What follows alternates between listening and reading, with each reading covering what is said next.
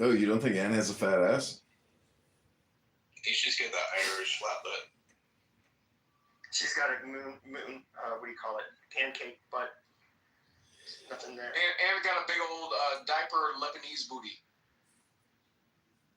Have you ever had sex with one? You're gonna get her mad. She's gonna come up here. Though. Careful. With Anne? No. Anne, that would be incest. Dr. Adams, you would never go in a biker bar, drink a ton of vodka, come on Clown House, start screaming at people, then get in an actual fight with a bunch of bikers. Yo. Like I said, I brought up Cook's Corner. Like y'all don't know how many times I've been in Cook's Corner and been sitting up on Clubhouse. Yeah, Cook's Corner. You ever heard of it, Mom? No. What is that? You can't get it. That's when you go in the corner and start cooking. I was here. Secret location. From the river to the sea. Oh, amazing. Do you remember that scene in Pee Wee Like, in Herman's? English second language, what the fuck was that? He just came up to say, was here from the river to the sea. What do you think about Pee Wee Herman's Big Adventure when he goes into that biker bar and then he does the song and dance? Where was that a gay bikers bar? I can't remember. What do you think about Pee Wee Herman's Big Adventure masturbating in a movie theater? Well, there's a new HBO documentary coming out about Paul Rubens, and honestly, it's supposed to be amazing. I saw the preview; it looked really good because he was such a huge success, and that brought him down. But he was so successful that it was basically his retirement.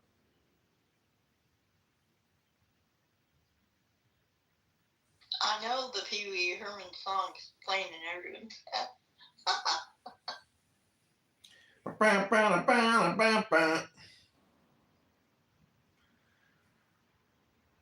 Yeah, that one.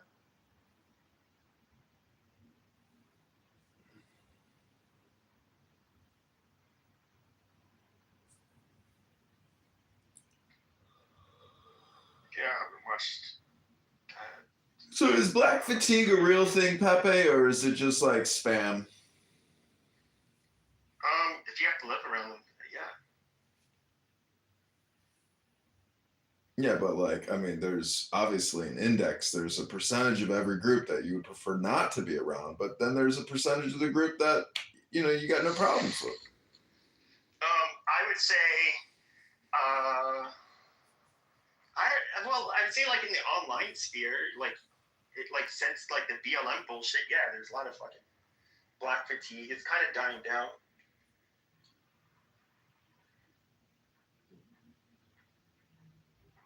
I mean, if we're being realistic, it's like if you see like you get.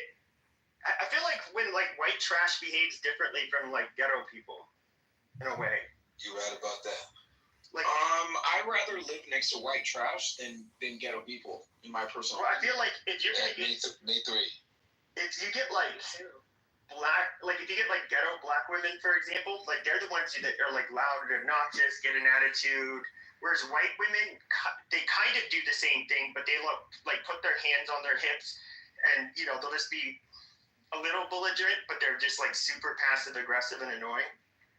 Like you want to punch them in the face too, but it's just white women.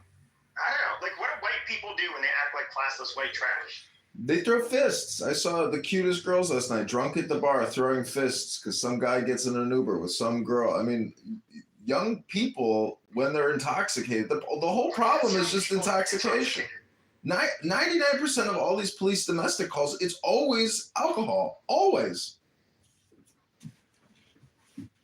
Yeah, I'm not gonna lie. I was pretty hungover today. Oh my god, I love white women. Racist.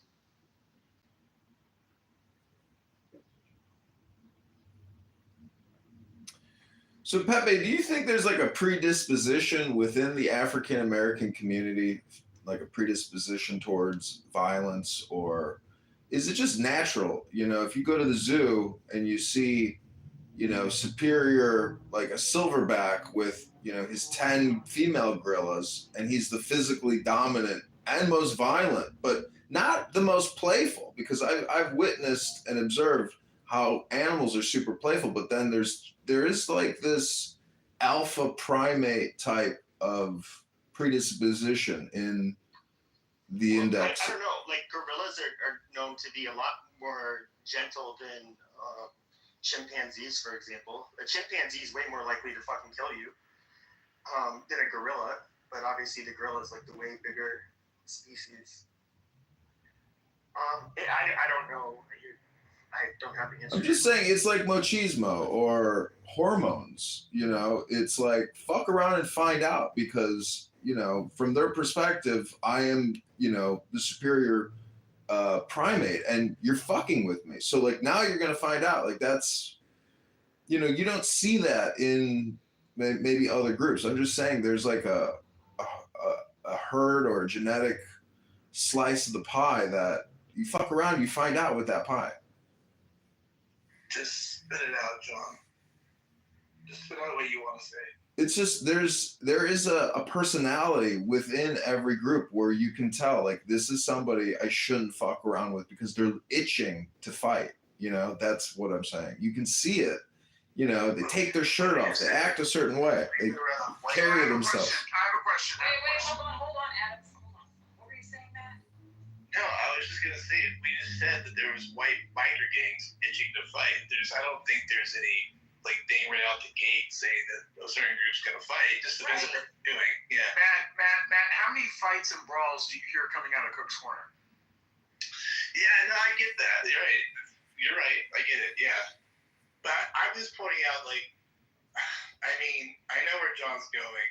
I think we all know where John's going, but it's kind of like you gotta, you know, regroup and really think about it a little bit better. White people do not bang the same. Like that's just what it is. Like white people do not gang bang the same.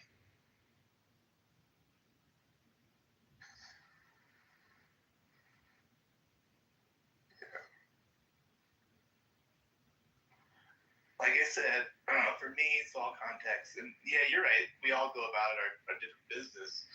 But if we want to, we will fight. You know what I mean? It just depends on what the context is. So let's go to a different group that experiences gang activity in California. Shout out to the Vietnamese, right? Let's take a little trip over to Westminster. Do you see smash and grabs happening in Westminster, Matt? No. Right. So, do you see liquor store robberies, smash and grabs, and the different types of criminal activity that exists in the Black America? Do you see that happening in Westminster? I mean, yes. Garden Grove. The thing is, though, that Exactly. you brought up the Vietnamese. They're violent. I was about to say they're probably more violent than especially in the 90s. They were a lot more violent than the Black Vietnamese. No, but we're talking about today. You don't see you don't see anybody hashtag trending Vietnamese fatigue. You don't see that. No, you're right about that. We're just talking about Pepe. Somebody mentioned that the Vietnamese back in the day were like one of the most violent groups. You know what I mean? But I don't know what happened. I mean, there were a lot of them. So when they first came over here, they were basically refugees. So like the Laotians, Cambodians, and Vietnamese, when they came over here, they were like literal peasants that fled war. And they grew up really poor, and their gangs were they were just vicious. Even here in Phoenix, they were just known to, they killed each other a lot, but they were, other people tried to avoid them because they were a group that would just absolutely will not hesitate to kill you or kill people close to you if you fuck with them. And then the Hmongs were probably the worst. I don't know. I mean, they definitely were violent. That wasn't my experience with the Vietnamese people. Like I went to elementary school, private school, in Garden Grove. I don't know if you guys have ever heard of school. I mean, yeah. Yeah, I went many to gang members in private school. You might be asking what year, basically, or because. So in the 90s. So I believe when I finished like elementary school, it was like 2000. So, I mean, for me, growing up in Southern Orange County and going to private school in Garden Grove, I went to Christ Cathedral. I don't know if you guys have ever heard of Glory of Christmas. Like, my school was actually pretty lit. We used to ride camels and fucking horses, like, as a part of our curriculum. But, it's one of those things where growing up... Was that like driver's ed and sex ed on the same day? No. So, growing up in an area that is predominantly, well, at the time, before the Latinos came in, that was predominantly Vietnamese and, Asian, I will say that, in the 90s, in that specific area, it wasn't the Asian people causing the problem. It was actually Latinos. Yeah, I can get on board with that. I had both of those going on where I grew up. Like, we had a nasty Vietnamese gang. That's why when it was brought up, I'm like, oh yeah, I can totally relate to that, because those guys were just like slaughtering people down in San Diego. So, and then the Hispanic gangs were all over the place. So I think both groups, at least in my era, were like going berserk. Matt, do you think there's a lack of emotional intelligence? Is there a lack of emotional intelligence in these gang members, and is that why they have such a proclivity towards violence? Matt, have you ever stole a candy bar? Yeah. How did it feel? What the fuck? Who steals a candy bar? Like, what the fuck? I had a credit card at 11. Like, why would anybody steal a fucking candy bar? When I was in 14, Look, I that's did it for fun. whoever said why would anybody steal a candy bar? That's one privileged motherfucker. I would do it for fun when I was 9 years old. I get in there. I just feel like a little toy car here and there for whatever, You fucking bastard! I thought you were straight, man. Damn, bro. You thought it was a clean white man? Yeah, dude. What the hell?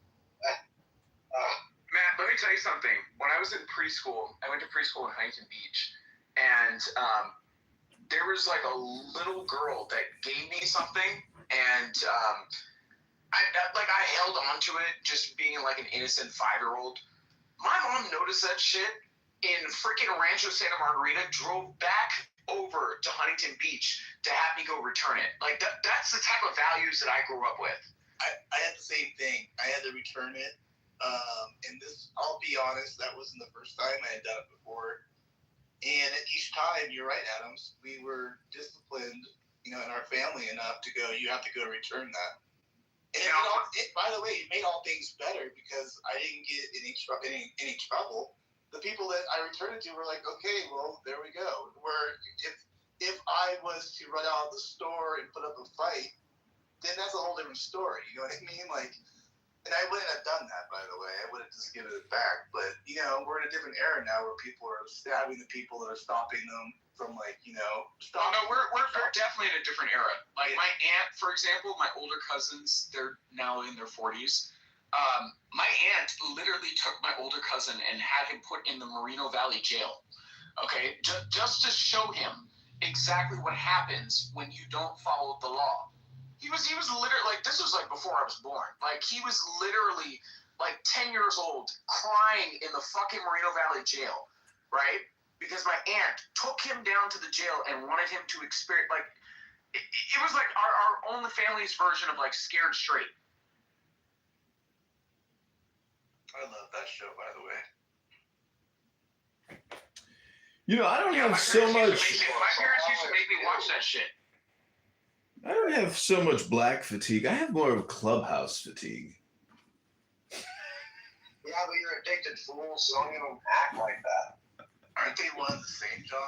No, because yes, there is black clubhouse, which is 80% of clubhouse, but that's unlistenable because it's such a waste of time. And so, John, you curtail your own experience. No, that's not true. I have more profiles than anybody, and I go into more rooms than anybody. In real life, you cannot avoid black people. On this app, you can definitely avoid black people. In the real... You don't think we're exhausted with you? You're exhausted with me? Is that what you're asking me? How did I exhaust you? And you're in the black rooms quite often. And you come on stage and you say something goofy. Well, I'm a comedian. What do you think comedians do? But you haven't said anything funny yet. It's just like your opinion that I'm not funny. I hear lots of laughs. Really? You're so delicate, Mon. You're just emotionally sensitive. No, but John, she has a point. Like, you follow like British humor patterns. Like, nobody in the United States thinks that British humor is funny. Well, I'm sorry that I'm not as a successful comedian as you would, prefer that I am, but I'm trying. And, I'm just saying I'm fatigued. Well, you should take a community, a community college course on comedy, and then come back to Clubhouse. I think you're actually very funny. Last night was hilarious. If you would do that, John, you would actually be more educated than the average black person on this app. If I did a community college comedy course?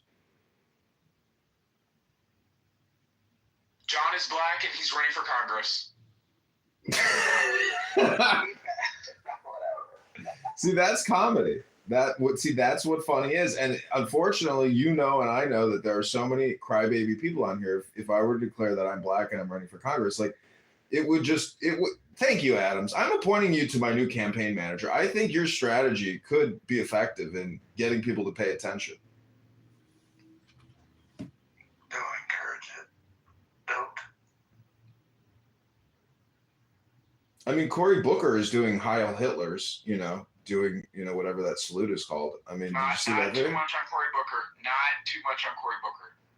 He's fatiguing. That guy sucks. Cory Booker can suck my. Not too much on Cory Booker. Nigga, hell Hitler.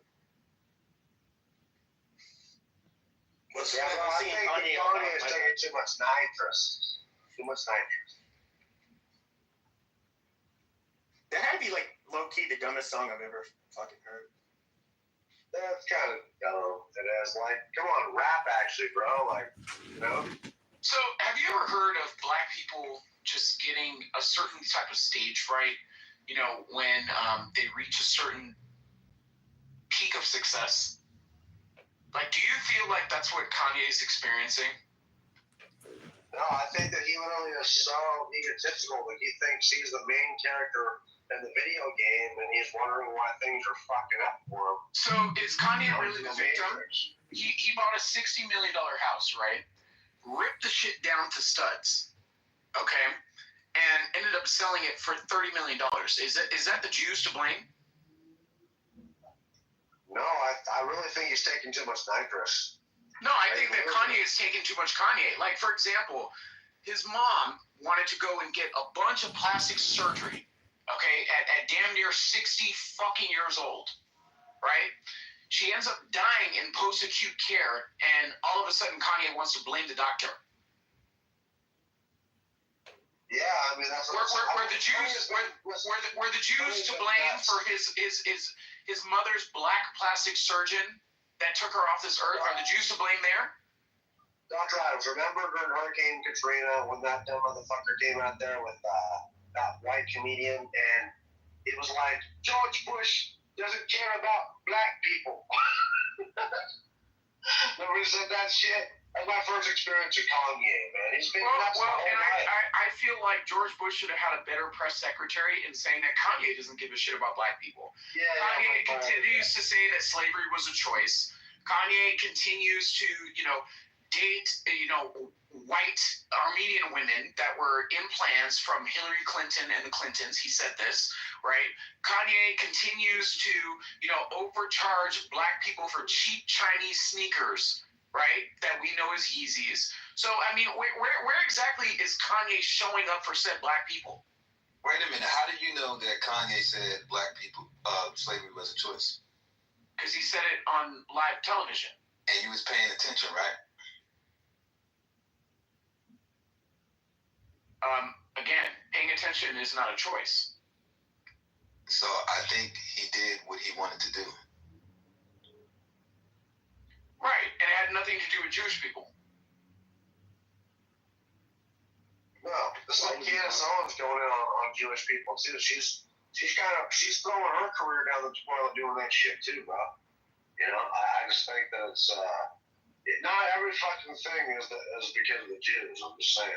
I mean, Jews. I will say this: I haven't met a lot of. Kanye had a net worth more than the average I've not met a lot of Jewish person. pleasant Jewish Yet people. he's complaining about the said average Jewish person.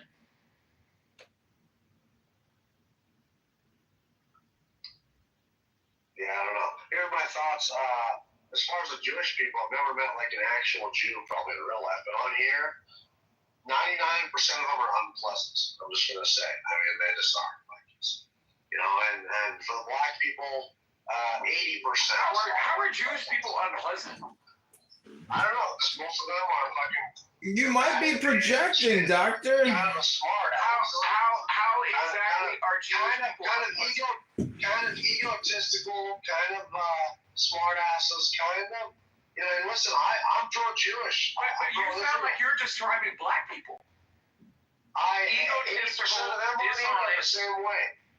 But I've met some really friendly, nice black people on here. But most of the Jewish people on here are fucking fighting, arguing. They're smart asses. We're talking about Steve, the atheist. We're talking about most of the Jewish people I've met on this app are very kind, very We're talking humble. about JB, the Guido. Kind, We're talking very humble. about. I can keep fucking going, dude, about the Jewish people on here. I like El Normo. He's probably the nicest Jewish person on here. Maybe John, but John can be a dick too. I mean, like most of the Jewish people in here are edgy dickheads. Be honest. Okay, so let's So wait. we're gonna name this room Sweaty John. No Jews backwards. So I feel like El Normal and Monica probably face the most racism on this app. Monica's Jewish. That explains it all. Thank you. Okay, so Monica is Monica is not. Stop. Monica is not Jewish. Okay, I was just going over who experiences the most racism on this app. Okay, Monica, Pepe, and I would say that El Normo, and probably myself as well. I would even like to throw myself in here as well. I got it. It's way far. Yeah, that's true. I don't know, man. White people experience lots of racism because we just exist on here and they can get a pass. What did I have this woman the other day? Don't let this crack out white pasty motherfucker in here. He's a racist. My lady, that's actually racist what you're saying. While you're calling me a racist, you're calling me cracker and pasty. I ain't racist. Like, bitch, do you hear yourself? You just tell that fat black bitch to shut her fucking mouth. It was Swan. Dumb bitch. I gotta run to the weed shop. Give me 5. What's up, Musanda? Yeah, what's up? Not this thing with homeless going, but like I was saying to Mr. Adams, who gives these blacks the power to insult all these white people? Somebody owns the media.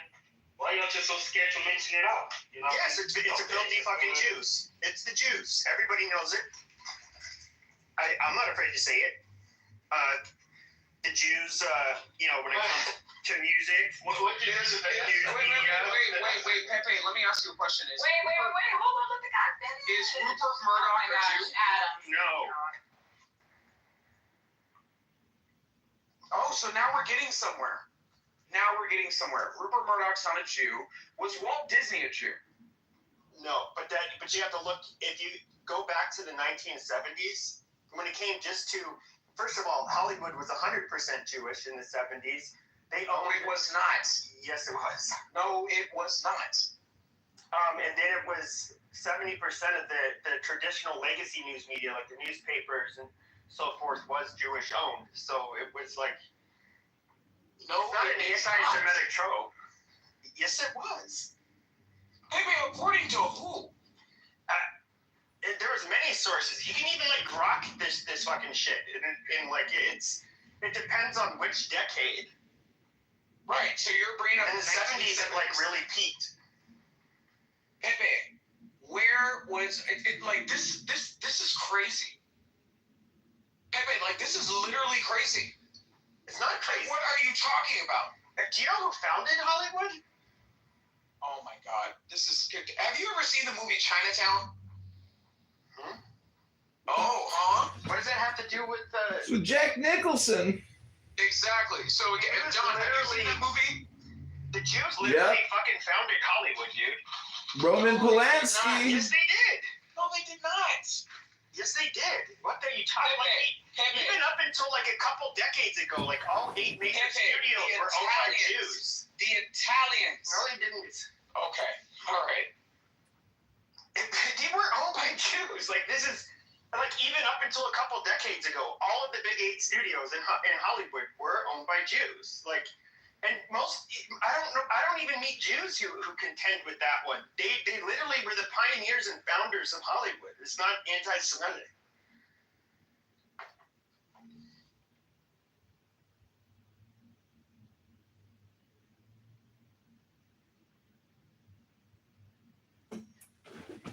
Yeah.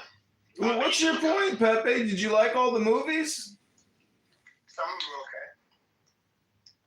I mean, what are you complaining about? You didn't even have to pay for any of it. You're Well, complaining. so he's trying to say that the Jews didn't like have control over the media, which extends it to Because they did. record labels, music advertising, traditional news media. Yeah, they absolutely fucking dominated it. They absolutely did not.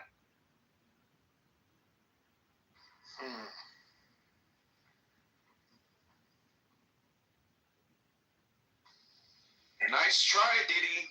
Can we get back to hating on whites and blacks? I prefer that. Yes, thank you.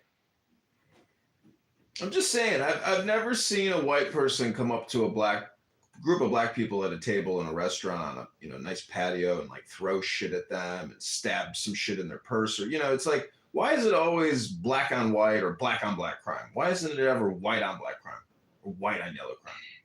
That actually happened to me in Tennessee when I was 10 years old. This fucking white cracker bitch came up to my family. Like, I was sitting with it was me, my dad, my little brother. She came up to me and she was like, I fucking hate you niggers. And she like threw a pancake on my face. You should have punched her in the fucking crotch and said, "I hate you." Yeah, My dad pushed her, and then we all got free meals. Oh, so that bitch did you guys? It's a happy ending. Exactly. That actually went down in your favor. That's not a really. Yeah, I've been called nigger twice in my life, and these are the 2 states. Once in Massachusetts and once in Nevada, and they were all driving, by the way. Well, I stand corrected. I mean, that was a perfect example of white on black crime, and those are Karens. Mm-hmm. So I've only been called a nigger a handful of times in my life. Once was actually a clubhouse back. Do you remember that? The white lesbian woman. Come on, that don't count. No. The white lesbian woman that called me nigger no less than 80 times on recording. She ended up going back to the 7-Eleven and burning the shit down. It's crazy. I've only been called a nigger by Mexicans. When we first moved to California, going to school, and it was the Mexicans, and I would go home crying and tell my mother, and she said, just call them wetbacks, but I've never been called a nigger by anybody white. Yeah, I've only been called a cracker in person maybe twice, and it was one surprising Hispanic one. It's kind of funny you mentioned that, and one black person. So there we go. But it don't hit the same, right? Oh, you know what? I take that back. No, it hurt. It hurt me a little bit. Do you I think take about that back. your... We moved into an upper class white area when we first bought our house, because when I was being called a nigger, I was living in Whittier. Most of the people over there were Mexican, but we moved to Orange County in an upper class neighborhood, and Buena Park, and That's upper class? it was back then. Go on mute. Good God. Anyway, so when we moved in, one of the neighbors said to the other neighbors, "Did you know that we have some niggers on our street now?" So, but we had the happening house. We had the best house on the block. It was in one of the magazines. I can't remember what magazine. I'd be really mad if some moon crickets moved on my street too. To be fair. I mean, my childhood home got sold on $1 million listing in Orange County. But I will say this, I remember. It's all Asian now where I grew up. The whole entire neighborhood. They took the grocery stores, the Ralphs, everything is Fucking all, gooks. all My Asian. neighborhood is all Asian, all Persian, like it's crazy. Yeah, but chinks are fucking annoying. My friends used to call my house the Persian palace. Persians are tacky. They are. You know, you drive down the street and it's like single-story homes. Like in the middle of the street, there's always some crazy-looking. Persian palace. Yes, and it just looks weird. And like, why would you put that house in the middle? You know, they added on 100 times over. And now there's a big gate, and it looks tacky. It looks Yeah, retarded. tackiest fucking Sounds like people. home to me.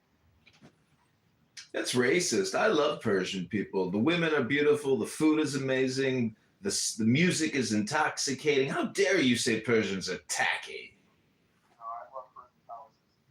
It's a mind. It's really crazy. I will never live in anything other than the Spanish and Mediterranean.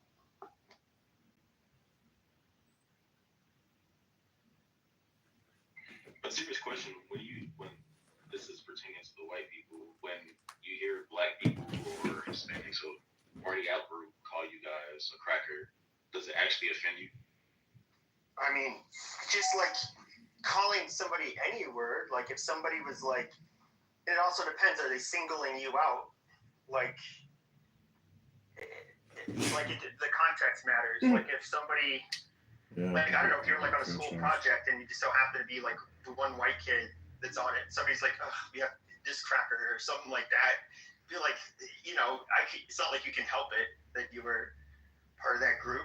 But other than that, not really. I mean, it's just kind of like, it's not much different from if somebody calls you like a fag or, you know, any other name. They're not calling you cracker because they hate your skin complexion. They're probably calling you cracker because you did something to them. For example, if I get pulled over by police because I got a nice car, right? I'm like, this cracker motherfucker pulled me the fuck over for no fucking reason. That's a cracker, right? But I'm not saying it because he's white. People don't pull people over for no reason. I'm not sure if that makes any sense. If I was a cop, I would pull over. Well, I'm not saying it. I'm not saying it because he didn't do anything. Police have to fill out, when they pull somebody over. To his point, though, like Bro, I've been. to your point, Valencia, whatever your name is. You know how to say Balenciaga. Stop playing. Balenciaga, whatever. Save the children. Save the children. I don't give a damn. Arrest Balenciaga for this shit. He doesn't give a damn about the children. Y'all are putting children in bondage. Okay. Yeah. I don't give a damn. Adam, please. Go ahead, Matt. Every time I've ever been called a cracker is exactly what you're saying. It's kind of like out of anger. I'll give you that. It's not like it's like joking around or anything. So yeah, it does come with a little bit extra heat when they actually do it. So I think that's what you're getting at, right? Yes, they're not just calling you cracker because your skin is pale or whatever. Well, that's like if it's like so that's where it's kind of like if somebody says cracker and there's already kind of like tension or like something's happened between like me and some like a non-white person, then the cracker thing doesn't, like, it's just like any, I'm not even gonna really care. Yeah, I mean, I treat it like that too, Pepe. But I do know that they're using it not as a, like a joke. Like they're actually trying to get you off your game or whatever. You know what I mean? So yeah, I don't take it seriously like that. But like, there's like people. No, it's not just that. They call it cracker. They call you a patient. They call you troglodyte. They call you, all sorts of fucking shit. In real life, like it was, you would get like the few roads. There you go. You would get like the few. Police semen. Okay. You'd get the few like maybe Mexican people that they just did not like white people, and it was well known. Or I can even think of like a couple of black people. Like most black people, if they like preferred, like when I was in high school and stuff, people did stick with their own, but they were always at least like cordial and friendly with each other. But there's some that you knew they just did not fuck with white people, and I just avoid them. I don't really care. If you ever want to, clap back at a Mexican person that calls you a cracker, say Selena was transgender. Selena is a transgender. That is John Leguizamo in a wig, right? So again, if you say that, I'm telling you, Latinos will get so pissed off, like it's like the second Mexican-American war. Whites and Mexicans, at least I was growing up, we all kind of made fun of each other though. It was never serious. You were cut down. Like we can call them beaners, we can do all kinds of things. Like if you're, in a joking way, they didn't really care. Oh my God, it's even more fun when you can speak Spanish. I can't think of a better time to bring up a personal matter that I've been thinking about. Are you getting deported? Well, maybe. We'll see about that. Maybe I'll get deported somewhere that's reasonable. Now, are you going back to Africa? Oh my God, let him get his point out. Yeah, maybe officially. At some point here. No.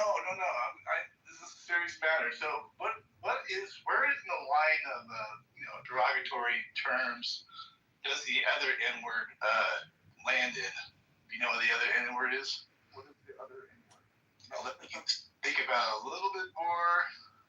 Keep thinking. The N-word. There's another N-word. Nepotism. No, that's another one. No, I feel like that's more insulting when people call me a nepo baby as opposed to, the N-word. How about the Negro term? Because I am going to make a transition into something right now. Negro.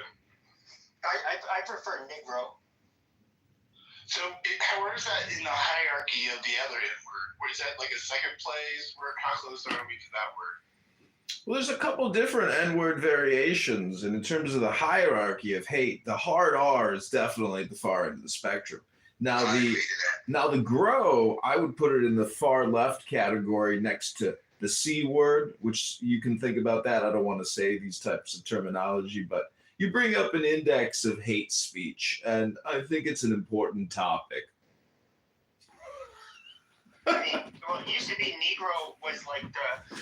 Oh, little pumpkins, yeah. Black people call themselves. Oh, little pumpkin, oh, pumpkin. No, nigga is cool. Oh, little That's hip hop. pumpkin. My nigga, that's cool. You grotty little wanker, how are You were in a gang, my little pumpkin? That's my question because, Yes. Oh, you badass. I always knew you were in a gang. What was it, some kind of Muslim biker gang? I was on a college No, campus. when I was younger, I was in a gang. When I was a teenager, but You were a shot collar. It wasn't offensive. I just understood. no. that, Well, I would tell you, but you're fucking recording me. You know what I'm saying? That's what I do. You keep accusing me of doing what I'm doing. You know what I'm doing, so just stop accusing me. Just go with the flow. Be a part of the problem, not a part of, not any kind of problem. Because I've heard him multiple times on stage say the N-word. You guys give him a pass? I need to go. I wouldn't get offended off no shit like that. You gotta ask somebody else. That's stupid to me. Yeah. If I see a white person rehearsing a rap song that got nigga in it, I'm not standing around mad as hell because they said it.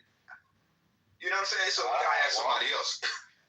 Well, there's lots of black people on here get offended that, that a guy, that white people have said the N-word, but not the hard R, just that word. They get all mad about it. It depends on what group of black people you're talking to. If you're talking Exactly. Them self-conscious. Hypocritical black people. If you're talking like liberal leftists, and they get offended for anything. But People don't even know what stands are. They just fucking have emotions, bro. This woman doesn't even know what she stands for. for the most part, we Do can you feel like black people complain too much about racism? Adams, love you, Adams, but Wait, hold on. What color are you? What color are you? finish what he's saying, Adams. Who was that speaking? Yeah. That was you. Yeah, I'm sweet. All right, what were you saying? But yeah, we can for the most part we can tell the difference between people who are being assholes and who are just trying to tune themselves with hip hop culture. They might not be saying negative like to be. If you like sweet. They just thought it was cool.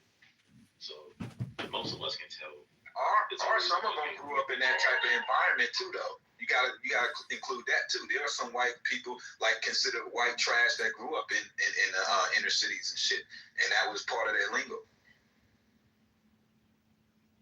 But But aren't they like looked like if you grew up around black people in I don't know, the projects, and like I'm guessing they kind of treat you like maybe I don't know. They think of you as kind of like one of them. Which is weird to me because you admit that a white guy from the projects is white trash, but what are black people from the projects? They're not. They just use the term ghetto. They just use the term ghetto. Oh, we already have names for us. Trust me. Yeah, but you guys like embrace that shit. So no, they call it. They say trailer rats. You know what I mean? All of that shit. I mean.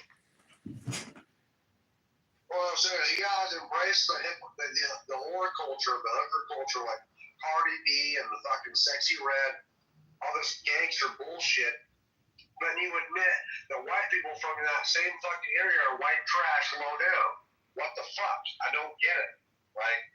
You guys admitting that you're trash and you embrace that culture, that's fucked up to me. You know? It's crazy. I don't know what he just said, but. Wait. Cardi B is from New York. So you want to tell me that white people in New York are white trash? Yeah, I think Cardi B is trash.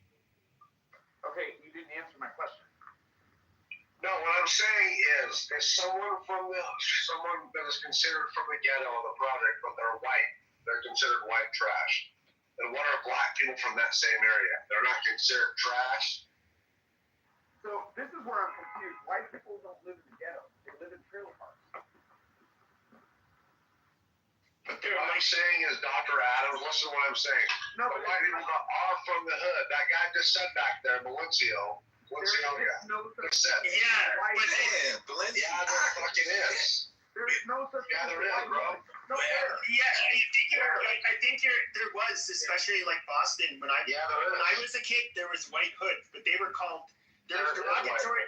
They were called derogatory terms like townies, Southies. Like they were seen as like being low class white trash. That is racist. Okay, hold on. But they did have but it is correct that generally poor white people are going to be more on the far ends of suburbs or in rural areas, and blacks that are poor are more likely to be inner city. Not always. There's a lot of them in the south that are rural too. Right, not always. But calling people hood rats, ghetto, project hoes, like whatever, like they do have like the same link. They do call them names based on how some of them might behave and because they're poor. And you see some people embrace it in the black community, just like you see, there's people that are like proud to be rednecks and, all of that shit. So, I don't know. So, let me ask you a question, Pepe. Do you feel like, has black people understood the message behind white flight and not have followed white people out to suburbia? Do you feel like black fatigue would be a thing today? Well, I think people still are separated based on class, where a lot of the black behavior is going to kind of, low-class black people are not going to really be around, upper-class people or even upper-class blacks, but that's again. But I think it's more like when you hear black fatigue, it's more in the it's more having to do with like having to deal with them in public, like when you're at a store or that kind of shit. And that's my whole point. Had black people not followed white people out to suburbia, white people would have been left in peace. Oh my goodness. No, but it's true. It's true. Hey, look, if y'all wouldn't have bombed Tulsa, Oklahoma, we would have been left in peace, goddamn it, because we had our own stores, shopping malls, hospitals, and some more shit. We was kangs.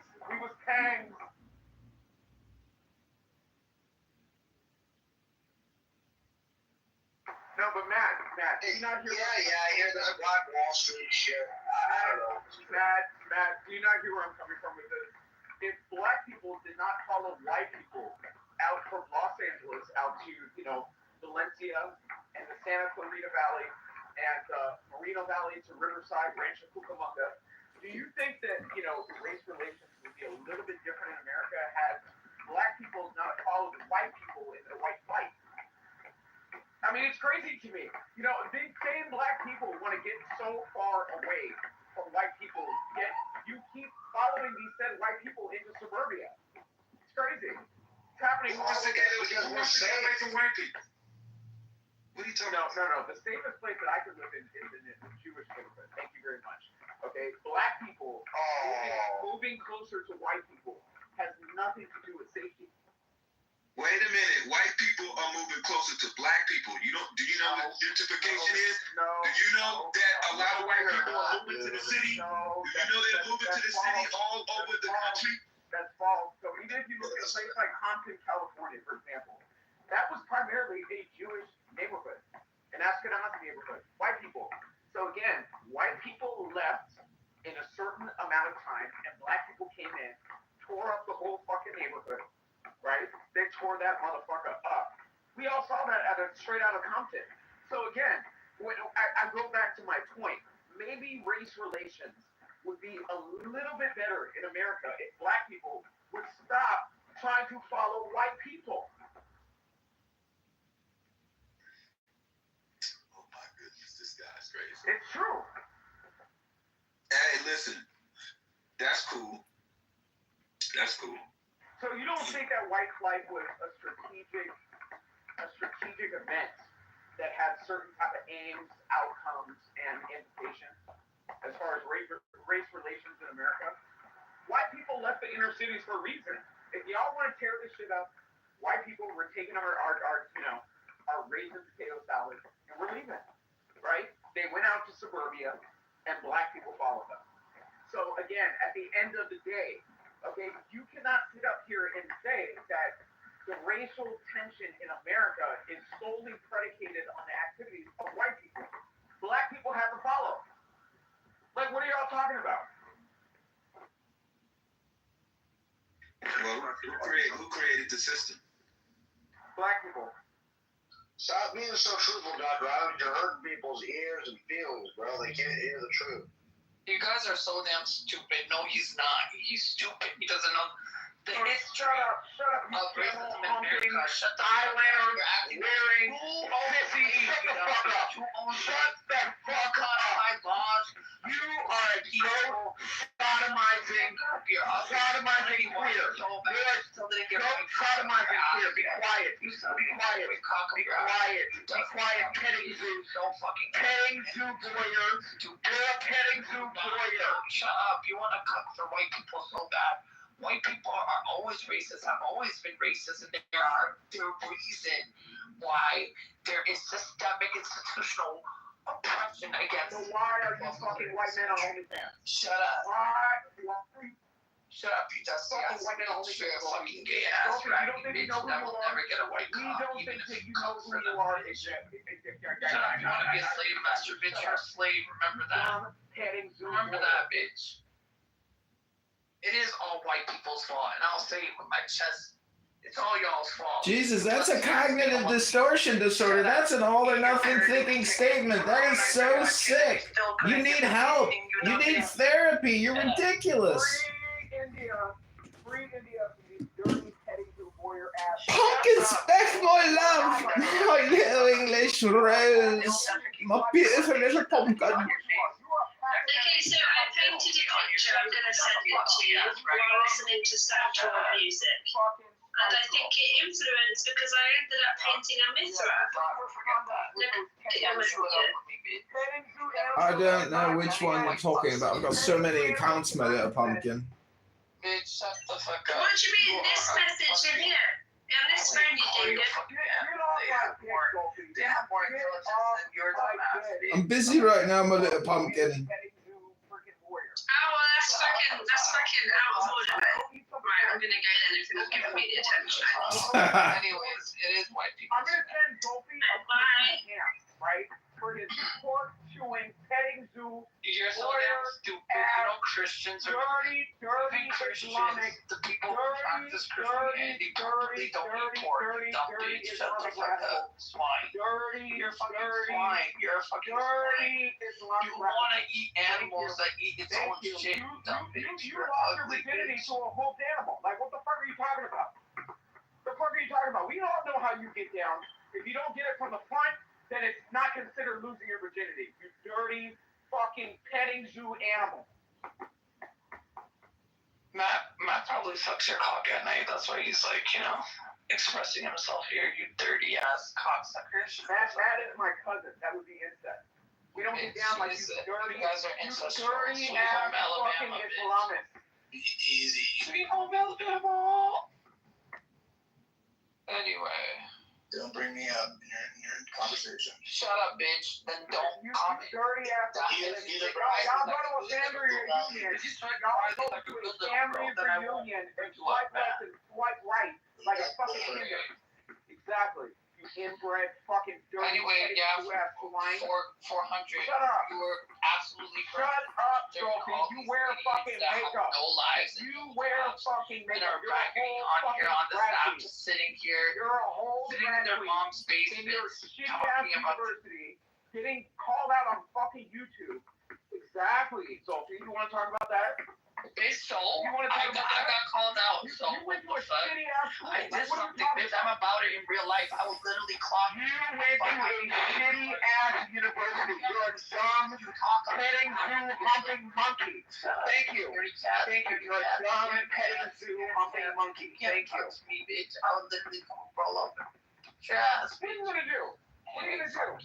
What are you gonna do? Your student visa is gonna allow you to pull up and pop smoke? Like, what are you doing?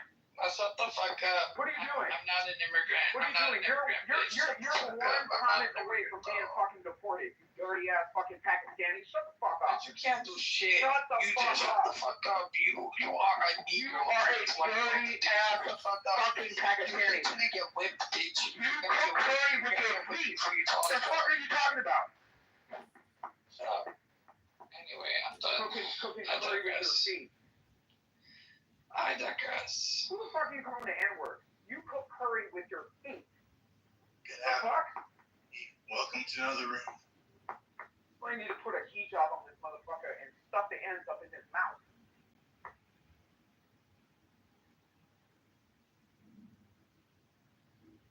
Hello, everyone. Jesus. What's up, KP? Uncle KP? What's going on? What's going on? I'm just hanging in here. What's up, Pepe? Man, my homegirl, Mon.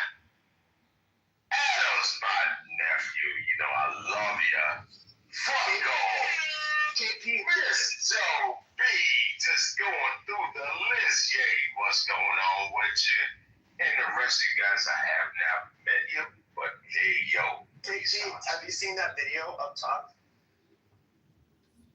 No, I'm gonna sit here and watch it. Okay, just give me a couple seconds.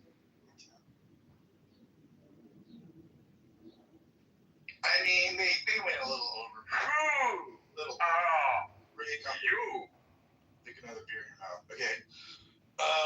Yeah, I mean, they kind of went overboard a little bit. I mean, they could tell them, pay the tab, but to jump them, I don't know. I'm not there yet, but yeah.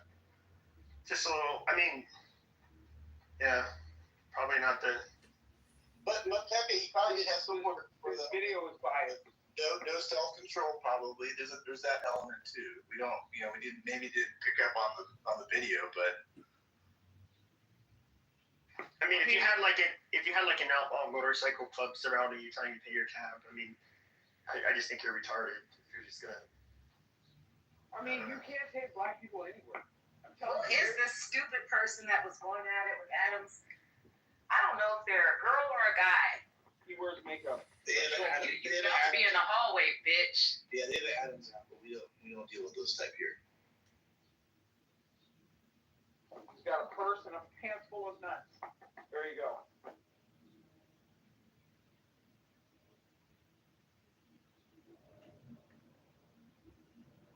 Yeah, I'm not big into the unibrows. We gotta go. Adams, where do you get your energy from, Adams? That's what I want to know. What do you think is responsible for the powerhouse of a personality that is Dr. Adams. I go to the gym 6 days a week. So you're saying going to the gym actually makes one more effervescent, healthy, gives you energy. And so do you think a lot of the people on this app...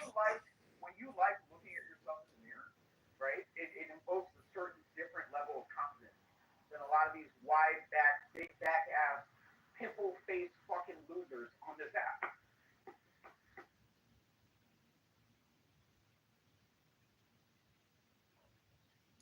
So maybe what I'm suggesting is we have fatigue with those who are too fat to even get to the gym. I mean, I heard yesterday from Monica, she said when she lost weight, people started respecting her. Oh, I'm sorry, that actually wasn't Monica. You're not going to attack that beautiful white queen. It wasn't Monica, it was what's her Not face. too much on Monica. I'm just saying that fat people are actually fatiguing, not maybe low IQ racist. It's actually the fat people who are the most egregious in society. I mean, Monica is the victim, right? I mean, wouldn't you say that? Well, everyone is their own worst enemy, and so you become a victim of yourself.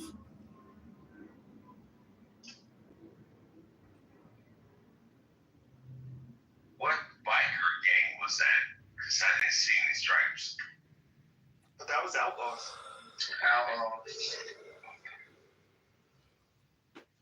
Was that video posted by a black person? I think it was posted by white. It's just a scrape at a bar, okay? No bad. That shit happens in a bar. Wasn't that bad? And I hope you guys been in a bar, and especially Pepe. Them the old as I am. We'd have been at bars if we seen some shit if you my age. Especially mine. That was like KP, they jumped him. That's pretty bad. 5, 6 men on one person. Pretty bad. Yo, you haven't been to a bar then, okay. Alright, stop writing checks. 3, 4, 3, what? I said stop writing checks, your ass can't cash. There you go. So, you accused, listen, I already heard your rhetoric, so I don't think we can have a conversation, Adams. I heard you talk already, you're not too put together right now. But, and on the title, it says pedos. It says pedos, but they got a pedo. You're back, my little pumpkin. Got a little bored, didn't you? You came right back where you belong. Comedy. That's not even English accent. That's like a retard accent. It's all retarded. Anybody who talks like this, they could just easily speak not like this and just fucking talk normally. It was very easy. You could try to talk like an American. Can you do an American accent, my little pumpkin? Yeah, I can do an American accent. Let me hear you go. Let's have a conversation as if you were an American, please. Let's go. What are you? Okay, What are you? An African American. No, I want a white I'm American. just asking you a question. I don't know why you trifling. That's not very good. You're gonna have to work on that, pumpkin. Oh my God, Samo is here. Jean-Michel Basquiat. Same old shit. Jean-Michel. Hey, Jean-Michel. Same old shit, huh? It's just the same old shit. That's what's up, Samo. It's the same old shit. I'm just so happy that you have defended me from Harry Bullsack. I felt, and Jen defended me. I was so happy. And, made me feel good. I gotta get going to the hot dog fest.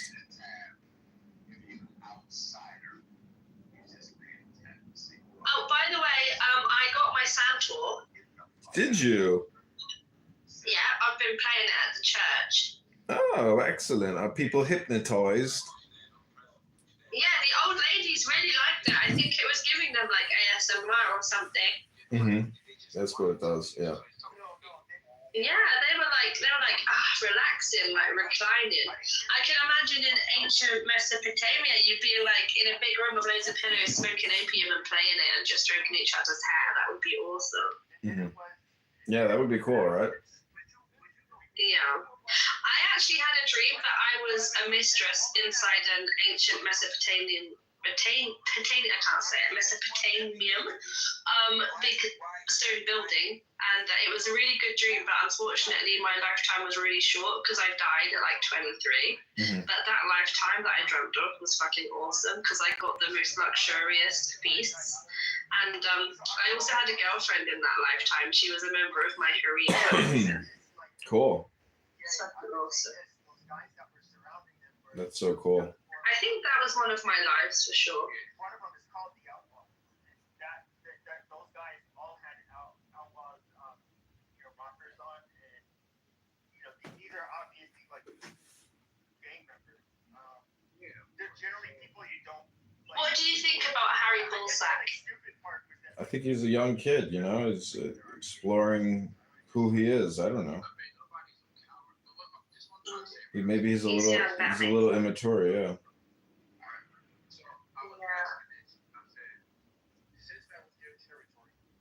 Okay, adios. Samo wants to say something. What's good, bro?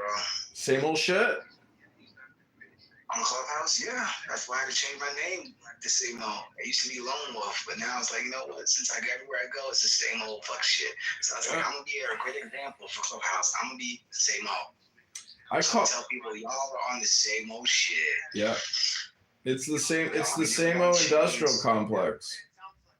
Yes, bro. And I love art. So my canvas painting is gonna be how some people on Clubhouse do the same old shit, complain about the same old shit every fucking time. I actually leave Clubhouse to come back and guess what? Same old shit. Every day, all day long. I had to be the example of, same old. It's pathetic is really what it is. It is pathetic how people can't change. So you know what? I'll be the guy to carry the flag and say, y'all need to wake up and stop being on the same fuck shit every fucking day on Clubhouse. Complain about the same shit every fucking day. That's ridiculous. Yeah, it's a waste of your time. It is. But some people can't wake up, bro. They don't know how to be a philosopher of love. They don't know how to be a philosopher of good energy. You know what I'm saying? They don't know how to be kind. They always trashing each other. Yeah. Always talking shit. Yeah. I basically think it's pretty much actually just comedy. Yeah. What's so common about trashing someone and making someone feel like shit? It's like a form of fucked up comedy, but I mean, comedy they roast people, so I technically think it's like a roast app.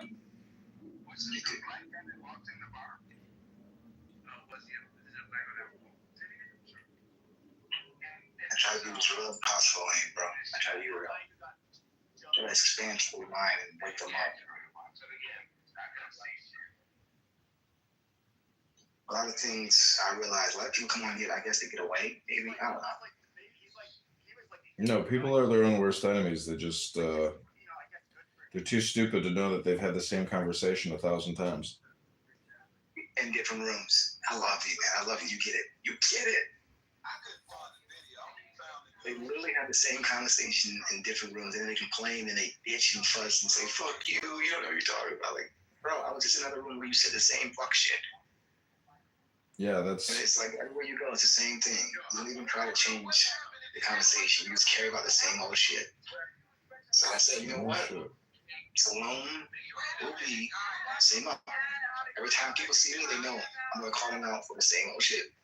Same old shit. Okay, listen to this. This is the same old shit. Right now, like, did you ask him? Did I would say what's breakfast. Yeah, I would say what was likely is that you see that the black guy, he has like this big, bright, like reflective vest. Like he probably just got off of work. Right. And then, maybe he drank too much. He was saying like offensive shit. Maybe people were being rude to him. I have no fucking idea. They did call him. Somebody did say beat that fucking N-word. Like at the end of the video. As they should have. That porch monkey was chipping out. You trying to trigger me? I'm not gonna listen to this fucking cake monkey. You a monkey too? You know, I'm fed off in a cake. You know that, right? It's like grown people talking at children. Oh, someone did cry. Cake Monkey. I never heard that one. I saw it. What do you Is think? that a crusader talking? Well, this is what I would think.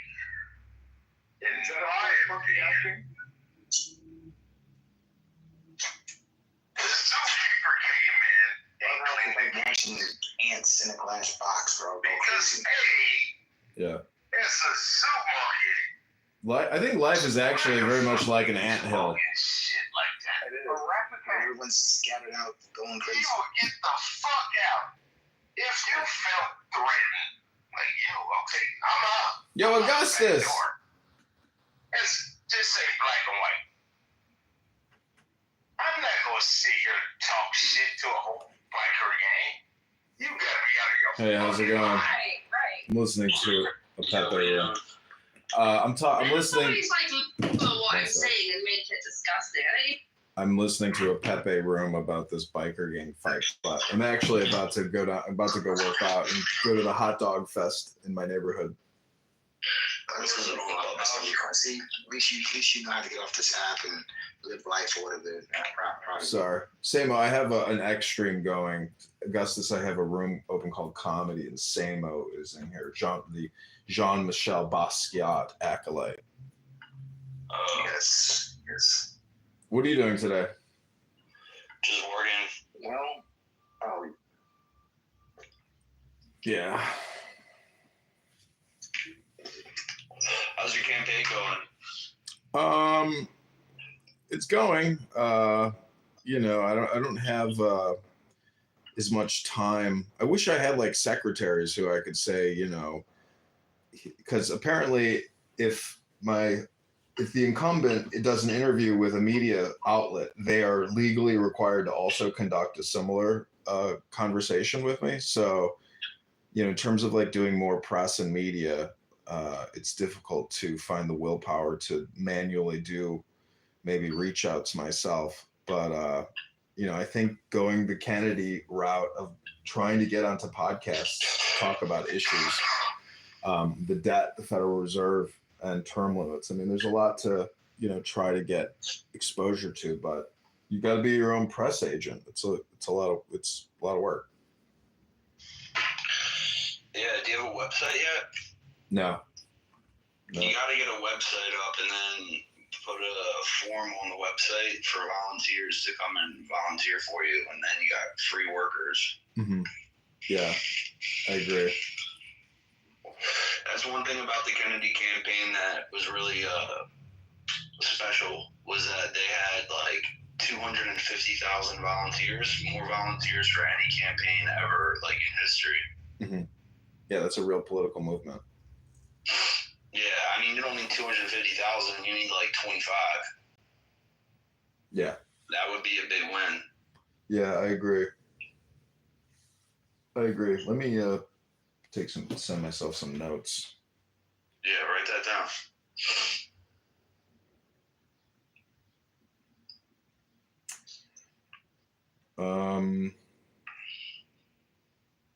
Yeah, I was thinking about doing Eventbrites, like in all the towns, that are in the district, and then trying to organize basically MAGA Maha Eventbrites, and create, like basically social audio experiences for people in these towns that are disgusted with the crony Rhino Republican there in the hood.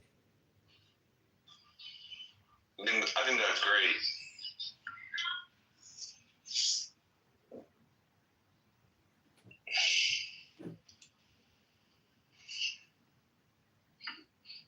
Really, I think that's amazing.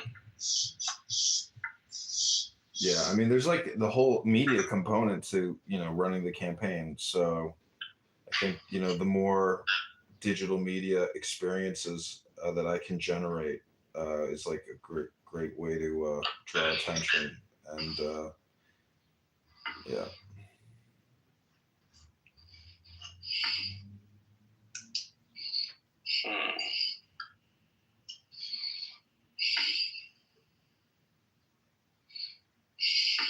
To volunteer, yeah.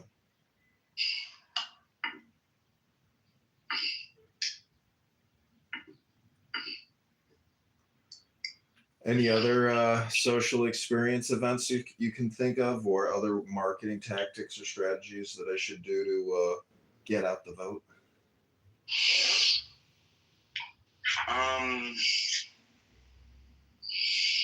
Yeah, you need to have a fundraiser event. Yeah. Okay. Yeah, have a fundraiser event. Bring. Your goal should be to have like 50 people show up. Mm-hmm. And at the event, you should have like silent auctions going on, and basically like raffles, like even doing like a 50 and 50 or whatever it's called. Mm-hmm. What's it called? The 50 and 50. Yeah. Where they like buy a raffle ticket and they get 50% of the winnings or whatever, and then the other 50% you put towards your campaign. Just simple fundraising techniques like that will get you some coin to start to actually like build out what you need to be building out for your campaign. Yeah, that's what Max Rice kept telling me. You know, I've got the bank account, and I'm going to do like Give, Send, Go, Patreon. And he says silent. What did he say?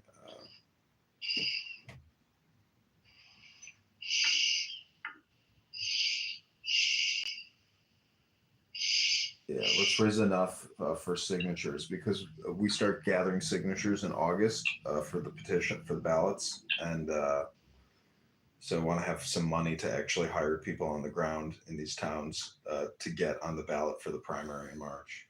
Is Max consulting for you?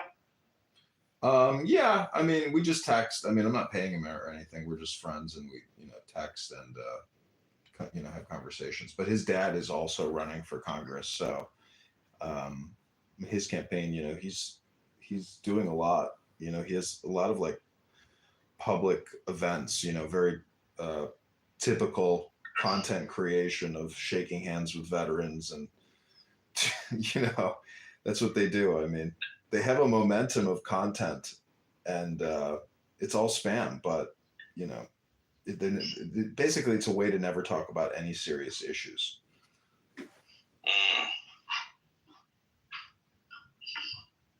Deflect and maintain power.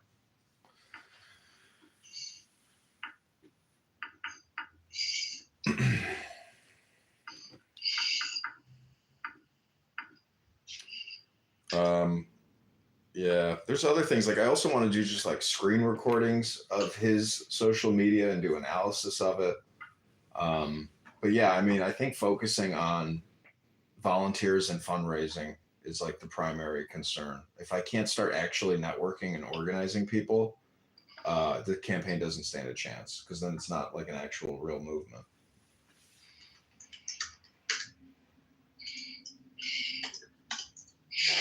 Yeah, you got a good idea of what to do. Just get to it. Yeah.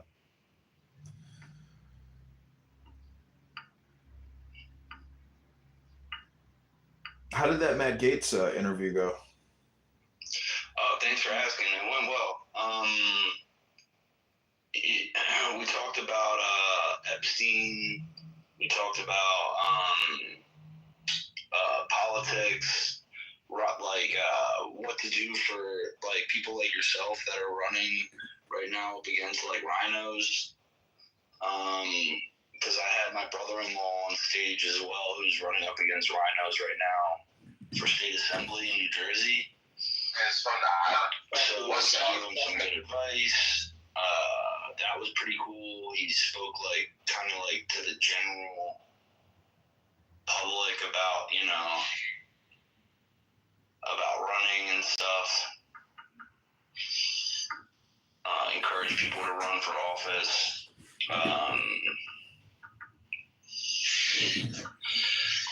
And then we started to talk about like the UFO phenomenon, because when he was a congressman, he was like one of the top congressmen that were like investigating the UFO phenomenon, like on a government level.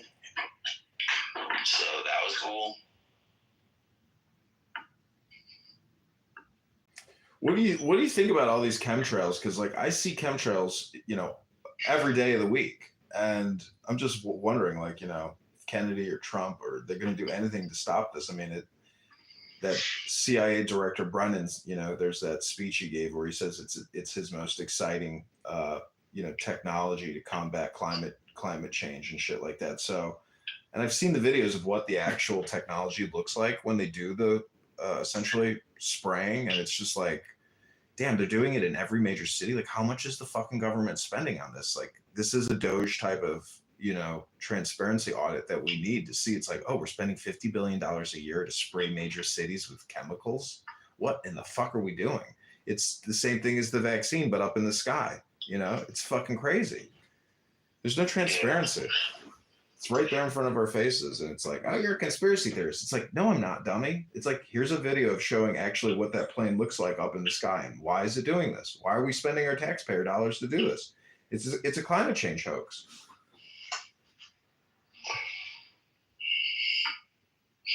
Yeah, bro. I'm pretty sure he's like trying to stop the chemtrails. But bro, like, to be honest with you, like the bureaucracy behind a lot of these things is just so fucking enormous. It's enough to make Elon Musk go like, what the fuck, I give up. He just left Doge. And like basically being like, I can't really fucking help you. This is terminal cancer, Yeah,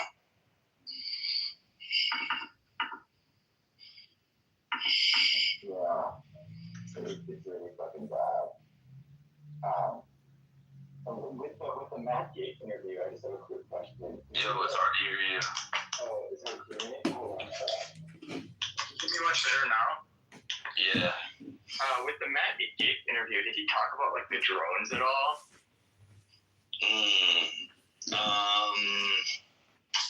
I don't think so.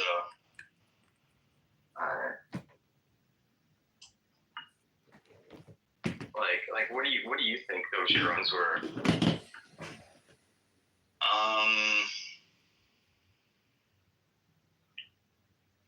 I have no idea, bro. Like, sometimes I think that they were UFOs, and then sometimes I think that they were just man-made and sent there to run like a psyop on people. I agree. Like, yeah, like partially. Like, I'm starting to think that it's all like test to like see how we would react to like there actually being like drones, or maybe they're gonna do a false flag and like they're trying to like test and see how would people react to things in our airspace that we don't know what it is, Mm-hmm. Yeah, you gotta remember it was like under the Biden regime, who basically was like they're trying to create panic in the public for them to take your rights away. Like that's what they did with the COVID era. That's just what they do. So yeah, that's what they did during the Patriot Act. Mm-hmm. Yeah. So I wouldn't be surprised if it was like just a stunt being pulled to try to put fear into people in order to take your rights away.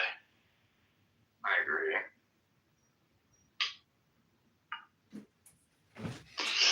Did you see? That's a good question, though. Did you see the article that said that Elon Musk's black eye was not from his son, Little X, but it was from Scott Bassett or whatever, the head of the Treasury? So, I mean, Elon just burns himself out. Like he is Adrian Dittman on X, and last night he was live for a couple hours, and I don't know. You can really get to know somebody's personality when you listen to them on X, and you can see how he's maybe not the highest functioning individual in terms of like relaxation and peace and chilling out. Like he's just burning himself up. He had that surgery on his neck, and he's overdoing it. you know, like there's just too much communication, and you know, you become your own worst enemy. It's like taking care of yourself and protecting your own well-being is essential. And like if you start neglecting that and you start trying to do everything, but he's exposing it. I mean, he set up the groundwork for Doge. I mean, it's not just him, it's a team, and it's in all agencies. He's got Doge AI tracking on every agency. So it's like he's all about automation and taking things at scale. So it's like in 6 months, he has essentially uprooted government fraud, waste, and abuse. Like he has left a platform to essentially, hopefully, expose a lot of the fraud, waste, and abuse.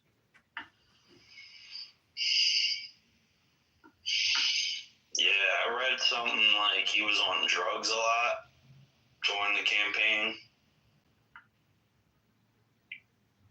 Isn't he like a ketamine addict, or is that all just like liberal like propaganda? Would you think? I don't know what to make of it. No, he's definitely on ketamine. I mean, on X Spaces, he's hyperverbal. He stays up all night, plays video games. I mean, it's like, dude, go to the gym, read a book, stop playing video games all night. I mean, it's driving your brain, you know, in a loop. It's like, I'm the number one player in this. It's like, dude, really? It's like, don't you have 16 kids and like a compound and like multi-hundred billion dollars? That too. Like he's not actually good at video games. Who cares? It's like a troll to say that I'm the number one. It's ridiculously stupid. It's just spam. But, you know, it's like, if you're worth $800 billion, it's like, I would drop out of society.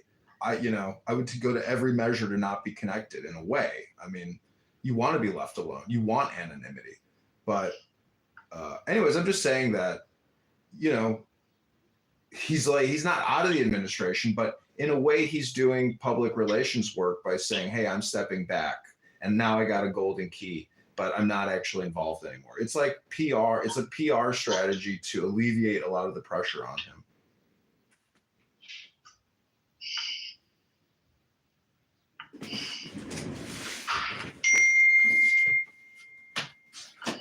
Yeah, definitely. That's a good take on that, honestly.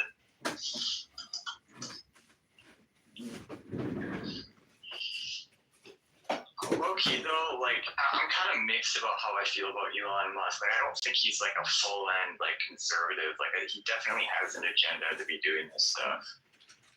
Like I'm not putting no chip in my brain. I'm not like I like what Steve Bannon says about Elon. He's definitely a globalist, you know. Yeah. What's your thoughts, Augustus? I don't know, man. Like, I don't want to talk shit on the administration or anything like that. So, you know, he's a good dude. This is like a recorded space and everything. So, he's a good dude, man. Like, I don't want any beef with Elon. Yeah. Like I'm sorry for doing that then. Like my view is like I think he's done a lot of good stuff, but I also think that like a lot of what he's done is like I really don't want anything to do with, you know, putting chips in my head and, you know, merging with AI and stuff like that. Like I think that's a little bit sus. Yeah. I can see on how you think that. I'm not trying to like cancel you or get you like in trouble with, you know.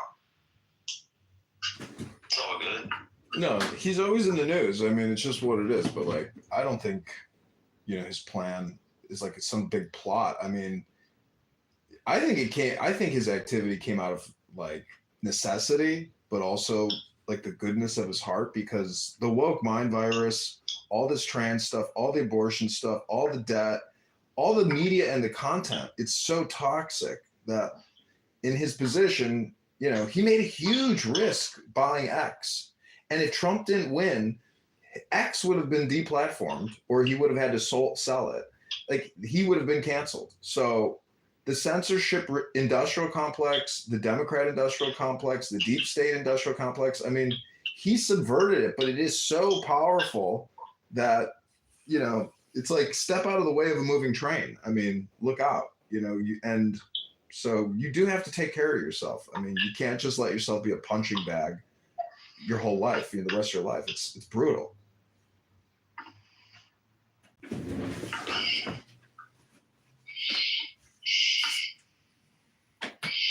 Yeah, there's no way I'm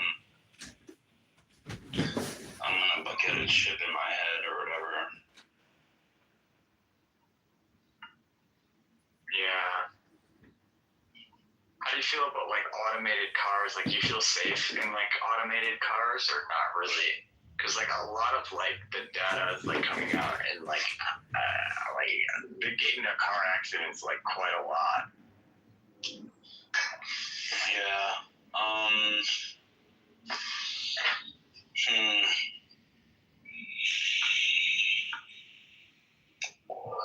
don't know. I'm more of like drive your own kind of car kind of guy. Yeah. Like I don't know. I only ever get in Teslas like through Uber. Yeah. But if the person was like driving autopilot and just like not driving, I would kind of be sketched out. Yeah. Yeah, I'd be sketched out too, bro. If you get into an Uber and the Uber's just like driving itself. Yeah. Did you see the $6,000 Japanese electric vehicle that a lot of people are buying? I think it looks cool. Yeah, I did like those taxis. No, I don't think the technology's there yet, though, for like it to be like legal and safe.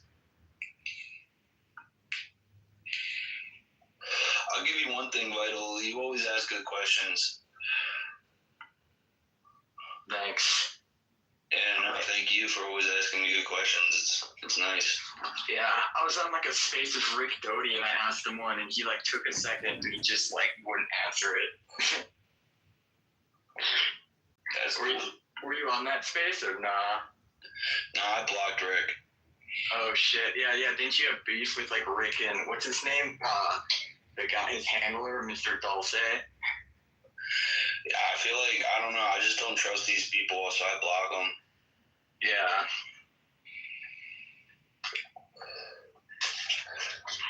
I just join your spaces and I just ask hard questions and I don't know. Is that like dangerous for me to do or not really? No, not really. I think it's a good thing. Like, I'm sorry I asked if I could join like on the Matt Gaetz thing because I would have probably asked him like kind of some hard questions and I don't know how well that would have went for you. Yeah. I appreciate the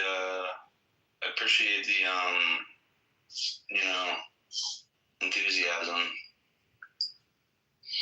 Yeah, well, like this is my friend John, who's running this space. Yeah. He's running for Congress. You should give him a follow. Can you give me a follow? I'm sure he'll follow you. Yeah. Augustus, can you follow me? Yeah, sure. But yeah. And it's like I kind of like your spaces. Like they're kind of interesting. Like. I appreciate that. Augustus has been doing this a long time. I don't know, Vidal, if you know him that well, but on Clubhouse, he was organizing what's called the preservation of the human race. And during the COVID-19 lockdowns and this scamdemic, I mean, he was organizing, significant amounts of listeners on that platform. And he's, I consider him, what he did, he like regime changed the U.S. government. Through Kennedy. So, he's achieved a significant accomplishment. I mean, in a way, he like saved America, him and his wife. I was thinking like maybe because you have like all these connections to like politics and stuff, I was thinking maybe you could like have like these spaces and like have more people like ask politicians like actual questions rather than like a left-right narrative. You can bring back transparency to our politics. Like, I know that that's kind of a lot to ask, because that's kind of difficult to pull off. But like, honestly, like it'd be really cool if you could do something like that. Yeah, I mean that's a goal of mine. Honestly, that's actually a goal of mine, but it's definitely difficult to do, bro. So I'm just taking it one person at a time, taking it a week at a time, and trying my best to keep it,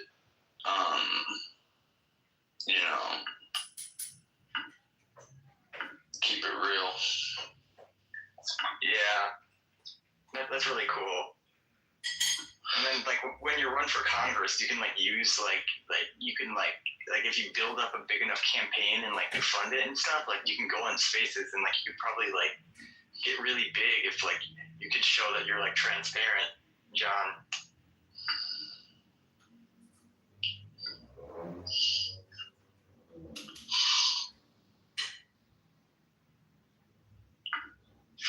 What district are you running for Congress in?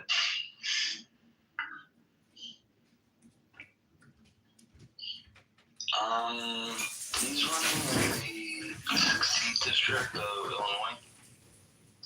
Yeah. Oh, that's cool. I'm not that far from you, actually. I'm from Wisconsin. Oh, cool. Yeah, I know a lot of people in Wisconsin and Illinois, they do, political activity because they're so close. But yeah, I mean, transparency and like that Open Secrets website shows you exactly who contributes to the congressperson's campaign and how much money they have. The guy that I'm running against has like $8 million. He's basically like a kingmaker now because he has so much money. And so it's very cliquey, these, in politics, and it's a lot of scumbags. So that Open Secrets does show you transparency, and like who you're lobbying for as a congressperson. Can you send me a link to that? Is it a website? Yeah, just go to your district. Like what district are you in Wisconsin? Do you know? No, I have no idea.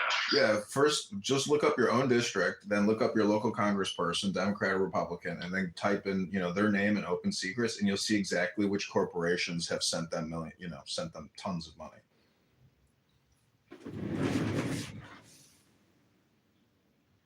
I'm in Wisconsin's 8th district.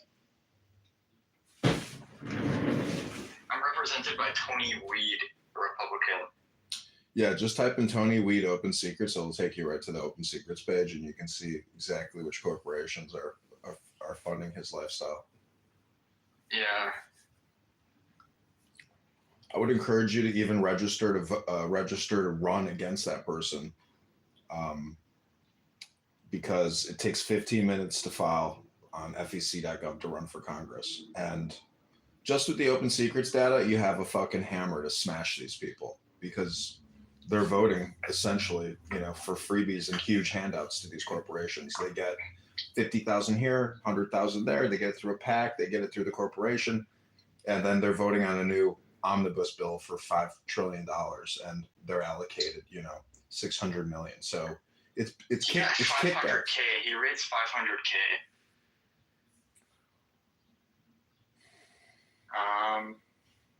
Is that a lot? Is 500K a lot to be raised? It's a nice chunk of change. You can do a lot with $500,000. Yeah. The Democrat that he ran against ended up spending $2 million though. So there's that. But yeah. Like I'm in college right now, or like I'm about to go into college. Like, should I like get into politics and stuff like that? Like should I like start like volunteering and stuff like that? And like, where would I start? Because you said you know a lot of people from Wisconsin and stuff like that. And like currently, like I was gonna like volunteer because I wanted to get into like pre-med and like do stuff like that. But like I could also like explore like the political route. Like, where would you recommend like I start?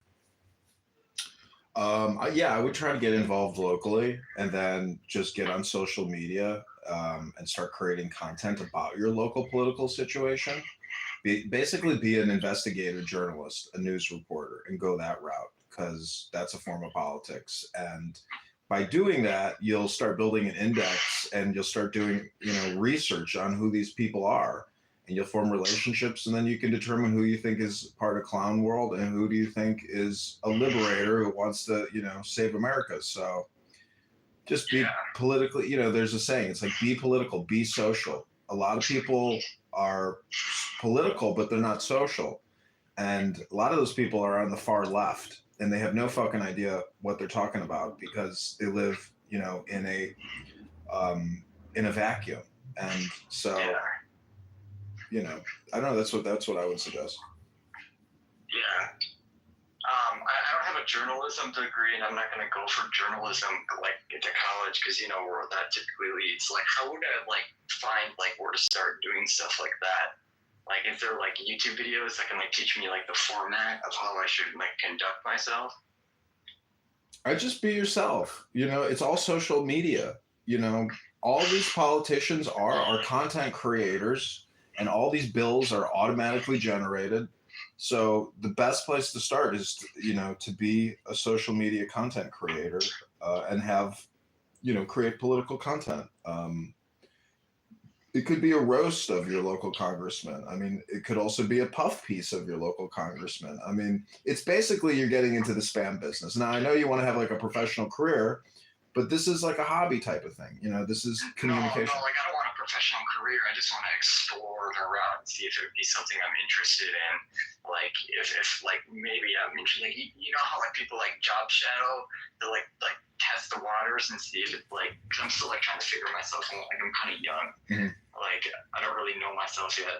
Who knows? I could be into politics. It's a journey. It's a journey. Look, talk to Augustus. Augustus will tell you it's a journey. He's an artist who got political. So it's a transformative journey. I'm just saying that, no matter what you do, politics is not going away. It's a political industrial complex here to stay. And the sooner you get involved in it, the sooner you can start transforming it. Your whole future depends on it. You'll be taxed to death. The country's broke. If patriots don't stand up now, I mean, chaos will only continue, and it's just going to become hyperinflation, and eventually the dissolution of America, or, our birthrights taken from us, stolen from us, ripped out from underneath our feet without us even realizing it. And it's already there. I mean, the country's already been sold out, 10 times over. So Trump is the response to that carpet pull. And, I thought for sure Kamala and Waltz were going to win by deception and voting manipulation, but the majority of America was finally shook into its core and said, okay, we have to go with Trump. Otherwise, you might as well just sink the ship. I'm not trying to sink your ship or anything, but I don't really like either of the political candidates. I don't like Trump or Kamala. I think there's good things Trump has done. I'm not gonna disagree with that, but I still don't think that he's the guy. Where would I start if I'm an independent rather than a Democrat or a liberal? Because or not a liberal, or a conservative, a Democrat or a conservative. Where would I start? Because do you think independent thinkers could have a voice in this stuff, or not really? Yeah, a lot of people who voted for Trump are independents. They're libertarians, and Kennedy brought Augustus and the Kennedy camp brought a huge voting bloc. That was a big merger. That's really what put Trump over the edge, because Kennedy was extremely well organized nationally, and so he brought millions and millions of voters. And probably swayed that margin.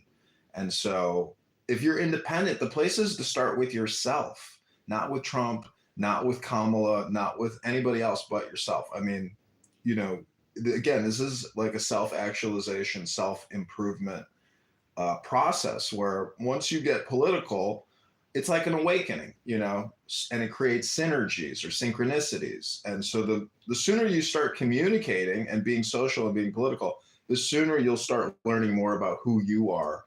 And, it's all about creating, the environment that you would prefer to have, as opposed to having the environment tell you who you are. It's an experiment. You're conducting an experiment in a way when you get political and you get social. Can I like shit on both sides? Because I know Fox News is like completely right wing, and like the CNN's like left wing. Like I think it would be a better idea to just expose corruption where corruption is, rather than like toe one side's like party line. You know? Yeah, but 10 years from now, you may choose to become a Democrat. I mean, it just, you can flip flop. It's a game. It's a communication game. That's really what it is. And Fox News, CNN, it's all spam. So, you know, you're competing with a huge mind control psyop. Yeah. Augustus just left. I'm sorry if I scared him off. No, it's Sunday, man. People got shit to do and real lives to live outside of social audio chat. Yeah, that's cool though. Like, the thing is like the Democrats and the Republicans like are constantly changing. Like it went from like what like the conservatives are now the like liberals like policy wise like from like the 1960s, like the anti-war party. And like I could be wrong on that. Like it could be like earlier or later. I don't remember the exact year, but you know, like their policies are always changing, which is really confusing. Like I've always been kind of confused by politics. Yeah, it's supposed to confuse you. That's why people get into power, is because they just distract and spam and deflect, and nobody challenges power, nobody questions authority, and nobody thinks for themselves. So you have to essentially know that the more you think, the more you speak, the further from the truth you're going to get. And that's what they do to you. So just know that you as yourself are, if you take personal responsibility, you know, you're the center of your own universe. But until you have that perspective, you may be wasting your time. That's why I say it's like an experiment. You have to essentially plunge yourself into it and see what happens. It's an amazing alchemical experience. You know, people, if you sign up to run for Congress, you know, in your district, you will be, people will start reaching out to you because now you're political, and chances are you're not going to win, but nonetheless, you are changing the network by integrating yourself into it. So it's one way to look at change, which is primarily communication.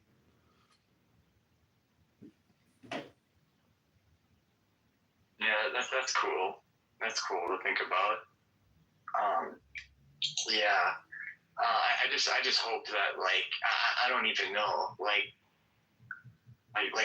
things are just like really weird like politically like I don't know, because you have like neocons, you have like, you know, conservatives, stuff like that, and it's like it's kind of hard. Like I don't think that it's now like a left or right thing. Like I think that it's all embedded like within the system. Like if there is like a deep state, and it doesn't matter whose party they are. Like there's corruption on both sides. So it's like I would much rather like expose like the shitheads for being the shitheads that they are. You know?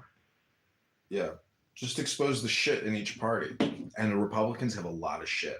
Democrats have way more shit.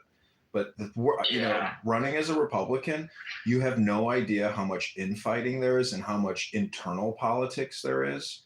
And it's it's so cringe because you have leadership shitting on real patriotic people to maintain their power and control. And they are the biggest losers in you know, they're Republican heroes, real world zeros. And it's literally like becoming a knight. You're like fighting dragons. And that's, you know, I was, you know, raised or trained to be like a fighter. So, you know, it's a manly thing to do to get into political combat, because you will see the zombies, you'll see the vampires, you'll see the clowns, and you're just like, damn, because there's a lot of really great people out there. But then when you see the leadership, you're like, oh my God, like, so, you know, the leadership in the political apparatus is terrible. It's like, it's really bad people. That's what I've realized just from an outsider point of view, you know? It's very, very it's just crazy. Like, we go to work every single day and we have the worst political leadership imaginable. It's like, if you don't stand up and fight, these people, like, it's just a horrible realization to know that you were living in clown world for so long, but didn't take action against it. And chances are you won't really actually be able to stop it. But if people don't keep trying to stop it, I mean, it's just not worth the game anymore, you know? So it's like, get involved. That's what I could only encourage you to do, is just, no matter what you're going to do with your life, be political, be social. Yeah, that's fair. I mean, obviously, like, if I had like a huge company, I know, like, it pisses me off when like the company chooses a political side, though.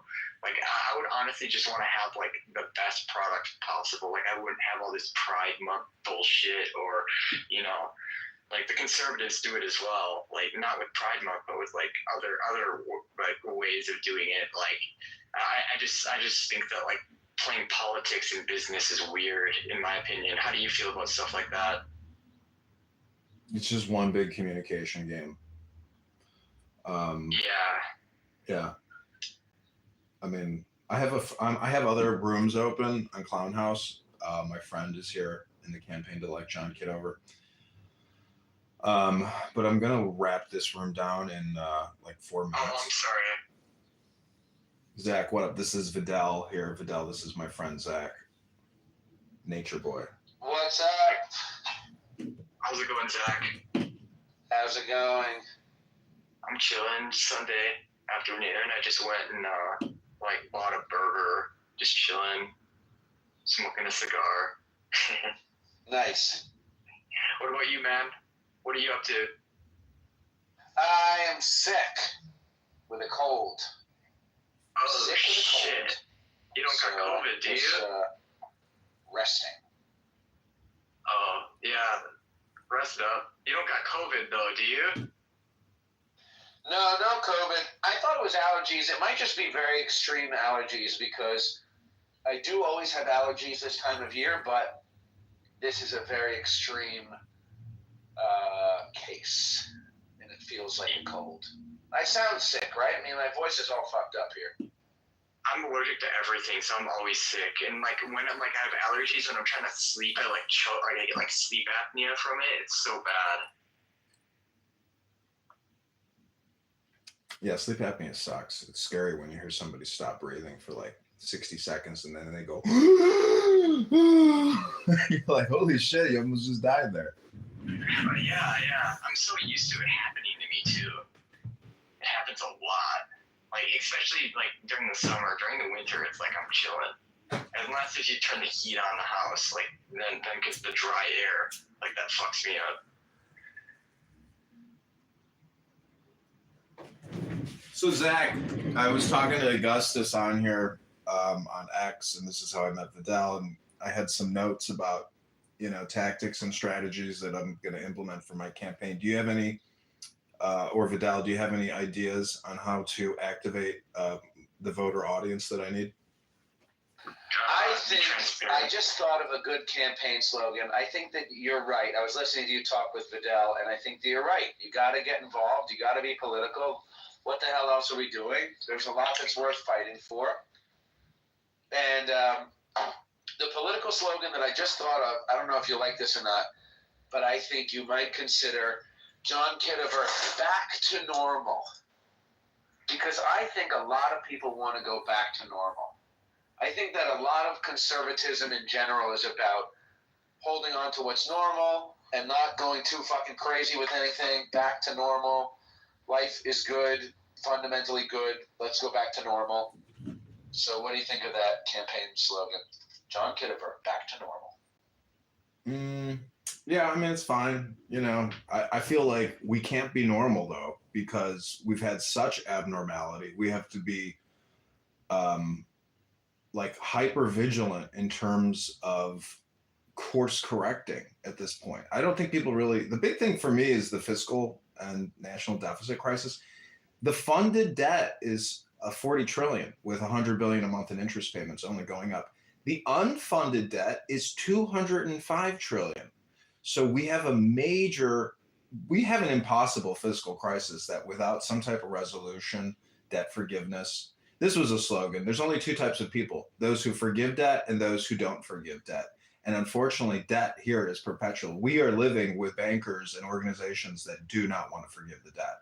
I mean, just think about your local college student loans and that debt forgiveness. There's a lot of people out there that are fucked with their bullshit education, but we are fucked as citizens. You know, they say we each owe over $105,000 to the government to pay the debt, but it's probably much higher than that. It could be 600,000.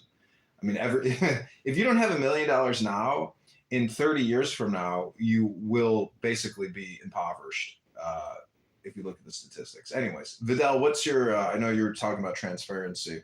What were you going to say, Vidal? I do a lot of like spaces and like engage with like the community and like hear what people have to say. Like also like when you campaign, like don't just like, because a lot of like politicians, like I feel like a lot of that shit's pre-picked to like make them look good and stuff like that. Like actually like engage in like the people, like the voters. I feel like that goes a long way with politicians nowadays.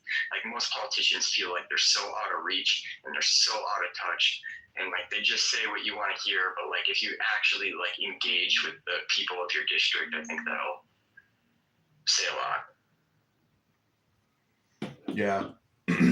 I think organizing these digital events is like the first step to making like actual in-person visits to these towns in the district. Yeah. The thing that shocks me is that our whole lives are dependent on this political industrial complex, but yet no one actually, like the percentage of people that vote or are even politically involved or know who is the leadership, there's no transparency. And it's basically, it's a very small percentage of the population that are involved in politics, but yet it plays the most important part in our lives in terms of taxation, social, cultural,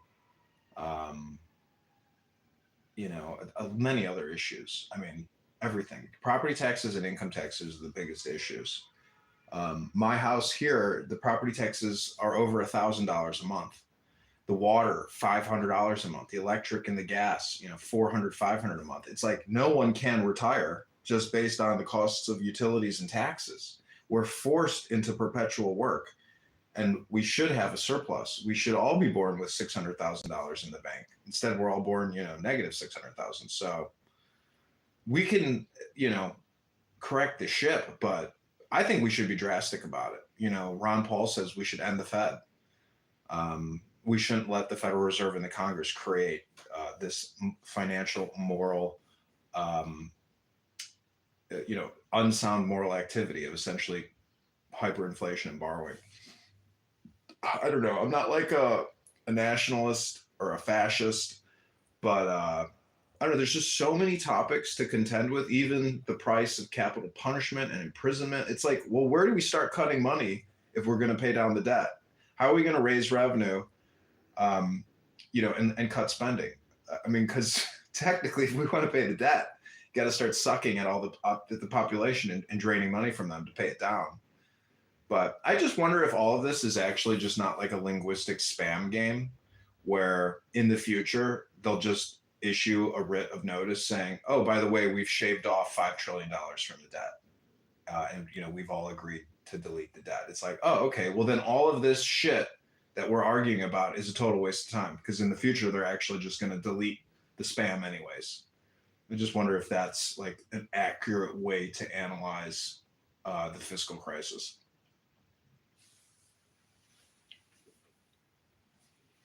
Because if it is, it's good news, because that means it's not perpetual debt, which is basically enslavement. Yeah. I mean, I know you're into UFOs and stuff. Like, I think UFOs are a scam, like climate change. I don't think UFOs are real, or aliens are real.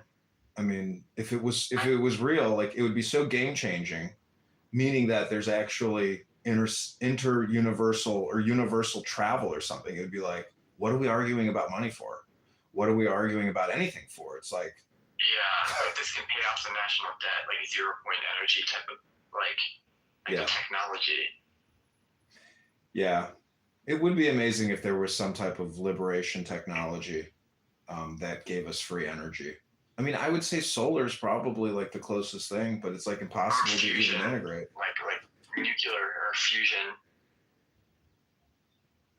Like nuclear energy could solve a lot, but nobody wants to build, nuclear power plants.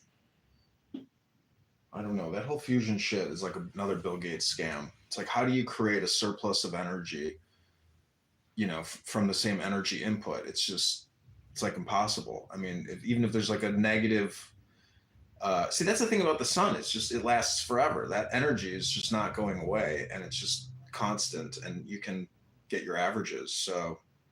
So much of our CERN and all these things are basically tax scams for what you could call the science industrial complex. The biggest thing that has ever changed mankind is our cell phones. And look how much money we pour into all this other technology and shit, which is all just R&D, which is all just taxpayer debt. So, I mean, I agree. But I also think that like a lot of the money does go towards like our government, like you've heard of like the SR-71 Blackbird, right? Like they definitely have the next generation of that, like that's kept secret, But I think Lockheed overcharges for a lot of it. It's what like $53 million for like a jet that we pay them like to buy one, but like how much does it cost to manufacture, and how much are they actually putting in development for stuff like that, It's insane. Jamie Dimon, head of Chase Bank, said yesterday that we should be issuing guns and bullets to the population. Like, if we really want to be free, we have to empower the population. And I mean, I'm surprised Jamie Dimon would say something like that. This is the craziest thing about bankers is like you can have a negative sentiment towards the banking industrial complex, but some of these people are actually like good people that have never heard a fly, and they are patriotic. And so it's like so easy to hate on the elitist bankers, but many of them are like ultra MAGA American patriots who want to preserve our way of life. And they're not out to just like, scam us and rip us off and then go to the Caribbean and laugh. I mean, a lot of these bankers are very patriotic people. But when you see the waste, fraud, and abuse through the Doge, woke spending cuts, etc., the bankers are also pissed off. Everybody's pissed off about how they were or are spending the money. So, yeah, I mean, transparency is the way. Clarity, visibility, openness. I mean, really seeing what's happening, like, which is actuarial accounting or forensic accounting. It's like, it's fucking shocking. It's like 2025, and like now we're seeing screenshots from procurement that the government's been doing for like the first time. I think the public just is not in. The voters have no transparency to what their government is doing with their tech, with their dollars, with their votes. Like, the system is not interconnected. We have no transparency. We, the people, are literally ruled over with no transparency as to what, these thieves are doing to us. It sucks. I mean, everybody should be super angry. It's just like, it's there. Like, just go to Doge on X and you're like, oh my God, oh my God, oh my God, oh my God. And it's very upsetting. It's like, because now it's like you realize, like, oh fuck. It's like you could go on the rest of your life not knowing that you're the patsy. You're the fool at the table, at the poker table. Exactly. I had a friend, I'll just tell you really briefly. I had a friend, this is what I consider to be a relatively good friend, but I'll tell you about how I know him. It's he was 16 the first time I met him when I was probably 30. And he used to come to my classes, my nature classes, when he was a 16-year-old kid. And that was years ago, because he's like 22 or 23 now. And I've hung out with him a few times as he's gotten older. I don't know if you had a relationship like this, but when I was 16, I had like an older man friend. And so now I'm like in my 30s, and I got this 16, 18, 19-year-old friend who I always kind of looked at as, like a little brother almost, like he was a child kind of, and I always was conscious that, oh, this is somebody's kid who I'm hanging out with, and I was conscious of how he looked at me and how I was maybe an influence on him, or good or bad. And we used to have a lot of political discussions, and he is gay or non-binary or whatever, and he's very concerned about Trump. He hates Elon Musk. He's very upset about how they're raiding the piggy bank, and he thinks that, he's backwards on Israel and Palestine. We have a lot of arguments about Israel and Palestine and blah, blah, blah. And this is something who I've known for a long time, in a relatively positive way. I mean, I've had many interactions with him that are positive, and then we talk online about politics. And he sent me a message the other day in response to something that I posted online. He sent me a message in the back channel that said, "This is classic, typical, victimized Jew behavior." He said, "Classic, victimized Jew." And man, I heard you laugh. Like, I wanted to go off on him. I wanted to say, "You fucking F word, F word, F word." That's what I wanted. F word, F word, F word, F word. And I wanted to say, like, what the fuck is wrong with you? You make me sick to my stomach, you little brat, you little piece of shit. But of course I didn't say any of that.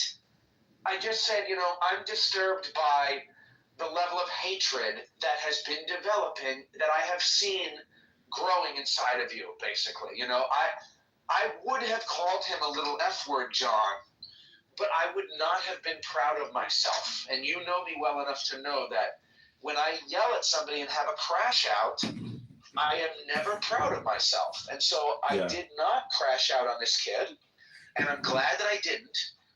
But, like, I guess the reason I thought of this was because you were talking about how you could have gone your whole life without knowing that you're the patsy. And I feel like this kid is the patsy.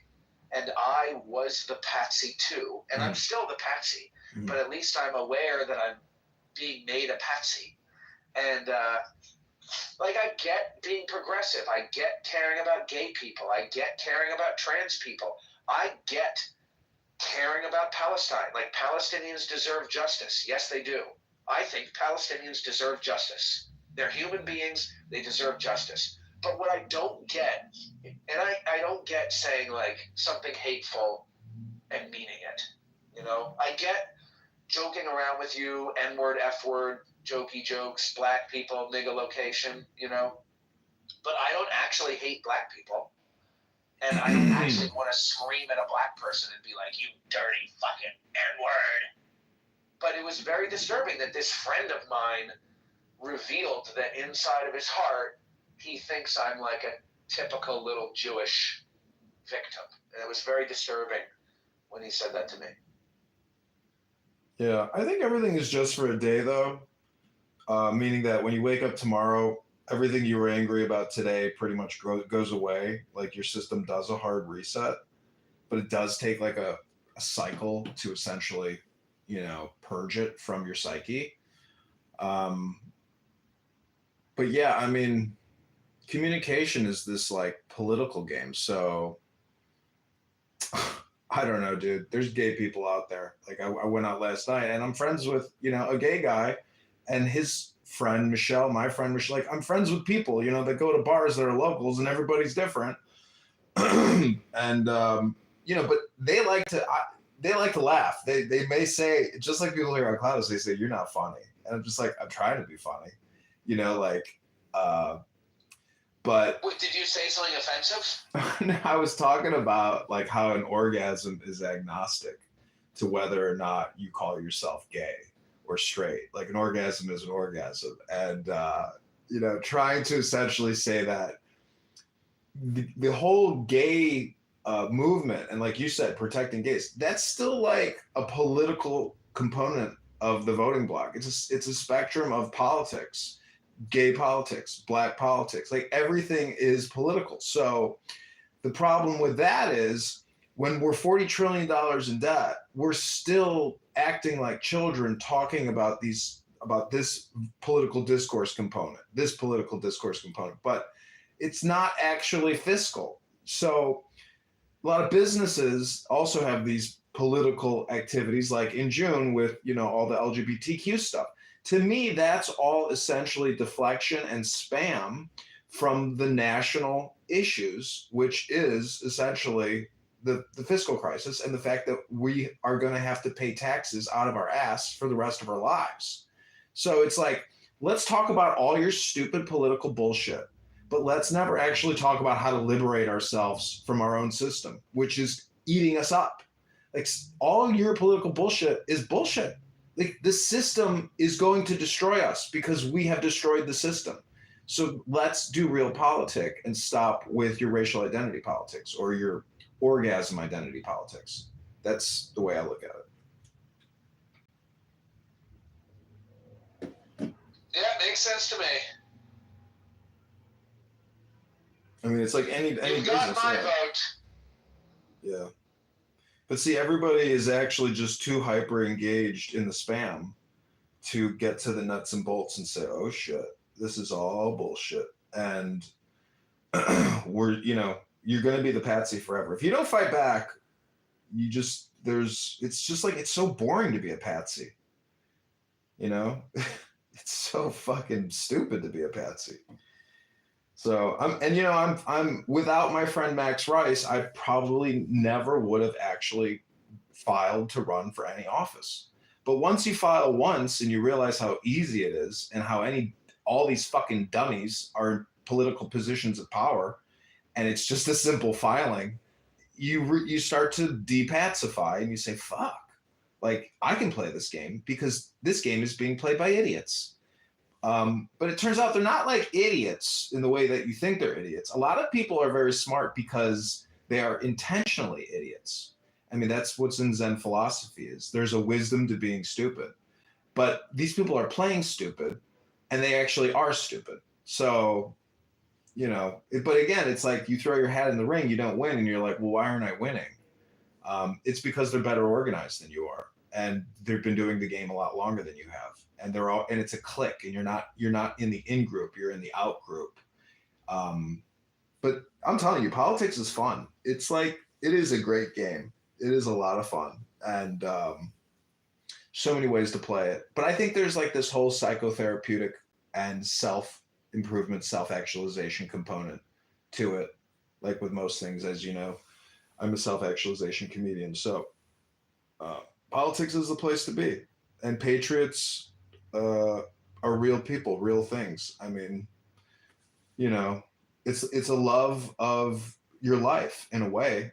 I mean, it's your culture, it's your language, it's your environment. You love it, you want to support it, you want to embrace it, you want to expand it, you want to keep it around for future people because you enjoy it that much and you think it's that good of a game to continue perpetuating. But I don't know, since 2020 with COVID-19 and really going back to 9/11 and that whole scam, like that's, to me, 9/11 is like the beginning of time. Like everything else was insignificant up until that point because the debt in this country has exploded since then. And they can't even figure out why we don't have hyperinflation already. They're like, well, inflation isn't that bad. Things are holding together, so stop complaining. It's like, how is it all holding together? I think it's because the rest of the world is, the base of the mountain and shit rolls downhill from the largest central bank on the planet. So we have this huge buffer zone, which is what has prevented societal collapse. And thank God we have it. See, it's so easy to hate the Federal Reserve and Congress, but without it, like, what would we really have? That's why I say maybe all this shit is just spam. All the dollars, everything, it's all just communication spam. I'm complete.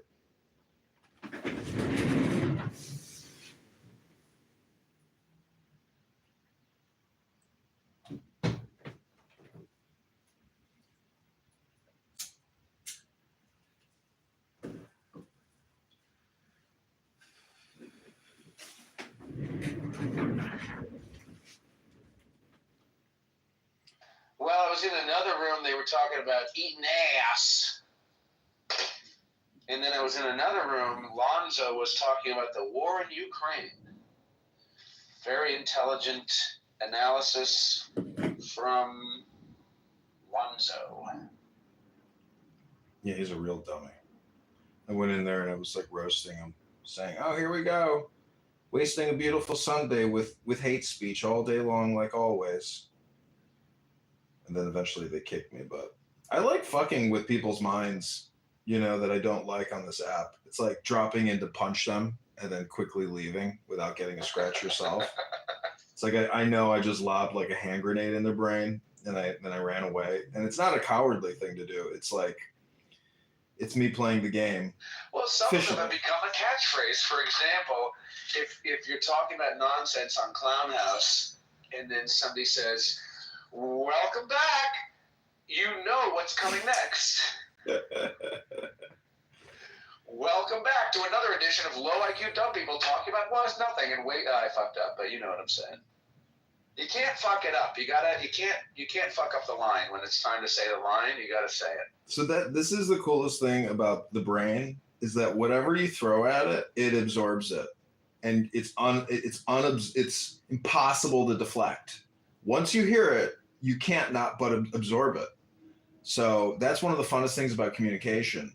And on this app, when there's a public room, you can come in and just like throw a ton of shit against the wall and it sticks. Because anything you throw against the brain will stick. That's one of the coolest things about communication, I think, that I've discovered is that spam gets absorbed. Spam works. You can't shut up your brain. You can't close your ears and you can't close your eyes. It takes whatever is thrown at it. And I don't know, that's the coolest thing about the brain is it's like a sponge absorption system, which cannot once it's exposed to the prompt, like it takes it. I don't know. It's like a living, breathing computer that unless you create roadblocks or boundaries, it's going to get in you. And I think that's one of the funnest parts about doing what I do is like basically spamming people in the same way that they're spamming us. Anyways, my X Space is winding down. This has been the campaign to elect John Kidd over in the 16th District of Illinois, Rockford, Peoria, Bloomington, Peckins, and 10 other towns that I've never heard of. And I've lived in the state of Illinois my whole life. So there's millions of people that are underrepresented, have no involvement in the political sphere whatsoever, but yet people consistently maintain their power over them in these districts because nobody challenges them because nobody gives a fuck. And it's like basically an awareness issue. The more self-aware you are, the more aware you are of your environment. And so, I believe in the words of Marcus Aurelius, be political, be social. If we were all doing that, we wouldn't be where we're at today in this country because people would be too involved. I mean, it's not just about your personal checking account. It's about the state checking account. It's about the federal checking account. And that's the thing that just blows my mind. It's like we've all been living our lives like this with no transparency, no real connection to our tax dollars. I mean, every fucking dollar you put in, you should be able to log into some website and say, okay, 0.00008% of my dollar went to this. There should be, tracking and labeling and transparency. I think Doge and Treasury are like, going that route. But even then, it's like, it's all private. It's just it's a scary system. I don't know, Zach. I don't know what the future really is going to be, but I would be willing to bet that it's similar to what it is right now, that we don't actually see any significant changes over the course of our life. Things will probably stay good and remain on average. So part of politics is creating fear of the unknown. And that's like a negative vibration. I don't know. Politics is like an interesting exploration into communication theory and how to influence and persuade. But at the same time, if you don't have an audience, you're not influencing, organizing, or persuading anybody. And that's why Meta, Google, you have to have dollars to advertise your spam. Otherwise, you can not achieve political power without dollars and advertisements. So part of my to-dos and takeaways from this morning conference call has been to essentially create like a sign-up form for people in the precinct that want to organize for change. And the Tao Te Ching is all about change. That's why Saul Dielinski in his book talks about the Tao Te Ching. I don't know if you've ever read that Saul Dielinski book called Rules for Radicals, but in the beginning of it, it goes all into Taoistic and Buddhistic philosophy and how it can be a medium for political change. So there's real power in change. I mean, look at Barack Obama's messaging. Change, change, change. Anybody got any change? Yes, we can. Yes, we can. Yes, we can. I went out last night. It's funny. Oh, sorry. What were you going to say? I went out last night, and oh my God, dude. June 1st, it's like all the girls come back from college, and it's just like I saw so many perfect dimes last night. I was just like, you know, it's just amazing seeing a beautiful woman. You're just like, wow. Like, that is definitely the coolest thing in reality. When you live in a cold weather place too, just like me, I think that when you live in a cold weather place, spring, summer really hits different because it's almost like you forget what the female form looks like. Yeah. Because you're so used to seeing them with their coats, and then they like somebody's walking down the street in a dress, and you're like, holy shit, what the fuck? Yeah. Yeah, last night was just like, wow. I just love beautiful women.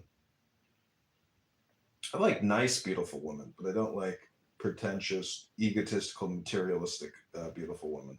Those are like just as unappealing, but still more appealing than fat, ugly women who are also materialistic. But the point is the perfect 10 is like the perfect personality mixed with the perfect beauty, which is friendliness. But man, I'll tell you put some alcohol into some of these girls, they were fighting last night. Fist fighting. I was like, holy shit, these alcohols, you know, can create the party and it can spoil the party.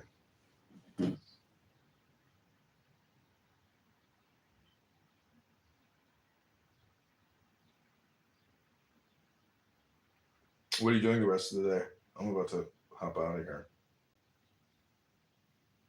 Nothing, honestly. I'm just eating. I'm probably going to go back to bed. Kind of sad, but I'm just taking a quiet day here.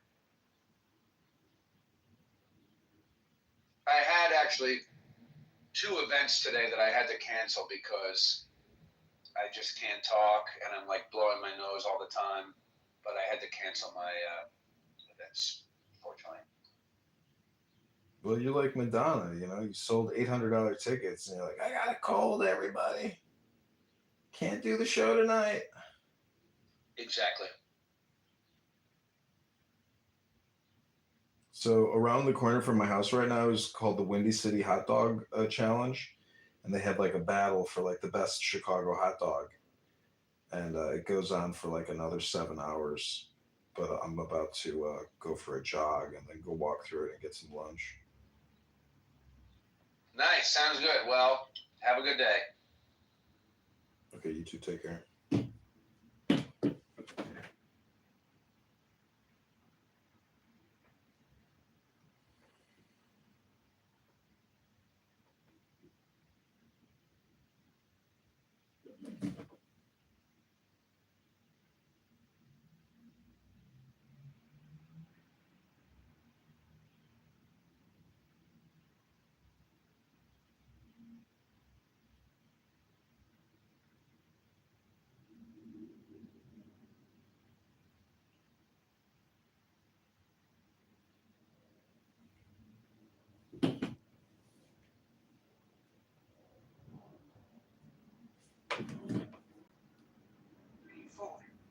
We only have intimacy with the wife. Lie to them, and he told them they were gonna have so much meat that it was gonna be coming out of their nostrils for weeks. Where did it say they're gonna have so much meat it's gonna be coming out of their nostrils? Okay, here, you want me to so you don't? Okay, here, I'll read that. You don't know your Bible. Just tell it to me. I want to hear. I'm good. I'm trying to just summarize it for you. I mean, if you don't believe me, tell me where I'm wrong. Do you think I'm wrong about this? Make your points. Okay, my point is that I think it's an interesting read, and I wondered what your thoughts were. Why would God lie to his favorite people and then murder a bunch of them? Why would he do that? He never lied to them. That's your imagination, figment of imagination. Are you sure? Okay, so then show me where he said they're gonna have so much meat it's gonna overflow the nostrils. Or I understand not literally word for word. I understand that one, but show me where it said they're gonna be abundant to meat. Okay, hold on a second. Let's see here.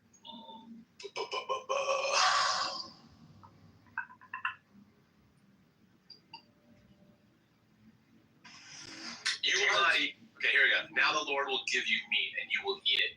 You will not eat it for just 1 day, or 2 days, or 5, 10, or 20 days, but for a whole month, until it comes out of your nostrils and you loathe it, because you have rejected the Lord, who is among you, and have wailed before him, saying, why did we ever leave Egypt? Okay, that's where it says it. Remember now? Where did you get the verse? What's the verse from? Chapter and verse? Numbers 11.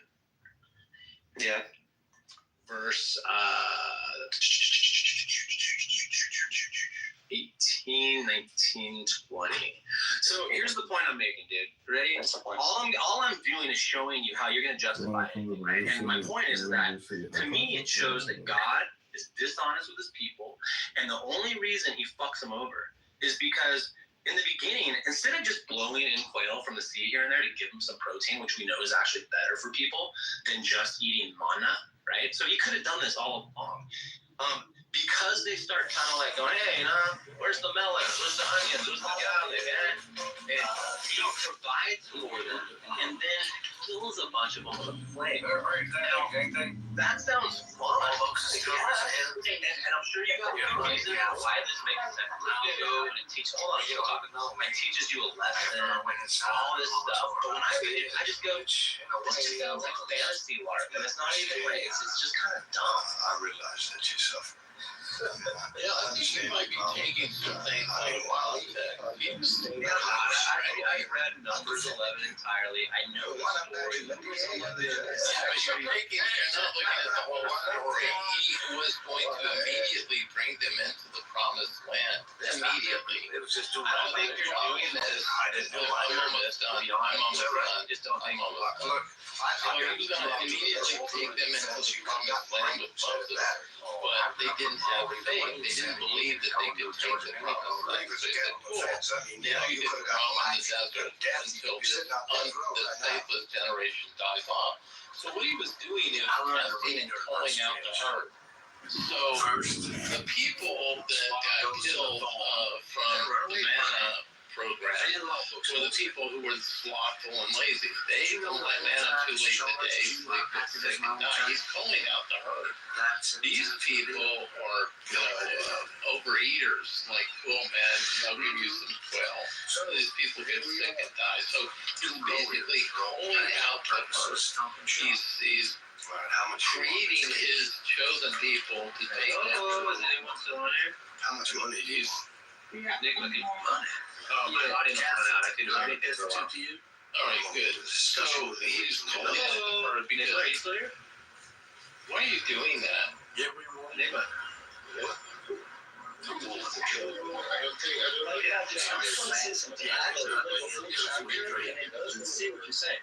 Wait, sorry. You're not doing Judaism. He reads what he wants to read. It doesn't matter. So I don't think that's something that deserves attention. I think, to be honest with you, I think it's a relevant question where the meat was supplemented by the manna, which just contained like bread that came from heaven that contained like coriander seeds or whatever in it. What was the nutritional value of that against the meat that was on it? It wasn't about the nutritional value. It was about the It's about all this other stuff, dude. You know? Can you please just shut up? You just sound like a lark. You don't want to get it. You guys just do this all day long. No, please, come on, man. I mean, you're really boring.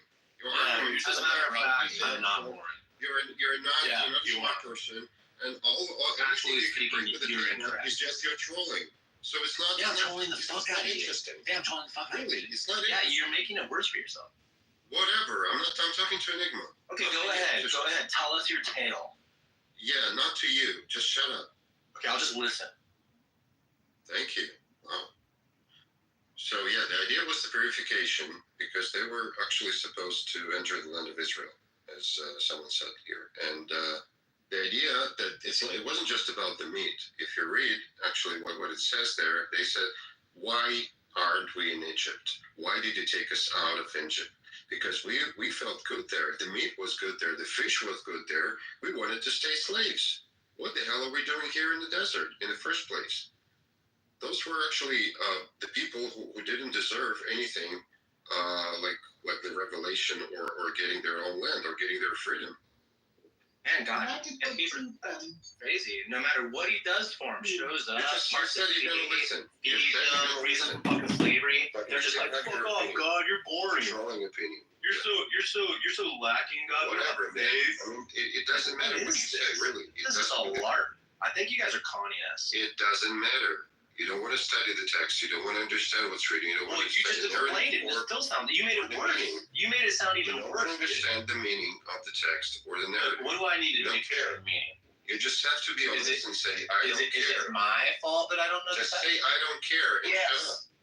It is my fault. That's the thing about you. You don't. I wasn't predestined to get it like you guys. Yeah, but you don't care. That's the reason you don't get it. Because of my free will. Because you don't care. It wasn't promised to you, honey. That's why you don't get it. It wasn't promised to you, buddy. All right. No, I mean, if you have a desire to understand, you will, but you don't. It's a shitty story, though. I think we can. I think more time to read your script. Fucking shitty story. Don't read it. Forget about it. We can't forget about it. You guys don't let Nobody's us. enforcing this story on anybody. If people have questions, they ask. If people want to troll, nobody's going to answer. Look, I'll bring you marshmallows for your hot cocoa next time, and I'll make it from scratch. I'll use cocoa powder, I'll use milk, I'll use heavy whipping cream. If you want tiny marshmallows, I will get those. I don't have any. You want to keep crying? I think Alev knows how to fix the situation here. He says that we don't know the Tridentine methods of reading the Bible, so maybe he can come and show that to us. Whatever the fuck that means. Alev. Well, Taylor's, yeah, he's a rabbi, I believe. Hey, honey, you brought free will. What do you think about free will? I don't know. A lot of things, I guess. But what do you mean? I mean, do you think you can, prove, do you feel like you have some sort of evidence or proof that you're making decisions? Or could you just be everything that you're experiencing just be, part of the cause of something that happened before, your upbringing and, TV and stuff like that? Like, how much do you think you're actually, from a day-to-day making choices, you're really free to do roam about the cabin? If you don't mind me asking, are you a Calvinist, Scott? I don't believe so. You don't believe you're a Calvinist? No, I think Do you believe that God is in control of everything? Sorry? What was that? You believe that God is in control of everything? Excuse me. Yes, I believe he's in control of everything. So there is no free will. I know. Yeah, I think I believe I have. No. According to your logic, I'm not saying that there is none. Right. I'm asking you, do you think there is no such thing as free will? I think when you distill it down, there isn't. But I think that we believe that I think we believe that I believe that I do. I just think that on a different examination, where it's kind of like if you were asking me, do I think I'm a good person? I would say yes. When people raise children or women, I'm going over each other. No, I need to clarify this because you said that there is no such thing as free will. So, What you're in fact saying then is every time a child is raped or a woman is raped or a person is killed or any of the things that you may deem to be, you know, repugnant, that's God doing it? He's either doing it or allowing it. But either way, it's... Oh, no. You can't eat it. No. He's either doing everything or he's not. Well, no, if he's in control, he's allowing it, but I don't pretend to know if he restricts it. If he's allowing it, then people are choosing their own free will to do stuff. No, if he's allowing it, you said the bad stuff. Like, I'm assuming. No. No. You said the things that was thing. If he is orchestrating everything that's happening, all the bad stuff that happens that we deem as bad, right. God is in control of that too. That's a very Calvinistic approach. Well, he says I'm the Alpha and the Omega. He says I create the good and the bad. You know, you're a Calvinist. Okay, so God is doing everything. So God is killing children, you know, starving people. He is everything. He's sending tsunamis to wipe out entire, you know, villages. Yeah, this is all of the and he's making puppies, he's making cakes, he's having orgasms, he's doing everything. I mean, if you want to imagine those puppies dying or whatever, drowning, that's something that makes you feel good. That's the choice that you get. That's like your little mini God power. You get to focus what you want to have more of coming to your life. That's the closest thing that we are to gods. We can't fly, we can't snap our fingers and make a donut appear. But you can sit there and think about how bad or good a donut makes you feel. You go and buy some donuts, you could go to the gym. You have free will that way. You have choices. It just realness to me, it really does. Like, if you really believe this is real, it just sounds like delusion. I think we're all deluded. I mean, if you explain to me exactly what you believe and why you believe it, I would think it's a delusion. That really doesn't prove anything to me. I'm not looking for any validation or anything from anybody else. I'm not trying to make anybody my group, and I'm not trying to. I need no acceptance or validation. It's about validation. I appreciate it. It's about validating the experiences that we have together. Yeah, you and I are doing that. So in a way, you're validating mine because I think we're the same thing.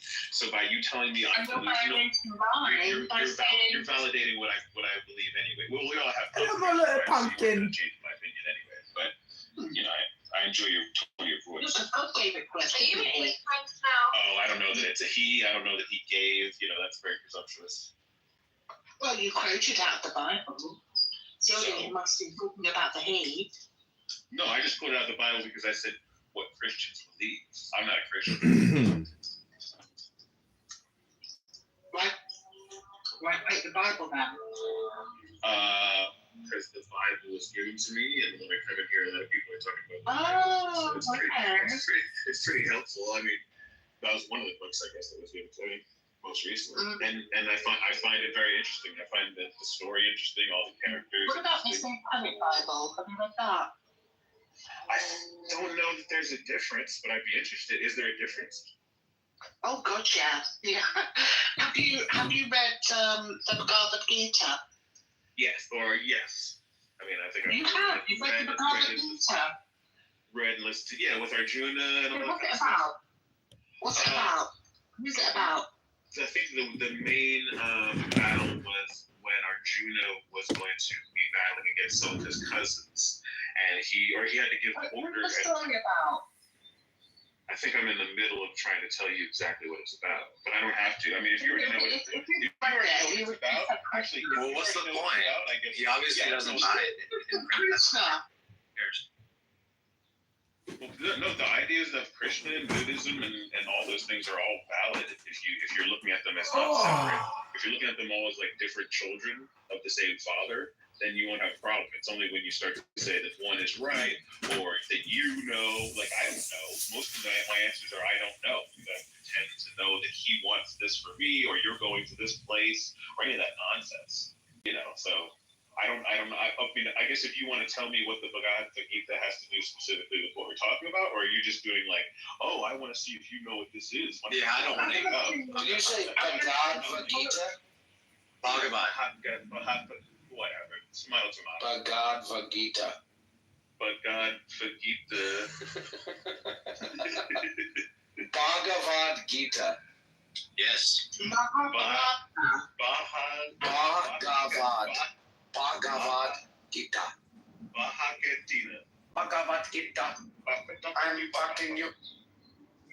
I've always called it the Bhagavad. I don't know why. The Bhagavad? Bhagavad Gita. Bhagavad Gita. Many arms. Blue in color.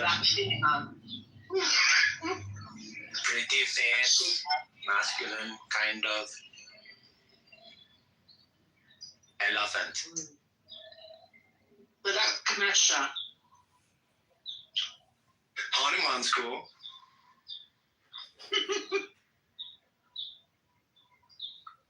Have you read the Book of Mormon? No. I think I saw the play.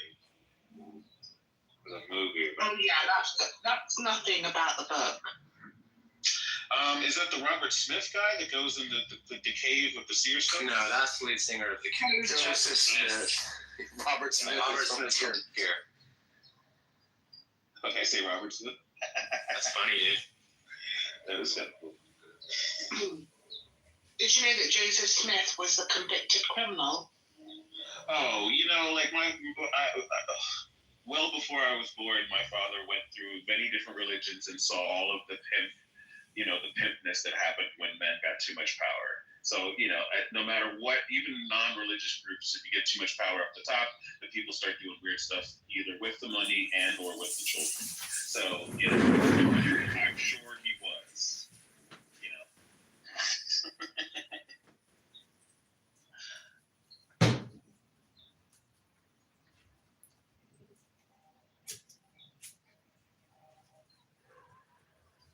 Anyway, does anyone else want to talk about anything to do with Judaism? I think that the people who continue to support the Palestinian movement, which has been completely co-opted by Hamas, are largely ignorant and quite hateful. I agree with you.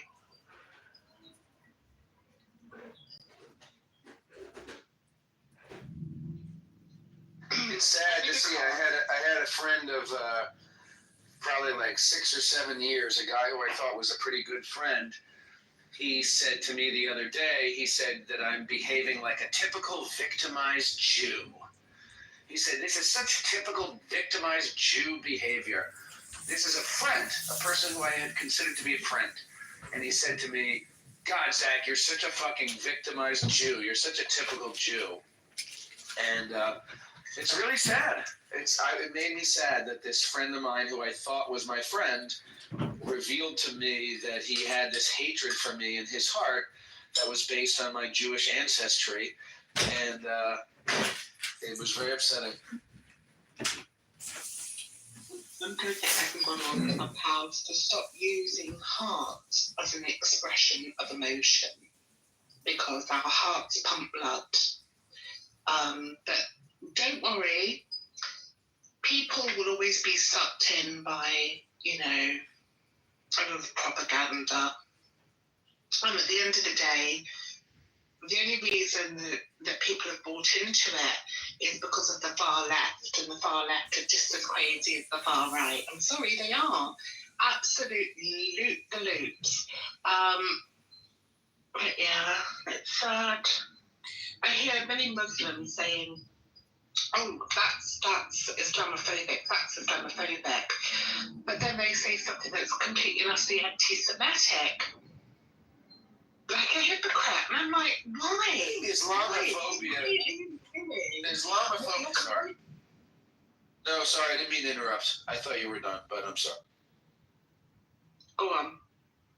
I was just going to say, I think Islamophobia is the wrong term because it doesn't denote hatred.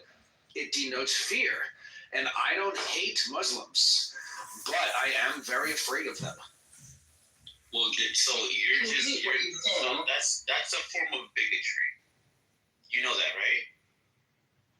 No, but you can hate what you fear. I mean, you know, people that say I'm scared of spiders typically hate spiders. You know, there's a very thin line between fear and hate. Very thin. So but spiders are spiders, right? So we're not comparing spiders to a whole sect of the society of people that believe in Islam. Well, I just looked it up. The definition of bigotry is... It's an idea. Sorry, 1 second. I would just want to clarify. Islam is an idea. It's not a person. Okay? And this is where people get their knickers in a twist, because they think that hating an idea is the same as hating a group of people. The people aren't the problem. It's a bit like how Christians sometimes say, hate the sin, love the sinner. It's like that. It's you can't separate. Sorry. Go ahead. Sorry. Enigma, I interrupted you. Sorry. No, it's fine. You obviously need to speak. Go on.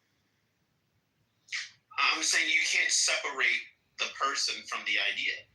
So if you're gonna categorize an idea of people, an ideology of people that are mostly from the Middle East, Muslim, that believe in Islam, that's bigotry. That's just bigotry. No, no, it's not. No, that's like saying. Explain. That's like saying you can't hate the idea of paedophilia. Right. Or you can't hate the idea of exactly. You know, somebody who is psychopath. Exactly. You know. And also, the definition of bigotry is obstinate or unreasonable attachment to a belief, opinion, or faction, but in particular, prejudice against a person or people on the basis of their membership of a particular group. The key word that right, exactly. But the key word for me is obstinate or unreasonable attachment to this belief. I don't think that my fear of Muslims is obstinate or unreasonable. I think that if you said, you know, I hate Muslims because all of them are murderers, I think that would be a bigoted statement. No, you're going to the extreme. You don't have to go. I didn't finish my sentence. No, it's okay. It's all good. It's just because you interrupted me at that moment, then the sentence lost some of its power. So let me just try again. If I said something like, I hate Muslims because they're all murderers, that would be bigoted. If I said, I'm afraid of Muslims because some of them could be murderers. I was talking with my girlfriend about this the other day, and she was like, I said, you know, I feel like when I'm walking down the street, anybody that I see could be a Jew hater. She's not Jewish. And I'm talking with her, I said, anybody that I see could be a Jew hater. And she said, well, it's kind of like that as a woman for me, that any man could potentially be a threat. Any man could potentially be a threat, right? That doesn't mean that she's afraid of every man. I'm like, well, how do you get by as a woman? Are you afraid of every man? She's like, no, I mean, there are some good men and some bad men. There are some good Muslims and some bad Muslims. That's why I think Islamophobia is not, basically, I am Islamophobic, but I'm not anti-Muslim. No, there's something wrong with being Islamophobic, because a phobia is usually an irrational fear.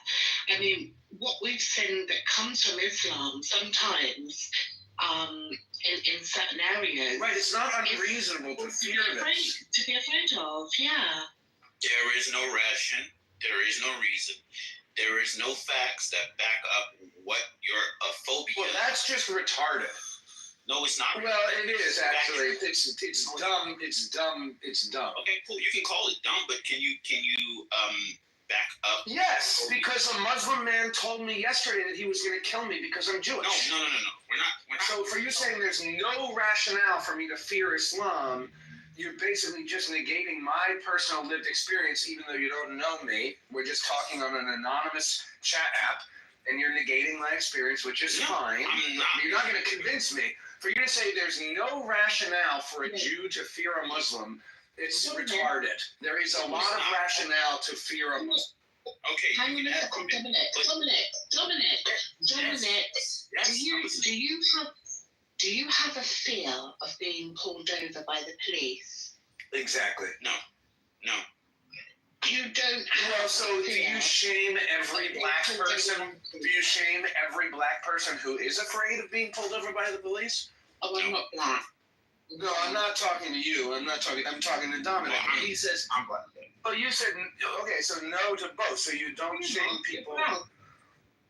Well, but what you're saying is that you haven't been pulled over by the police. You're not right, you didn't say that. You didn't say that. What you mean is you're not afraid of being pulled over by the police simply because you're black.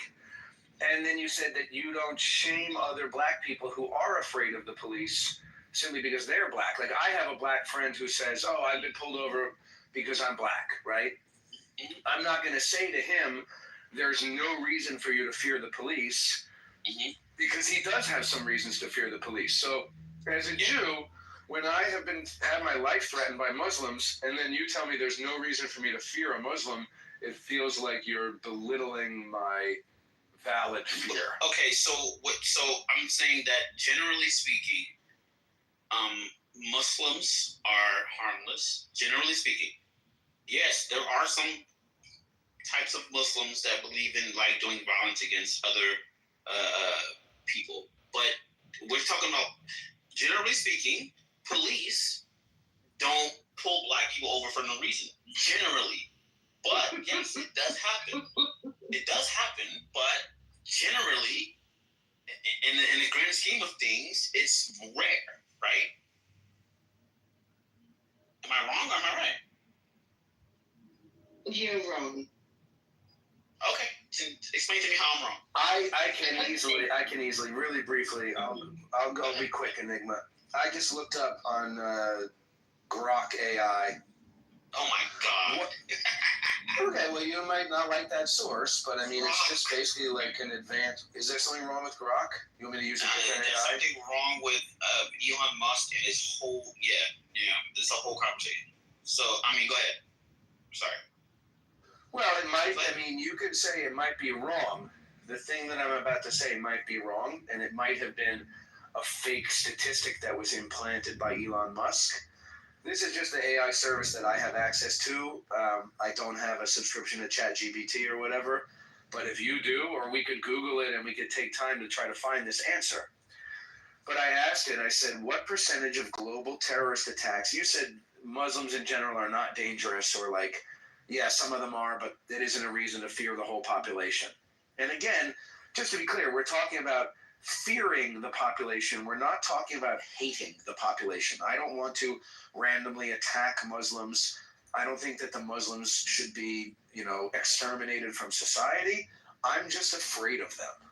Like, I'm afraid of them that they might hurt me. They should not fear me because I don't hate Muslims. I fear them because I'm afraid that they hate Jews. So I just asked it, what percentage of terrorist attacks have been committed by Muslims? Give me a short answer with a number only. It says, no precise percentage can be confirmed due to varying definitions of terrorism and incomplete data.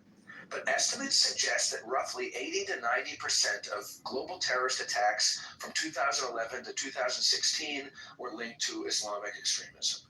90% of the terrorist attacks in the world are committed by Muslims. But you're not saying that you're afraid of every Muslim, are you? No, I mean... Are you more afraid of Muslim men than Muslim women? I bet you are. I think maybe, but women do suicide bombings too. I think that my girlfriend's statement about her as a woman being apprehensive around men, I think I'm as afraid of every Muslim as she is afraid of every man. Now, keep in mind, she's dating a man, she's working with men, her friends are men, she gets on the bus, it's driven by a man, she goes to the butcher is a man. So she's not afraid of every man, but if it's circumstantial, right? Because if it's late at night and she's walking alone, like if I'm going to a Jewish place and I see a sketchy Muslim, yeah, I'm going to be fucking terrified. If I'm walking down the street and I see two Muslim women, no, I'm going to be probably less afraid to simply walk past them on the street. But you're sexist too. They could be tough Muslim women. Don't be sexist. They could take you out. Well, that's true. I'm an easy target. This is reminiscent of That'd be kind of fun too. when You gotta go out. when white people were afraid to walk on the same side of the street as black people in America. The last time. On the same side. I wouldn't walk on the same side of the street as a Muslim man because they literally believe that if I'm not covered, that they have the right to rape me. That's their stance. Sorry. No, it's true. It's true. It's in the Quran, Dominic. It's in the Quran. There's things I can quote in the Bible that are also we can go back and forth about what doctrine says what. We can go back and forth on that. But the average Muslim person is they don't harbor those they don't fucking acquiesce to that. It's Well, I'm sorry to say, but for me, I hate Islam. I hate it. Okay, that's fine. I'm an atheist. Religion. I don't like Islam. I think it's disgusting, and I think that the people who are indoctrinated into it, bless them, they are indoctrinated, but they literally believe what they're saying when they tell me that I'm a whore, you know, because I don't cover myself up and I don't wear a hijab or burqa, and I'm sorry, I think it's disgusting. What that's right also in the Bible, you know that, right? I don't give a fuck whether it's in the Bible. Yeah. I'm sorry. What you are doing is you are being a hypocrite. You're being a hypocrite because every woman who doesn't cover up is supposedly a whore, but that's okay to say because we have to be sympathetic to the Muslims. But it's not okay to say that, you know, I don't want to walk on the same side of the street as a Muslim man. I'm sorry. I think it's very hypocritical. Nicola, how am I being a hypocrite? I'm an atheist. I don't believe in any of these ideas. I don't believe in Islam. I don't believe in any of these. You've asked a question. You said to presume that someone is going to do something to you it's an irrational fear and it's problematic, it's arbitrary. But when I'm telling you that what Muslims believe is literally what I'm telling you, it's okay for a man to rape because it's the woman's fault, basically, for not covering up. Do you not understand? You would never understand. I understand what you're saying. Would you want to walk on the same side of the street as somebody who is part of the KKK? Of course you wouldn't. I understand what you're saying, and I'm saying that they don't act out those things. They don't actually. The average Muslim does not verbatim act out what it says in the Quran. Well, that's true, but that's like saying that the average black man is not a criminal. The fuck? Which is true. The average black man is not a criminal. How's that relevant? What the fuck? Well, because it's another form of racism or another form of racial hatred. People hate all black people because they say black people are criminals. That's fucking racist. Because the average black person is not a fucking criminal. Some black people are criminals. Some white people are criminals. I feel like you're making my point. I am kind of making your point. You're making my point.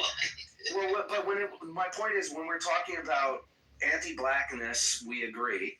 But we use the same sentiment to talk about danger to women, which is what Enigma is talking about, or danger to Jews, which is what I'm talking about. And then suddenly you think, oh, it's not. Like, I don't think that all black people are criminals, right? Mm-hmm. But I think that the reason that people are racist is because they think that black people are criminals. I don't think that all Muslims are terrorists. But some Muslims are terrorists. Therefore, I mean, I have Muslim friends, I have Muslim coworkers, I have Muslim students.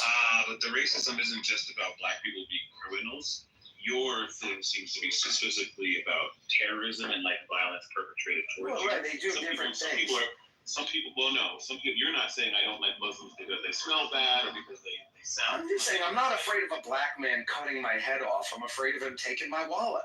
I understand, but I'm disagreeing with your point where you said most people are racist because they think that black people are criminals. So I think you were kind of trying to speed through something really fast. I just think that's an inaccurate statement.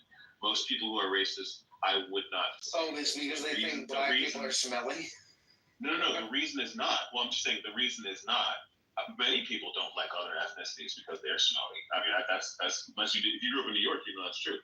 My point is that you seem to be specifically, fairly so, focused on the violence perpetrated possibly by Muslims towards you. But then when you brought up why people are racist, I don't think that most people are racist because they think that black people are criminals. So that is what I'm contending. So I want to just read as well because it says, that why would I feel worried about being raped by someone who is Muslim if I'm not covered? In Sweden, it says Sweden's sexual assault numbers rose sharply after the Muslim migrant crisis, going from around 16,000 in 2015 to over 23,000 in 2023. It says Muslims have been responsible for some 40,000 sexual assaults in a country of only 10 million. Those are equivalent to the number of rapes that allegedly took place during the fighting in the former Yugoslavia. In one survey, over 1 in 10 Swedish women reported that they had been raped. In the UK, rapes more than doubled from 16,000 to over 36,000 during the Muslim migrant crisis. Today they stand at over 67,000 for an increase of over 50,000 or over 300%. 1 in 10 women in the UK reported that they were raped. So they're high numbers, darling. They're very high numbers, and there is, I'm sorry to say, a subconscious effort to keep oneself protected, specifically when it comes to religion in sexual assault crimes. Very important. So they changed the definition from, so the numbers went up because they changed the definition of what is sexual assault versus like rape. They changed it. So when they changed it, the numbers went up because they had to put the category of like rape into like when they changed the definition. So it went up. What do you know about UK crime? What do I know about UK crime? Yeah, what do you know about UK crime? You're telling me something about my own country now. You have to remember, I'm not talking about the US, I'm talking about the UK and what has happened. We have boatloads of people coming over here, all young men who are Muslim, and that there is an increase in people being raped by these men. Why? Why is that? Okay, so to quickly chime in, I went ahead and pulled up the both things that you were talking about.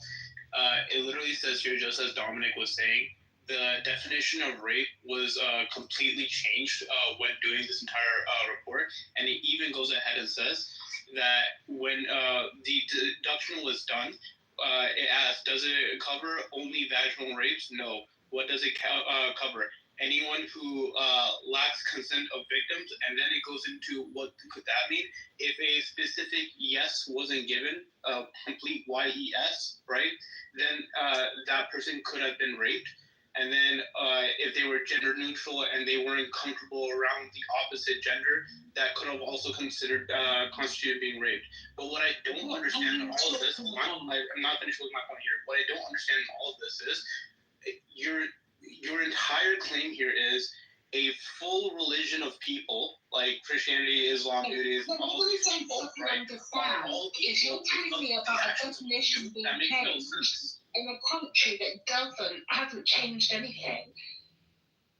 Yeah, put the link in the chat. Are we talking about a people or a religion? I don't get it. Put the link in the chat. I'm talking about, oh my goodness, during the migrant crisis, we're still in that, by the way.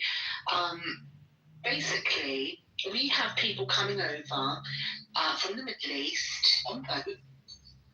When you get down, and they're coming over illegally. This isn't. I'm all for migration and for people being refugees, but these are all young men, and there's something very, very worrying about it. The crime rates in these areas that these people are being placed in hotels is going up. People are being assaulted, robbed, raped, and this is what I'm talking about. Now, you can say, well, the child rape has been changed, blah, blah, blah, blah, blah. I don't care about that. What I care about is the increase in violence based upon somebody's religious ideation. And what they say in regards to this is because the woman is not covered, she's a whore. Okay, so here's where I'm not understanding, right? Your problem is with people, not with the religions at all. Because I could go to another part, and I'm gonna be very honest here. If you go back to like 1800s and prior India, before Islam was ever in there, before Christianity, before Judaism, right? People had the same sentiment to one of the villages where like these people that don't even follow any of the religions that are there right now were like, oh, these women are horrible, they don't cover up, all that stuff, and they raped them. It had nothing to do with the religions. It had everything to do with the people, right? If you go ahead and say, hey, these people that are coming in that go ahead and have this disgusting mentality are raping our people, okay, fine, that's a different conversation. Muslims who are born in the West do not have the same mental. These religions are what go ahead and tell people to do this. Sam, people who are born in the West do not have, they believe the same thing, but they don't do anything about it based upon the laws that they're brought up in society. I have no problem with Muslims who you know, are brought up here. Even then, I do have a little bit of wariness.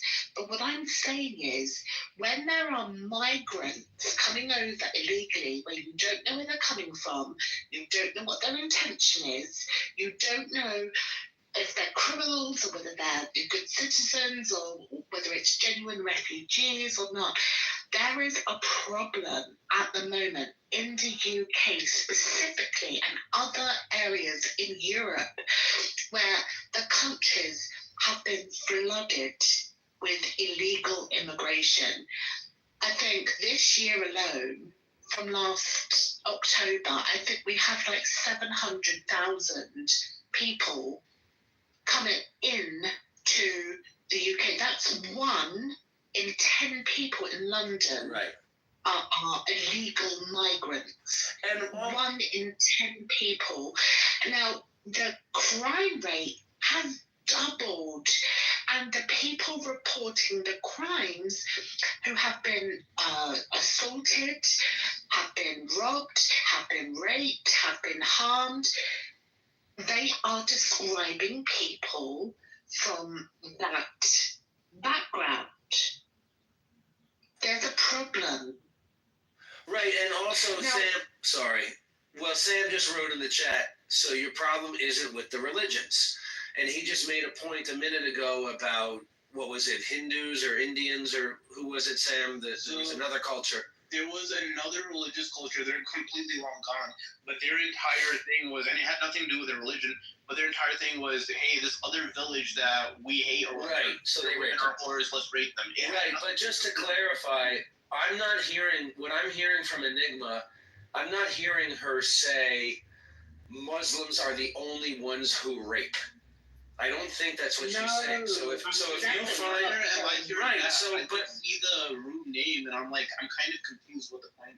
What's going on? Okay, what I'm saying is, with regards to the ideology in the Middle East or in Islamic state countries where the laws are very, very different with regards to women and women's safety and the protection of women, very, very different. If a woman is completely and utterly uncovered, she's not wearing a hijab, she's not dressing modestly, where she's, showing her wrists or her ankles or whatever, she can be taken away and abused and raped and killed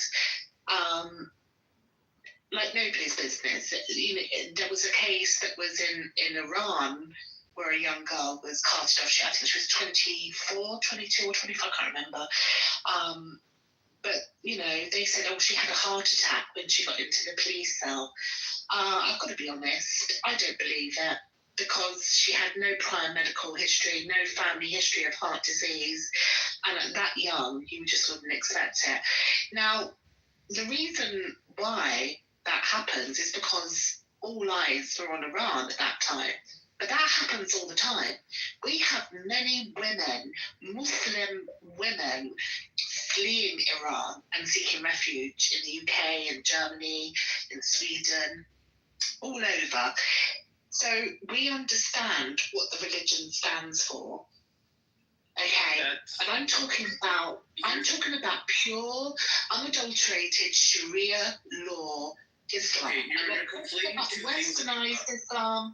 I'm talking about Sharia law Islam. I think you're conflating two things. Here, I'll speak from a. I'm not conflating anything, Sam. India has the most rapes in the world. Currently, conservatively, a rape happens every 8 minutes. But we know that from other statistics, it happens as soon as 2 or 3 minutes, and they're violent rapes, right? Now, none of this has to do with the highest people of raping. Where you say if a woman's dressed modestly or not, they just rape whenever they want, right? What is it that you're not getting? You're not saying that all Muslims are rapists. I'm not saying that. I know. I understand your point. She feels like you don't understand her point, and that's why she's trying to clarify. So we should be curious and say, I think I understand what this lady's saying, but she feels like she's not being understood. Okay. So let's listen to her for 5 more minutes and see what she's got to say. All right. The rational approach is, if there has been an increase in crime by this group of people that have entered the country, I'm going to be wary of making myself protected around that, correct? I'm not saying that all Muslims are rapists. I'm saying that there is a possibility, not just around Muslims, but any man in general, but extra so, when it comes to how I'm dressed, what I look like, where I am, who I'm with. I have to think about things all the time. And for you don't understand that because you're not a woman. But what I will say is, when a religion says it is okay to do X, Y, or Z because, of how a woman is dressed, I'm still going to be wary of that. So regardless of whether people do it or they don't do it, the ideology behind it is still going to make me cautious. That's what I'm saying. Okay, so now that I fully understand what you're saying, I think what you're referring to is specifically the culture, not really anything else. Because the reason why I bring this up is I understand. So I'm coming from an atheist who became a Muslim, okay? And I completely understand where people kind of get off when they say these kind of things, because I've lived in the redneck parts of America who have the same sentiments, right? And the thing is, I genuinely look at this scope, right? People are assholes. People are pieces of shit. Most Middle Eastern people I've met, complete dickwads, right? But when I go ahead and look at Christians, Jewish people, Muslims, like people from all faiths, of all sides of the world, right? You will find very great people out of them. You will find very shit people out of them. Now, what I condemn specifically will always be the cultures they come from.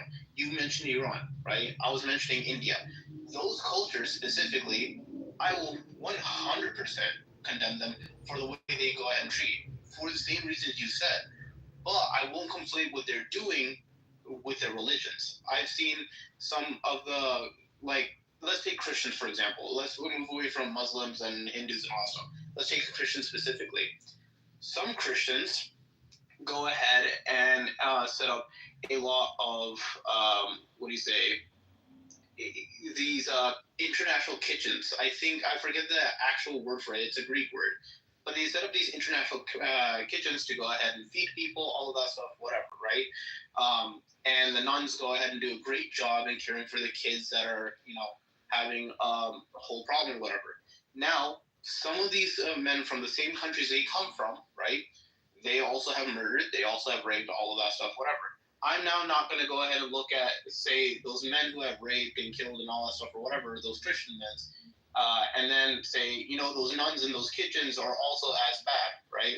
I'm going to say, okay, I can see the bad from the good, and I can't just go ahead and blame the whole religion with their religion's literally talking about, hey, feed people, do good, love thy neighbor, whatever, right? Same with the Jewish people, same with the Muslims, right? Again, I've seen all walks of life from them. So I will condemn the culture, not really the religion. No, I would definitely condemn the religion. When a religious ideation is saying it is permissible to do something to someone to cause harm, in the name of a god or whatever, then I'm gonna criticize it. Especially, you can say, oh well, look at the good old nuns doing, they're feeding people all around the world. But what about the harm that the Pope did, 10 years ago, going to Africa and saying, don't you wear any condoms? It's forbidden. And in some parts of Africa where it is impoverished still, most of Africa isn't like that anymore, but in some rural areas, especially in South Nigeria, going there and telling people not to wear condoms, especially if they're Christians, and AIDS is rife, that's really not a good, that can cause harm. And I blame religion for it, because you put a man in power because of this religion, not because of anything else, but this religion, and it was guided by the religion. Now, I have no problems with people believing in a God. I have no problems with that. But when they start saying God says this or God says that, or God allows this or God allows that, or if a woman intervenes, in a fight between two men, you've got to cut her hand off, or, if somebody steals something, you've got to torture them, or do you understand what I'm saying? It's not about the culture, because the culture comes from the religion. The religion sets the culture, especially in a country that is religion-led, especially in a country like an Islamic State country. Yeah, I totally agree, Enigma. Can I jump in, if I may? Go for it. Go for it. Yeah, great title.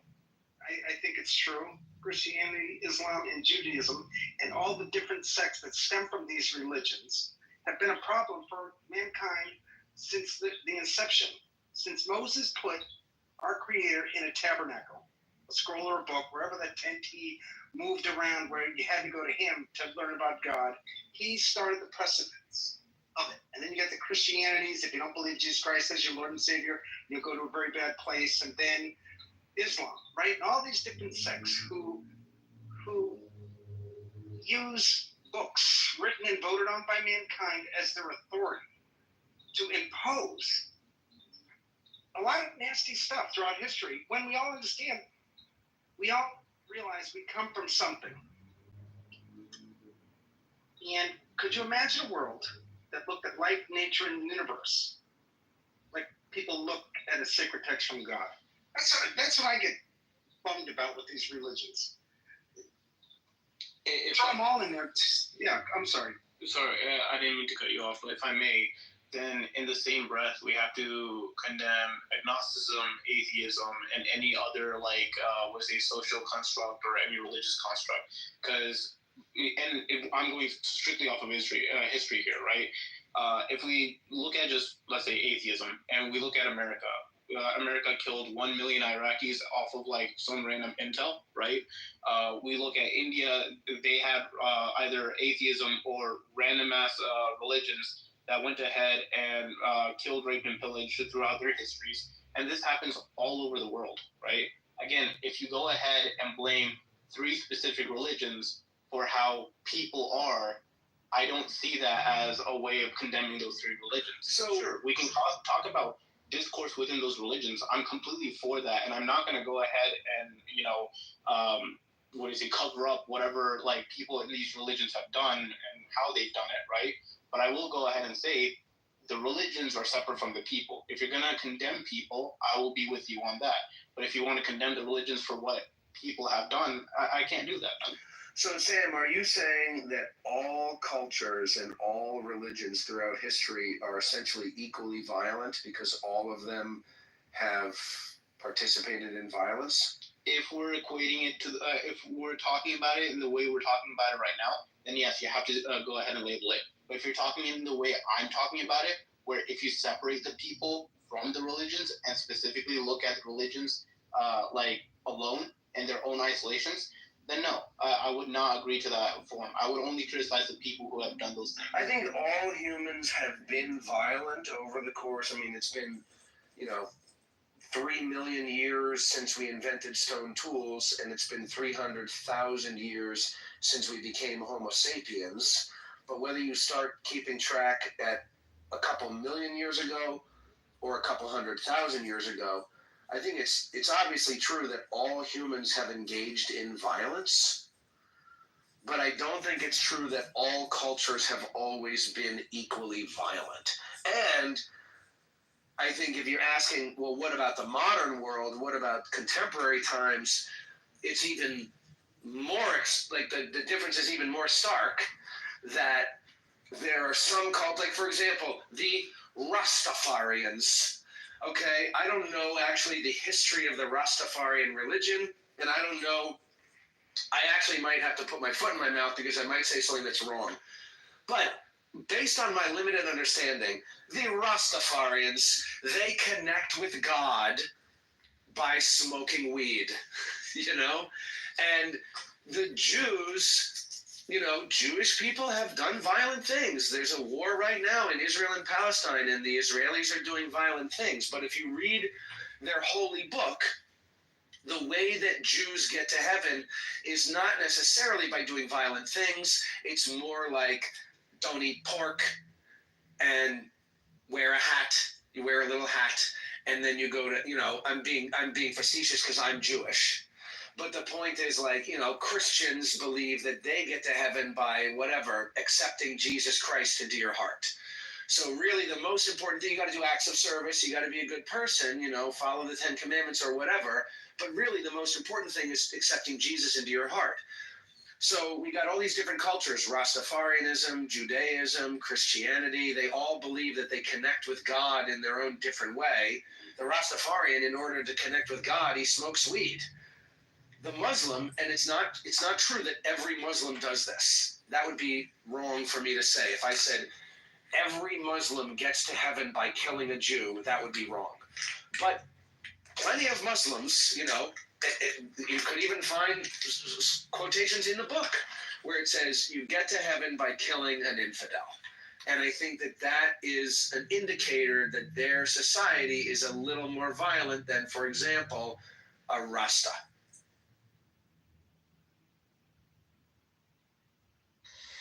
Okay, yeah, sorry. I was typing out my point here, but I'm going to slide the whole thing of not understanding Islam or whatever. I could care less about having a Muslim debate right now, but you were kind of pointing out my point here, right?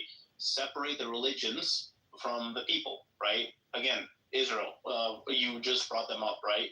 You said the way they get to heaven is wearing a little hat, don't eat pork, all that stuff, whatever.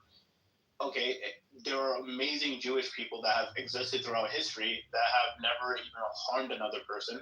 So then why would I call entirety of Judaism like a evil like cult or an evil religion? I would never say that, right? And that's the same way where you're talking about the Rastafarians. I actually know a couple, and I know exactly what you're saying when they're believing that if you smoke weed, that's how you connect with God, right? Again, harmless people, right? But I wouldn't blame their religion if like 2 or 3 people who are Rastafaris go ahead and start harming or raping or whatever, right? It's just like, hey, it's just the people at that point I'm going to criticize, not the religion. What's interesting about it all is it's all about money, right? With all these religions, even starting out, even you think of Mormons, how rich they become once you establish these religions. If you can get people to believe in some kind of an inspirational person. Moses is a great example, the warrior that he was. It's all in the Bible. Great warrior. He talks to God. He says he talks to God, gets the 10 Commandments, puts it in a tabernacle. Wherever the tabernacle goes, everybody brings food and brings stuff to. He doesn't have to go out and hunt. It's there. And then you think of Christianity. Jesus didn't come to establish the church, yet something happened magical where he was this person that didn't start to relate. Did you just say something magical just happened? Yeah, wait, let me finish. Well, not magical. I shouldn't say magical. I could take that back easily. But miraculous. Something happened with Jesus. I like the character Jesus myself, whether he's real or not. I believe he had some great precepts that people can live by, but he didn't establish the church. People after him came and they manipulated his words, and they started this whole Catholicism where they make a ton of money. Same with the Mormons, same with even the Quakers. Like they do in the Baha'i faith is a great example. The Baha'i faith comes after Islam, right? There's another group of people that started a religion, and it's like kings and queens. They make a ton of money off of their subscribers, the people who subscribe to their faith. And it's interesting, with information at the click of a button, that people still feel the need to pay money to these people, pay homage to these people, when information is at the click of the button. Last question I just have for the people on the audience. Have you ever read The Age of Reason by Thomas Paine, or do you know about Thomas Paine? Yeah, I've read it. I've not read it. Yeah, I've read it. The interesting thing about Thomas Paine, first of all, with his common sense and how he literally eliminated monarchical systems of government through the United States. He's the father of democracy, right? He writes Common Sense, the Crisis Paper, Rights of Man, and The Age of Reason. What he tried to do with politics, in my opinion, The Age of Reason, which you could just Google, Age of Reason PDF, he showed us a different path without necessarily saying there is no God. You don't have to say there is no God, but if we can all agree that there is a God, then there must be a proper path to understand this force that he's talking about, right? And so he talks about this in this pamphlet, which is Life, Nature, the Universe. And that never took hold. Thomas Paine never took hold. And in fact, he lost recognition because of The Age of Reason. So I think it'd be an interesting conversation to talk about that awesome pamphlet that changed my life and why this conversation is so important, especially now when you're talking about Israel and Palestine and how they're still bickering back and forth over stuff that Moses said, the Jew that he was said that you're the chosen people, and so we're going to take over this whole land. It is a religious war. And here in America, who pay to keep that, everybody's waiting for the first or second coming. And these religious fanatics, I think in the end, are probably going to end up in a Mad Max movie. We're going to end up in a Mad Max movie for stupid reasons. Didn't Moses kill a bunch of people for worshiping a calf? Moses, it's interesting, was a very nasty individual. If you look at him like a patriarch, in the Old Testament, I can't believe that people aren't going after, they talk about dogging the colonizers and stuff like that, but where did we learn colonization from? From the Bible. Moses was and I don't mean to offend any Jew, or Christian, or Muslim, right? Because they all think he's a prophet. But he was a nasty individual. If God talked to him, we're doomed. We're all doomed. If God talked to Moses, really, and that's what people think, no wonder the world's a freaking mess. Because the stuff God told Moses to do was devastating on so many levels, annihilating. What Moses accomplished in the Bible, Hitler hoped to do with the Jews. It's kind of weird, in my opinion, that the Jews are so mad at Hitler, yet their own books, and they call Moses a prophet. They call him songs, poems, and it's like he's a holy man, but in reality, he was worse than Hitler. I just can't wait until we all, as a civilization, outgrow religion. Go ahead, Sam. Yeah, I'm kind of confused on the claim of Moses, but wouldn't you compare Hitler to more like the Pharaoh that, that the Jews were enslaved under?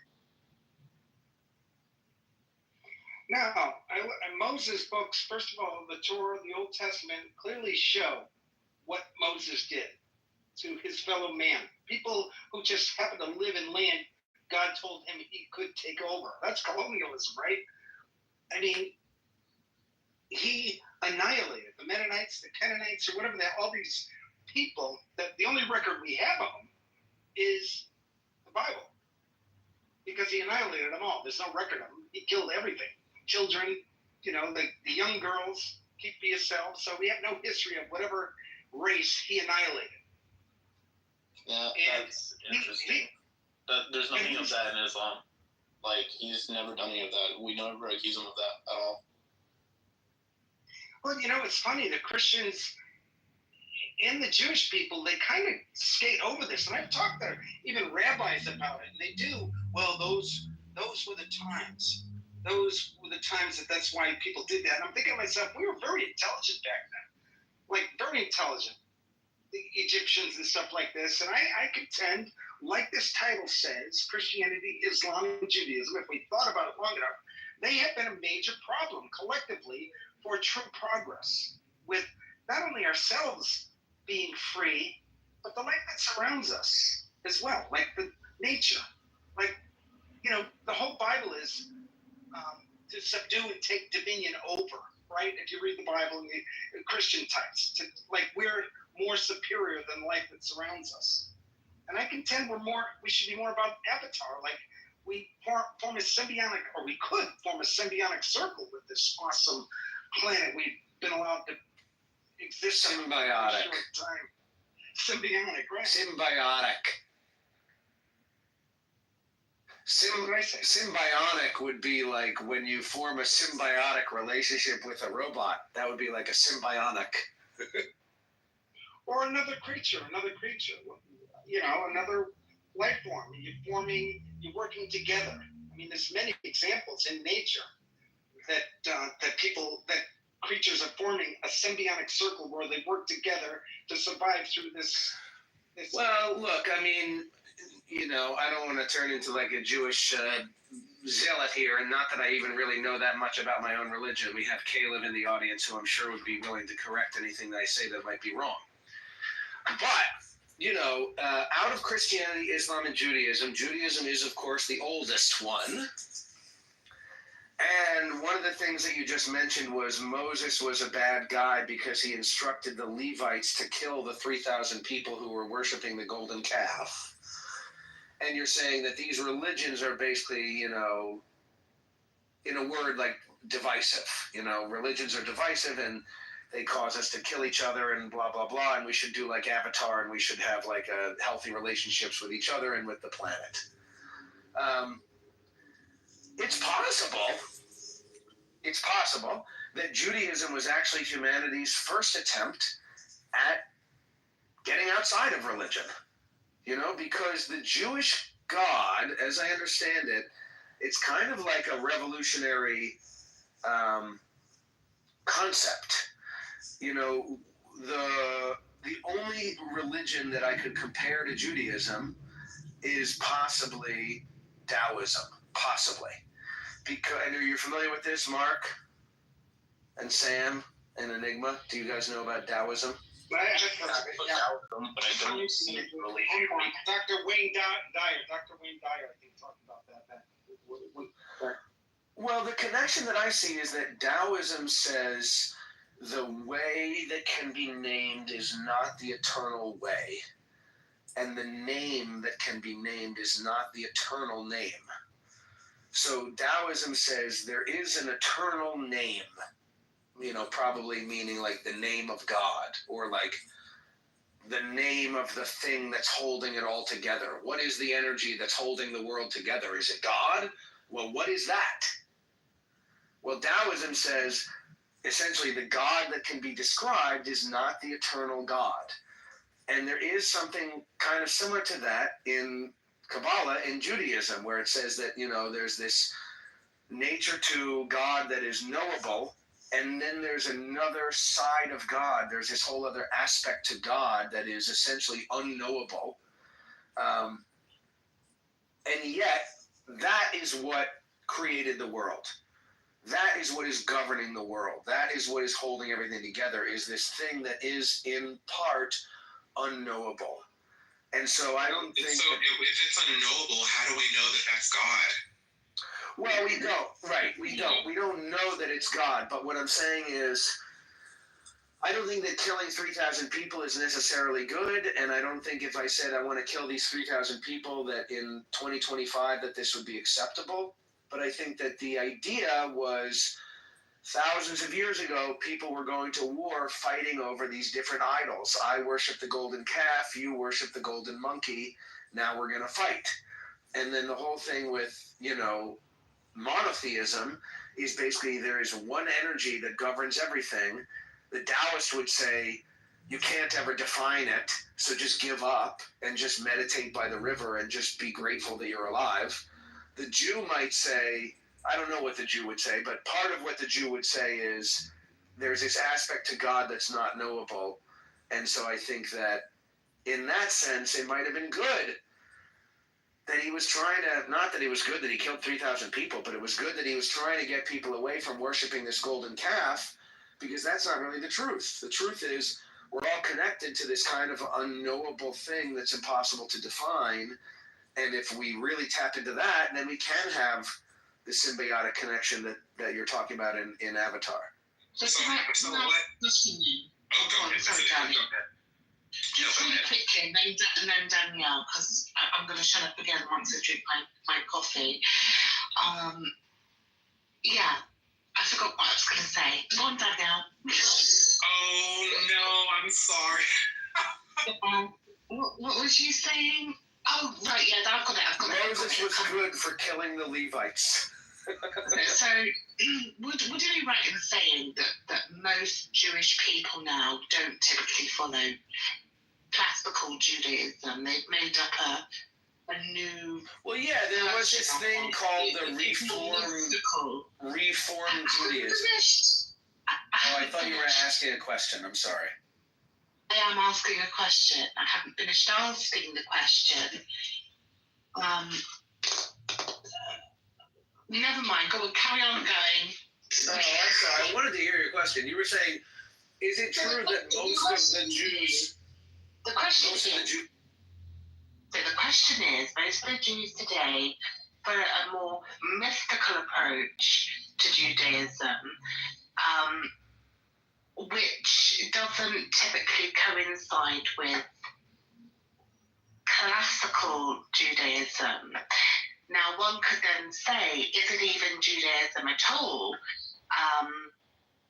if it differs so much from the original? That was my question. Right. I mean, Caleb can probably answer better than me. I'm not a rabbi, and I was raised Reform Judaism. So I was raised by less religious Jews. I was raised by two people who are Jewish ancestrally, identify as Jewish socially and culturally. And we did some Jewish religion when I was growing up, but Reform, so my parents let a lot of stuff go, We're not talking about Jewish people because there are Jewish people who are atheists. I'm talking about people who follow Judaism today. Well, I identify as a Jew, and I follow Judaism as it was taught to me. A version of Judaism, but not typical Judaism. That's what I'm trying to get at. Well, the phrase "typical Judaism" would make a Jew laugh. I'm talking about classic. No, I know, but even the term, Caleb, help me. Caleb, come save me. But I think that generally... You're not under attack. No, I don't feel like I'm under attack at all. I don't feel like... I'm just to be clarified. No, I'm enjoying interacting with you. I don't feel like I'm under attack at all, but I think that I may say something ignorant. Let me clarify. You're talking about... When I'm talking about classical Judaism, I'm talking about eradicating whole cultures based upon disagreeing of God beliefs. I don't know if the Bible is true in that regard. You know, I don't know if the Tanakh is true or whether Torah is true, or whether it is just a book of you know, writing scribbled by somebody who obviously had some issues with regards to power. But well, I don't know. Just saying the term. What I'm saying is, when I'm talking about Judaism, I'm talking about believing in the 600 and odd laws that are in Torah. Do you believe that it's okay to stone your children if they disobey you? Do you believe it's okay to rape someone who is not betrothed to be married, so long as you can rape them as long as you pay the father 50 shekels and marry them? I mean, you don't typically believe those things anymore, do you? Right. Well, so I think that the Reform Judaism movement. Why do you think that's Judaism? Why do you think there's some kind of like pure, unadulterated, original Judaism? Why do you think that? Why do I think that? Because if those stories were given to a chosen people of God to be followed, well, why wouldn't I think that? I mean. It's never been your way.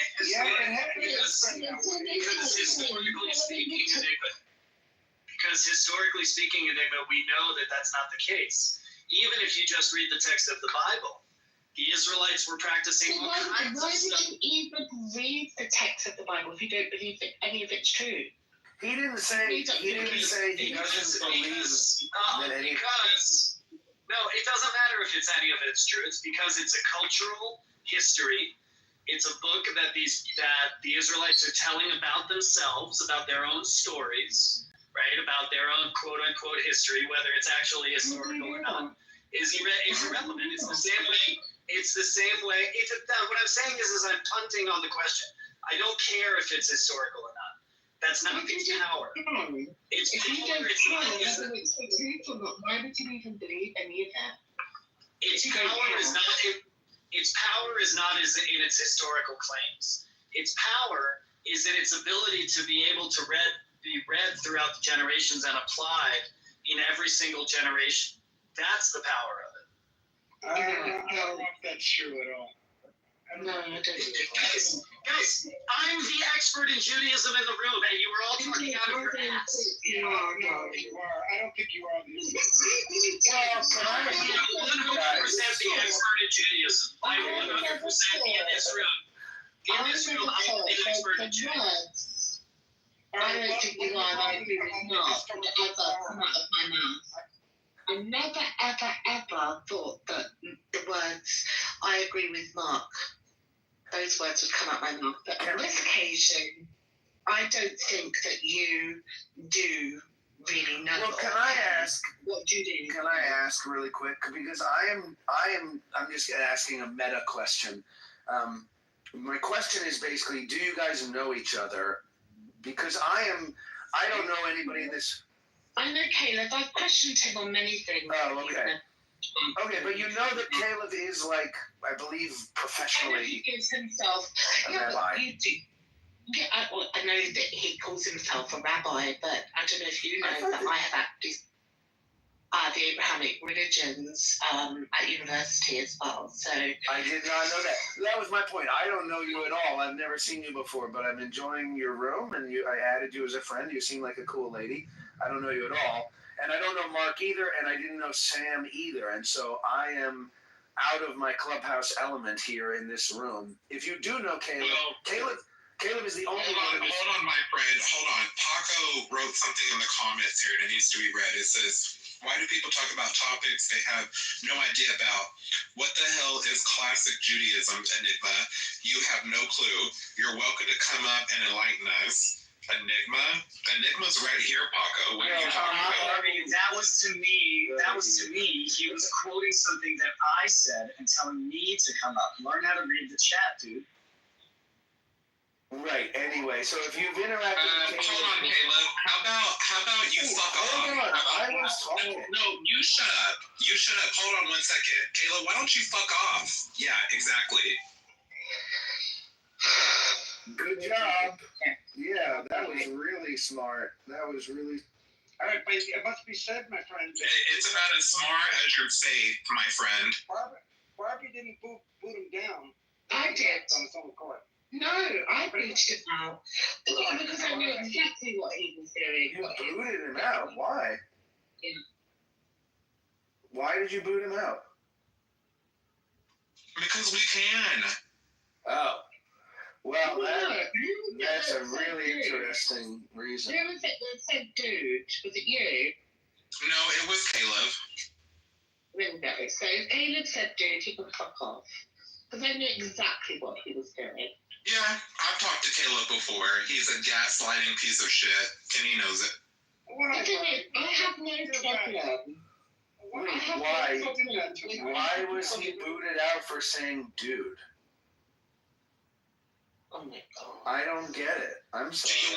Do you want to find out the hard way, or do you just want to keep your mouth shut, my friend? So you're saying I have to remain silent, or you're going to boot me out of your... No, that's not what I'm saying at all. Did I say that? I said, do you want to find out the hard way? Or do you just want to keep your mouth shut? What does that mean? Because you know exactly why. You know why. Okay, it's rude. Plans? Oh, wow, yeah! Look who decided to come to the party! Oh, okay. Fucking more. Barbie, you suck. I can't believe you booted him out. Yeah. I didn't boot him out, Mark. Put your dentures in. F-word behavior. Barbie did not. Yeah, you're a fucking idiot, my friend. Yeah, and you're a fucking F-word. Going F-word? What, faggot? What, you don't have the balls to say you fucking idiot? No, I don't, because I don't want to worship a pedophilic God. So what, I'm a fucking faggot because I worship a God. Well, sorry, my friend, I don't worship pedophilia, you fucking sicko. You fucking sicko. You need therapy, you delusional piece of shit. I'll tell you what, my friend, sweetheart. If you want to follow a religion that promotes sucking babies' willies, go ahead. You're a fucking disgrace to humanity. You and your Abrahamic faith can go fucking do one. There's a lot of other cultures practice. Okay, cool. This is why Palestinians are having their brains spilled out over the sidewalk. This is why Palestinian babies are being blown apart limb from limb. This is why Palestinian brains are spilling out into the street. This is why the Palestinians are being blown apart by bombs. You are a moron. You are a moron. Cool. Are you still enjoying the chat? I'm glad you think it's so funny. Fucking it. Fucking hilarious. Enigma, so you and I never really got along, huh? You agreed with one of my comments. Mark, I agree wholeheartedly with you on that comment. We do get on. Listen, I get on with everybody. If people want to take umbrage with me, they can. But what they're not going to do is disrespect Barbie for who she is. I mean, it's clearly a man. Was that an accident? And clearly you're a fucking pedophile or worshiper. No, I'm not, but you're... Yeah, you are. Yeah, you are. Yeah, you are. Yeah, you are. I'm more of a woman than you're mine and your whole fucking any woman in your life, bitch. How about... Bye. And then there was 4. Mm-hmm. See what happens when I have to. This is why I keep my mouth shut. Oh, the problem is that, Muslims are so hateful to Jews, but, I'm going to be hateful to the LGBTQ community. You have to get out of here. What were you going to say, Mark? What is it that you want to tell me? I think you're too sensitive about that whole thing. Mark, I didn't remove Caleb. I didn't do anything. Why are you coming at me for? I did. Why'd you do that? Why does it matter? Let me tell you why. Because it was interesting conversation. I was in here for the It was an interesting conversation. Mark, I don't care. Nobody is going to disrespect my best friend in my presence. They're just not going to do it. And if you think that I'm going to allow that, then dream on. And you don't have to stay here if you don't like the way that I have them in my room. That's another problem. I don't care. I don't care who shows up here, who doesn't show up here. It's nice to talk to people. But, if people are going to say, oh, I'm not going to come to your room because you did this and you did that. I mean, that's just babyish. Listen, Mark, I understand you think that Caleb is good conversation. Every single interaction I've had with Caleb, he has been evasive, ambiguous, and very disrespectful. And I'm not having that. And then look what happened. The moment I dealt with that situation, you got someone else being very disrespectful to my friend as well. Am I going to just sit by and take them? No, of course I'm not. Would you do that, Mark?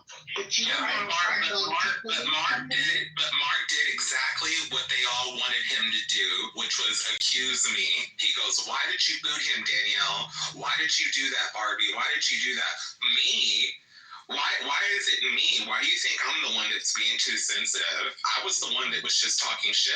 Like, I didn't do anything, but Mark went right in and started pointing the finger at me. Why did you do this? That's pretty fucked up, Mark.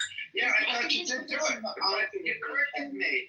I thought it was me. You did do it, but you corrected me. Yeah, but you called me sensitive. I was being too sensitive and stuff like that. It's like, man, Mark, I've never been standoffish to you or rude to you or disrespectful to you, maybe disrespectful to people in your presence, but never towards you. So for you to start pointing the finger at me and calling me, oh, you're being too sensitive and stuff like that, excuse me?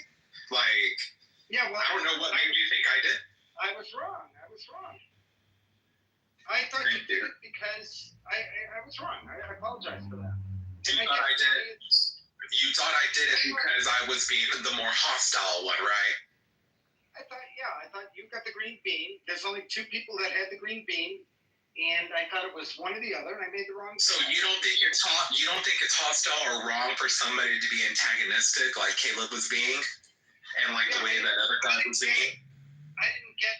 The other guy was starting to get a little rude, but initially when he said "dude," I didn't understand why it was so confusing because he knows that I am a trans woman. I've talked to Caleb before, Mark. Don't act like it's not rude.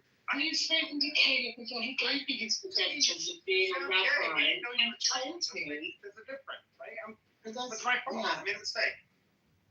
Also, I know through speaking with Caleb that his knowledge of historical Judaism is inaccurate, because this is what happens when you are taught a specific ideology. When it comes to a theology, it changes throughout the years, and the records and books and things, they all change. This is why the Talmud was introduced.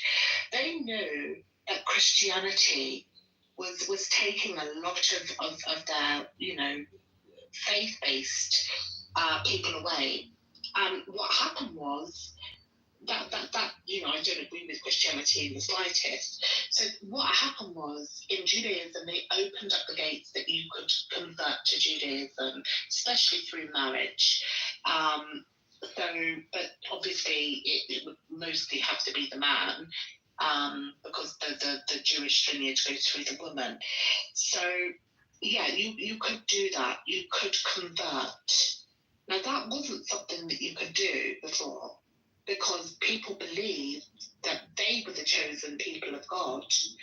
And it's a very new idea. I think in the 1500s, this idea came into play, and it had to do with the Catholic Church and going through the Reformation and the Renaissance period with King Henry VIII and all of that nonsense. But yeah, they were losing numbers, and you know, they were hated by many, and that's wrong, absolutely wrong. Jewish people have had it hard. They have had it hard. But they also have to remember that their doctrines and the things that they worship are disgusting. Like, you know, killing your firstborn child. Killing your firstborn child, redeem your firstborn child. And then later on, redeem, change to give them money, you know, give them so many shekels or whatever.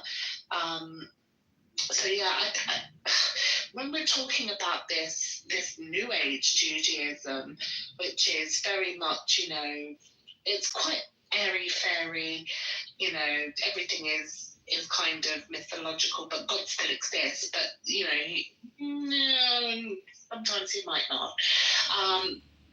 It doesn't make any sense to me. It really doesn't. But I do appreciate the fact that they have changed. They've veered away from their old practices that happened in ancient Mesopotamia to now, because, you know, they would have had to, otherwise, yeah. Yeah, it's like the Catholics too. They all change, but how many years do we have to wait for them to freaking change? How many lives are destroyed because of their very existence? Granted, they'll say they help a lot of people, the Jew, Christian, Muslim, but they're most of them. I shouldn't say most, but the fanatical ones, the zealot ones who promote this faith and make a lot of money off of it. I don't think I think they're detrimental to the human condition and life that surrounds us on so many levels. So I get the title of the room. I did join. I don't have a red flag, as you can see. I did join it. And we've talked before, Enigma, for sure. I know but we haven't always been eye to eye on topics, but that's okay to not see eye to eye. But if somebody is going to be out and out disrespectful and disgusting, especially when they're saying, "Oh, we're so agreed by these people," while doing it to other people, I think that's just wrong. That's why I remove people. The fact that he even says he's like the key authority on Judaism is kind of surprising because there's so many variations. Of course. He doesn't even practice Orthodox Judaism. He's an airy-fairy one. He's a New Age person who follows Judaism. I mean, he doesn't even agree with everything that's in the Talmud either, so it's laughable. Yeah, and I must say, I always have to bring up Thomas Paine because I wish somebody would just read The Age of Reason, simple pamphlet. We're all in the same boat when it comes to whatever the hell started the collective hold of everything. I contend that it's a good word. God is a good word, especially if we want to rid the world of these Abrahamic faiths, because that's their word, right? God is mostly kind of their word. And we are dealing with something we have no clue with. We are dealing with something that's metaphysical in nature. It's either nothing at all or something infinite in nature, or I don't even know what the heck it is. But I think for myself personally, I think it brings joy to life to just contemplate it, and just wonder of what it is. And with Thomas Paine's The Age of Reason, he talks about the true word of God being the creation we behold. And I imagine a world where people treat life and nature like a sacred text from God. And I think of that, and I think of for all these religious fanatics who impose their interpretation, because these sacred books aren't the problem. It's these interpretations of them, people's warped interpretations that, again, go against the laws of nature and whatever started this force to begin with that we call God.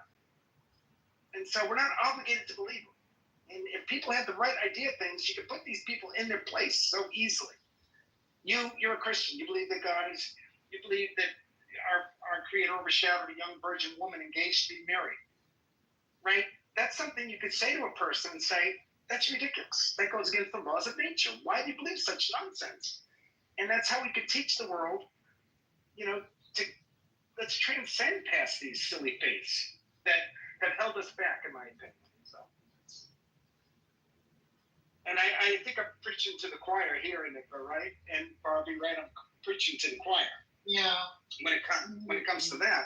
But then when we think of atheism with a capital A, very valid stance, no doubt, that whatever it is that we come from, it doesn't play a conscious active role in your life. It's just, it is, we're here.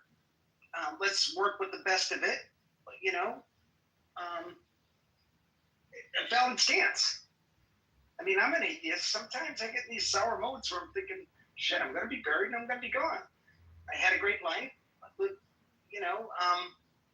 maybe there isn't nothing more after this very real life is over. But I'm not going to dwell on it. As like Thomas Paine, as a pure deist, defined by Thomas Paine, not Noah Webster.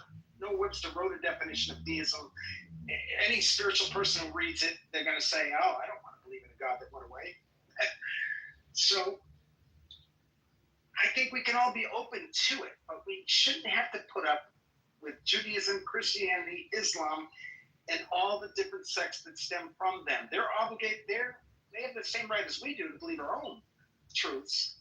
But when it's imposed on us, when we send money to Israel for them to hold that they're the chosen people and they get to have that property in Palestine should belong to them too, because Moses said, because it is biblical.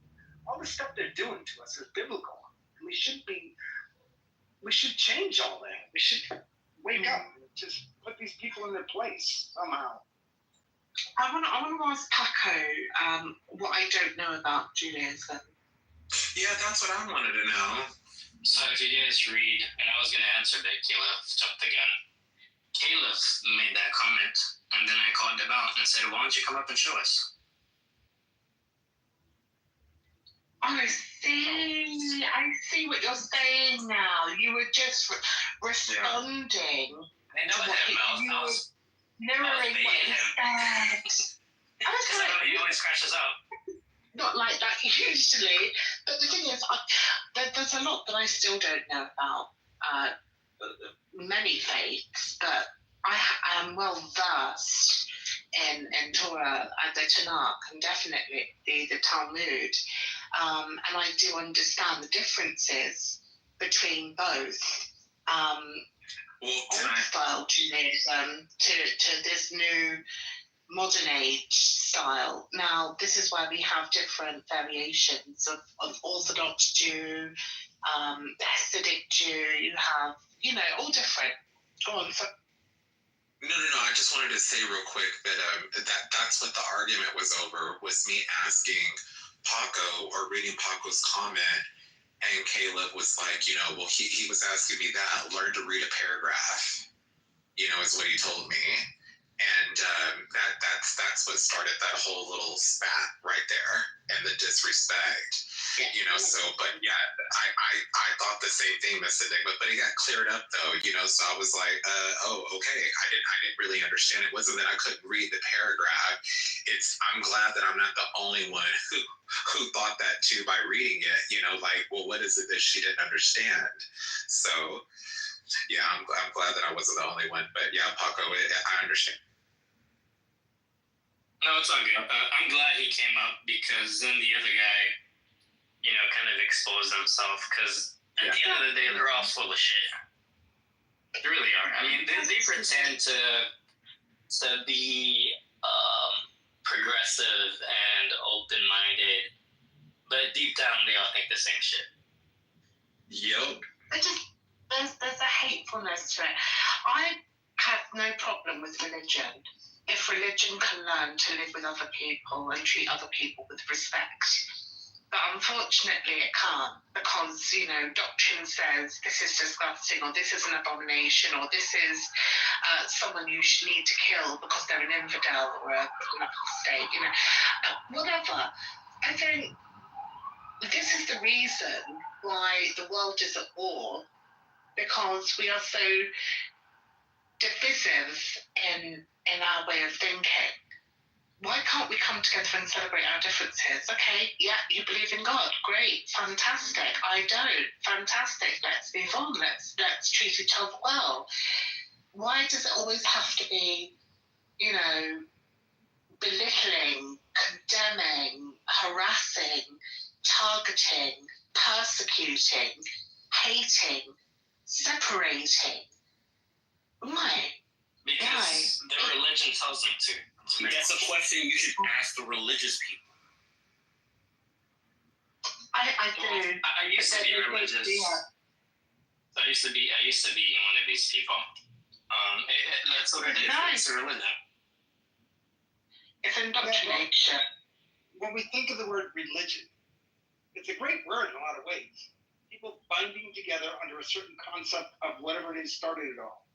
People grouping together. And the beauty about religion, in my opinion, is you can discern the fanatics, the ones who, somebody who talks about Jesus, Christian, and you can tell if he's a Baptist or a Catholic. It's kind of interesting that it's a word that you can at least get a sense of what people believe as far as where we come from or what it's all about.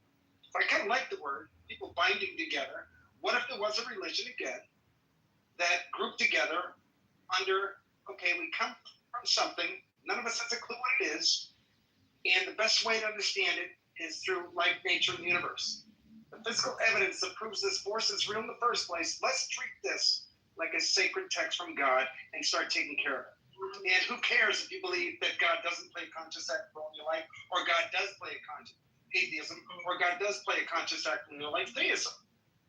Why can't it be more of a mood? Why can't atheism and theism, for me, it's more of a mood that I feel at any given time. Like sometimes I feel like, because I have no clue one way or the other, but sometimes atheism makes sense to me. Okay, I'm here, I still got to do the right thing, but if I'm wrong, let's just say there's an intelligence that is watching over me, let's say, watching what I do, and I'll be allowed to go into whatever realm, if there is another realm after this. How would this force feel? I think like I would feel if I created something and somebody trashed it for no good reason. I'd say, well, you're not allowed to go to the promised land. But if you're trashing life and nature and the universe, the things that I show you to prove that I am, then if you take care of it, maybe you have a hope. And that could be from my own upbringing, by the way. My own upbringing, religious upbringing, could have brought me to that thought. But I think, again, it'd be interesting if you ever, Enigma, it's The Age of Reason, Thomas Paine, PDF. It's all his writings are online, and I think what he did for the political movement of the day, which was huge. 1776 was huge, where we the people can govern ourselves. We don't need monarchical systems of government anymore.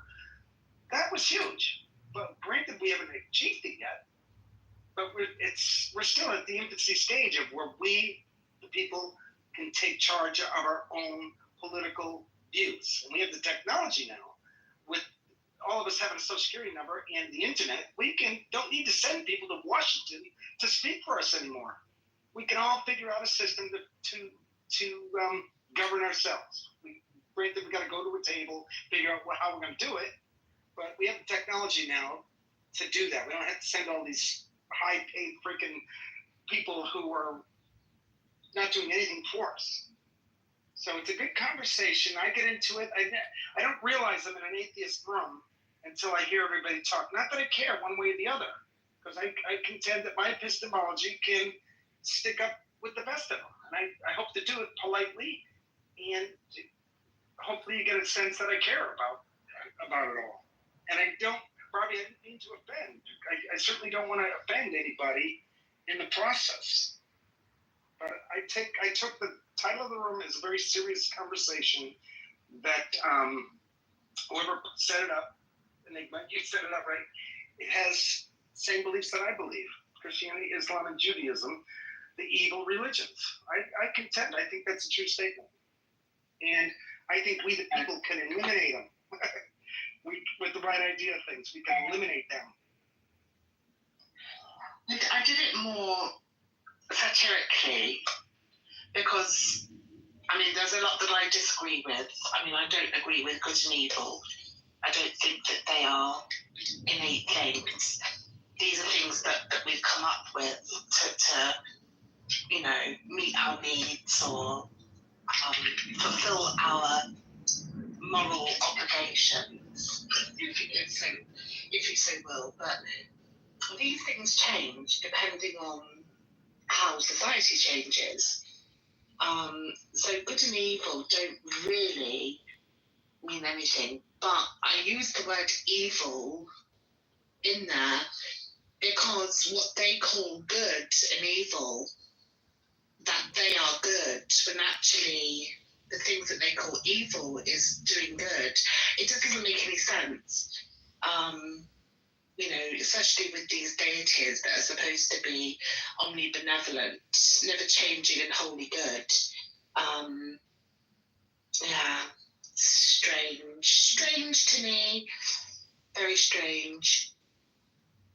Yeah, and one thing that they don't realize, that the Black Hebrew Israelites, I've been in many of their rooms.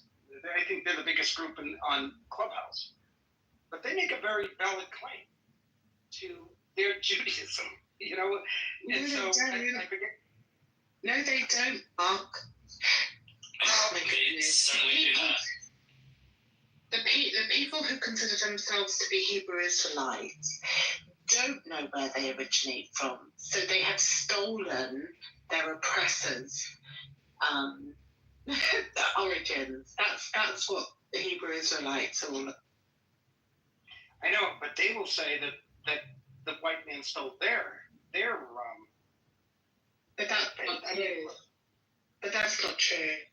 Because if you're talking about the transatlantic slave trade, these people weren't kidnapped. They were sold by their own people, by the tribes leaders and everything. And it still goes on today in some areas. You have to remember, my father's from Nigeria. I know about this crap. I really do. Well, the thing that I wanted to say about it, with that Jewish person who I guess knew all about Judaism, is even if they're not right, the Black Hebrew Israelites again shows us how dangerous these books can be in the hands of the gullible or easily led. And that's not saying that these sacred words or writings aren't valuable, spiritual on many levels, but there's many people who use them to segregate, and not just socially, but spiritually, segregate us from each other. Hello, Al-Walid. How are you doing? Did you want to comment on something?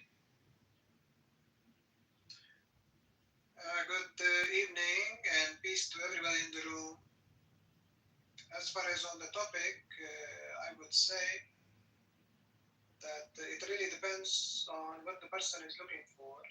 The person is looking for truth and some peace and tranquility in life, then maybe the topic is actually the opposite of the truth.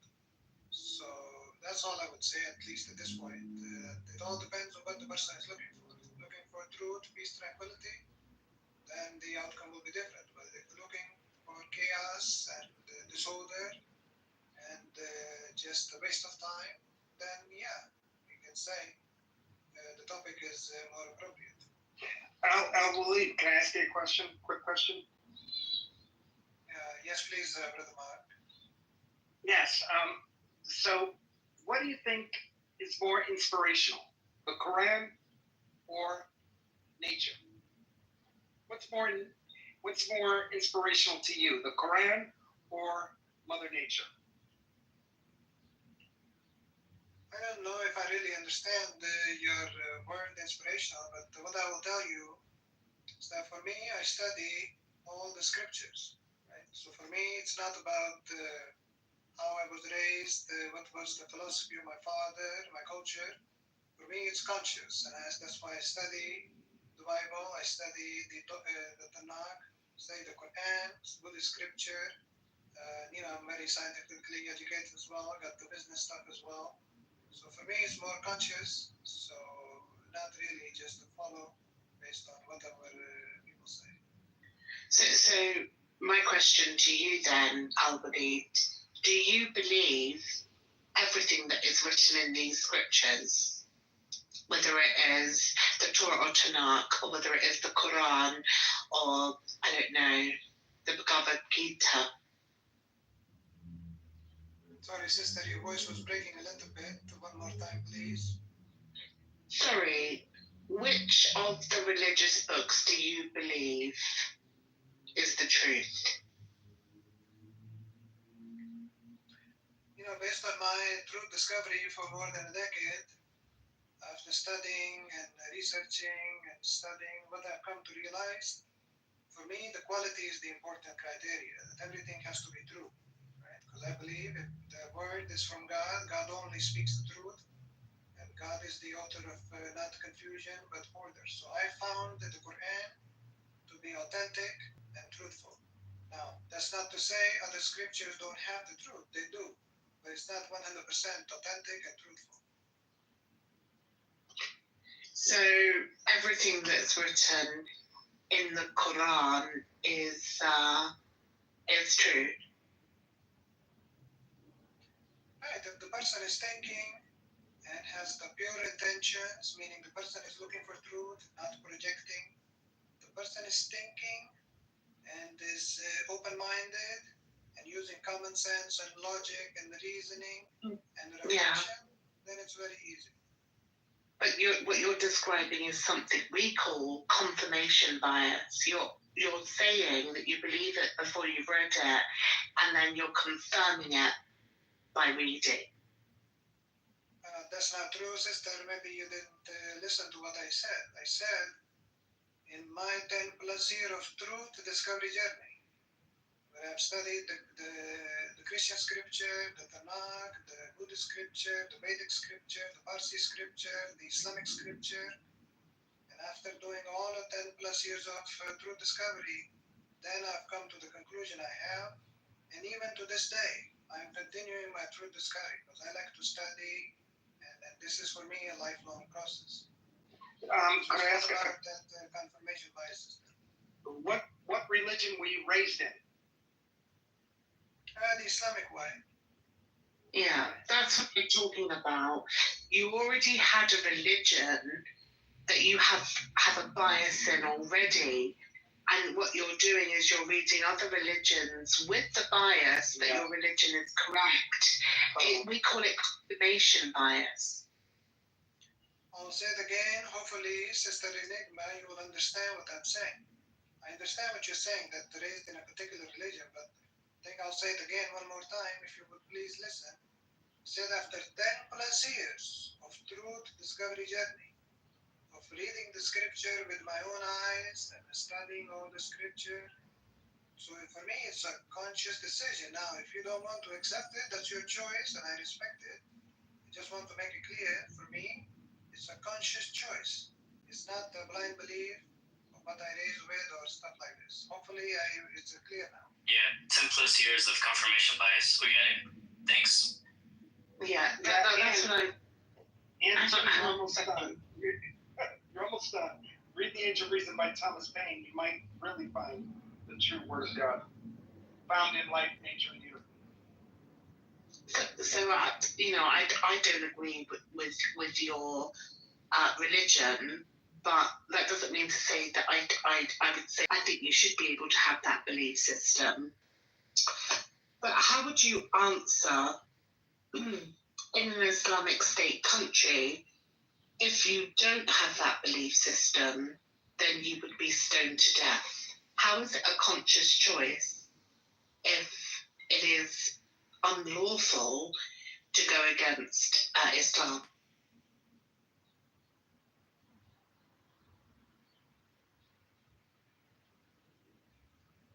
Sister sister, that's where it goes. So before I answer the question, do you follow any philosophy or any religion? No, I don't follow any religion.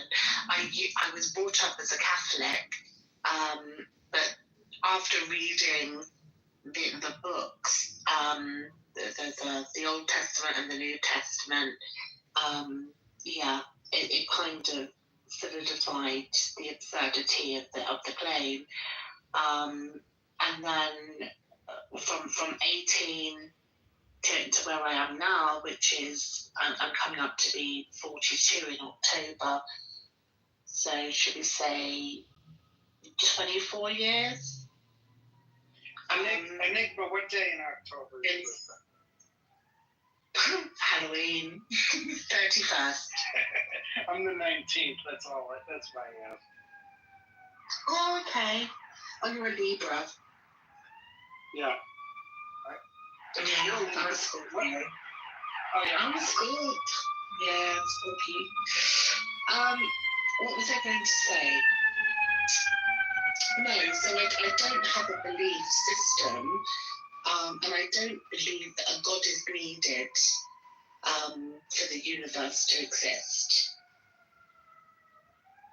Okay, that's good. So, sister, how did you, just for my understanding and enlightenment, how did you come to this conclusion that there is no God, and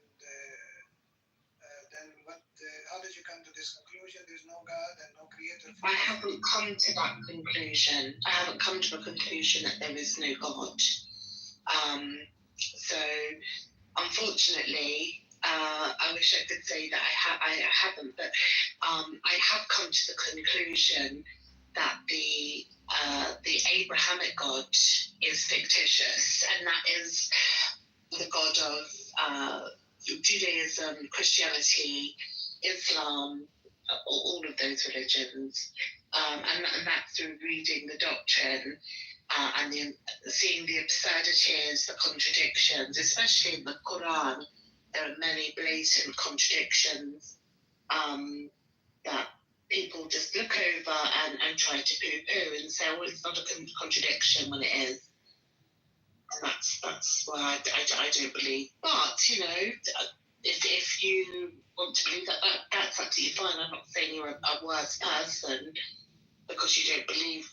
Like, I don't think you should be killed because you don't believe the same thing as me. But, in Islam, I think if I was to express my opinions in a country that isn't westernized, I could probably be put to death for that, for being the infidel. Oh, sister. Yeah, totally. That's true. Here's just a thought. Now, you believe your interpretation of the Quran. There's many interpretations. So why is your interpretation? First of all, you should know that whatever started the collective whole of everything doesn't physically write books. You know that. That's like a no-brainer, right? It doesn't write books. So if we're going to look for God, you look towards your parents first and foremost, because you said you were raised in Islam, and so you're Islam, so you believe that. But why do you believe those interpretations? Because there's many interpretations of the book. Which one is right? Which one is wrong? And how do you discern? Are you staying with your families? Like, whatever your mom and father believe, that's what you believe? I mean, you said you studied all the different religions, and you found out, I studied Judaism, Christianity, and I find that Islam makes more sense. And this is make your parents proud, because here you went, did all the studying. Your parents would love you because you came back and you're like, I believe everything you said. This is great. So how amazing is that? How convenient is that, first of all? Yet, again, this force that we all come from, I don't think it writes books. People are inspired to write books through life and nature and the universe. They're inspired to put things down. Our ancestors wrote some amazing stuff. Poetry, it's found in the Bible. I'm sure it's found in the Quran. But so what I'm confused with is why do you accept other people's interpretation and then call it your religion? Don't you have a mind of your own? Can't you think for yourself? Don't you understand that the true word of God is the creation we behold, and it's that simple?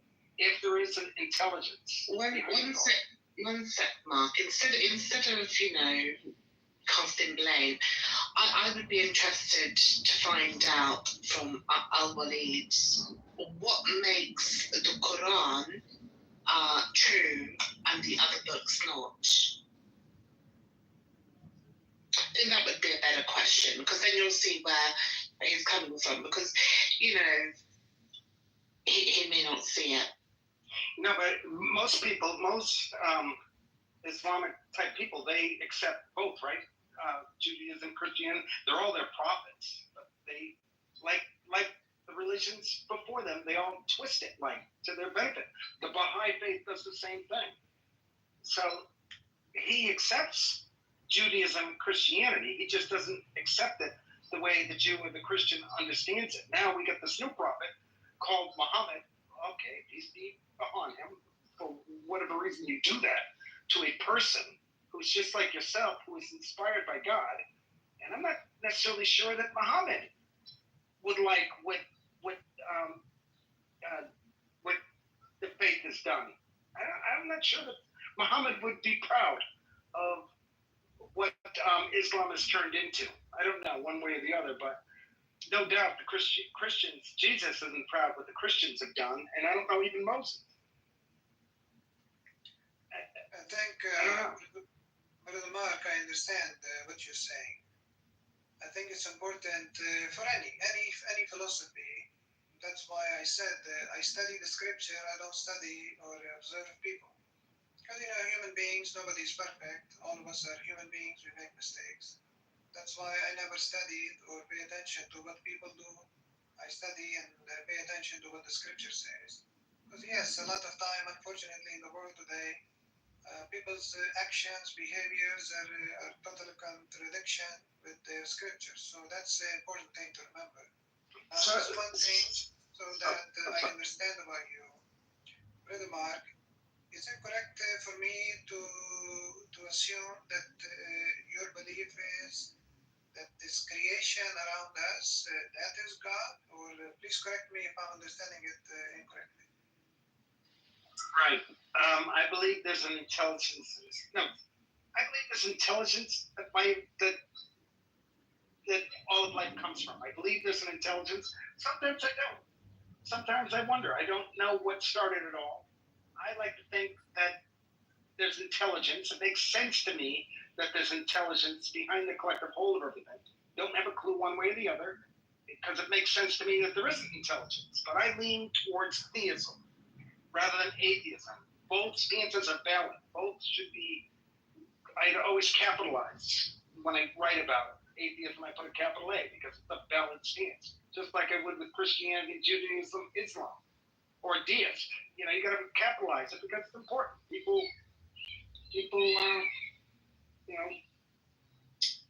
So I believe personally that there's an intelligence behind the collective whole of everything, and I believe that this force plays a conscious, active role in our lives if we're in tuned to its sacred text found in life, nature, and the universe. Not in a book, not in one book, all books, all people. People write books because they're inspired. I can read, let's say, the Eckhart Tolle's Power of Now or A New Earth. I get inspired. It brings me. I can read Richard Dawkins' God Delusion and be inspired by his brain. Christopher Hitchens, Daniel Dennett, Sam Harris. These guys are brilliant in my mind. And they inspire me to get closer to this force. But it's all in my head. I can't prove you, just like you can't prove to me. I can't prove it one way or the other, but I love the journey. I think it brings enthusiasm to my life to think about all this stuff. And the conversation is amazing. And I think if we could stop waiting for saviors, and prophets, and we the people could have been amazing way back in the day if we didn't kill the smartest of us off at very early ages when you think of Christianity, you say one negative thing, a young kid, they're hung. You know, if you think of how nasty religion has been, when we're all just, I was rambling. Yes, Brother Mark, you know, based on what you have shared so far, I really respect you for the fact that you're thinking. You know, that's the thing I like about you, that you're thinking. And, you know, unfortunately, a lot of people, regardless of what philosophy they follow, what religion they follow, they're not thinking. So I really admire you that you are thinking, you are observing, you are reflecting. So I admire you for that. Second point, I totally agree with you that there is intelligence. Yes, you know, when I pay attention, like I have a scientific background and education, so when I look around, you know, the universe and the creation, there is intelligence. Everything is running, everything created, you know, like when I pay attention to even the simple leaf of a plant, you know, there's a whole factory going on in there. So I totally agree with you when it comes to the point that there is intelligence, indeed. Any person that's thinking and reflecting and a scientific and logical and reasonable person would agree with you. Yes, there is intelligence that is going on here, that is running it, and I totally agree with you on that. Sorry, I disagree with that. I disagree with that because I don't see intelligence in a leaf. I see oh my goodness. One second. I see DNA in humans, and I see patterns, yes, but I don't see intelligence. If I saw intelligence and order, then every single blade of grass would be the same size. Every single human being would be functional and live to the same age. There is no order in nature. It's random. So I don't understand where intelligence comes into it. Perhaps you could enlighten me. Yeah, for myself, it's a great experiment for yourself. And just think of something you want in life, and maybe you've already done this. I can't even go that route because please don't go down the law of attraction. Yeah, that's right. We've had that conversation before, and you know I've tripped you up on that one. Well, it's a hard one because it's something I can't prove myself, and I've just heard the law of attraction. I like that concept. You do? I know. Well, that blames children. That blames children who have bone cancer and things like that. They have bone cancer because, you know, that's what they wanted from the universe. Yeah. Come on, you don't believe that. Yeah, but first of all, that's another topic when you're talking about people, cancers, and this bad stuff that happens to us in life. But you know, when the word God for me is an open-ended word. It's when people, and hopefully I'm not doing that. Hopefully I'm not doing that here in this room, that I'm imposing. I hope I'm leaving it open one way or the other. Because none of us has a clue what the heck this force is all about. You know? I mean, you can believe in the law of attraction, but I'm still going to question it. Because I like questioning. And I like critically thinking about things. I like to see things for what they are. So when I hear about karma, for instance, which is, you know, like, I suppose the rudimentary form of the law of attraction, you know, what you give out into the universe, you get back times 3. So if you're giving out negativity, you get it back. If you're giving out goodness, you get it back. That victim blames people who are, you know, assaulted, are in domestic violence, or raped, or you know, killed. Well, that really is like saying, well, it was the victim's fault because they wanted that to happen. That's the bit that I have the problem with.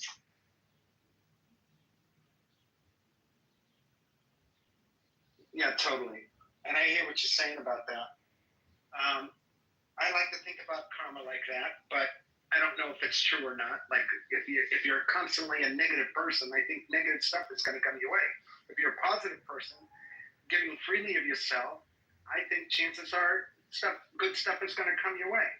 But there's plenty of negative people who are surrounded by wealth and things and goodness and totally. There's plenty of positive people out there.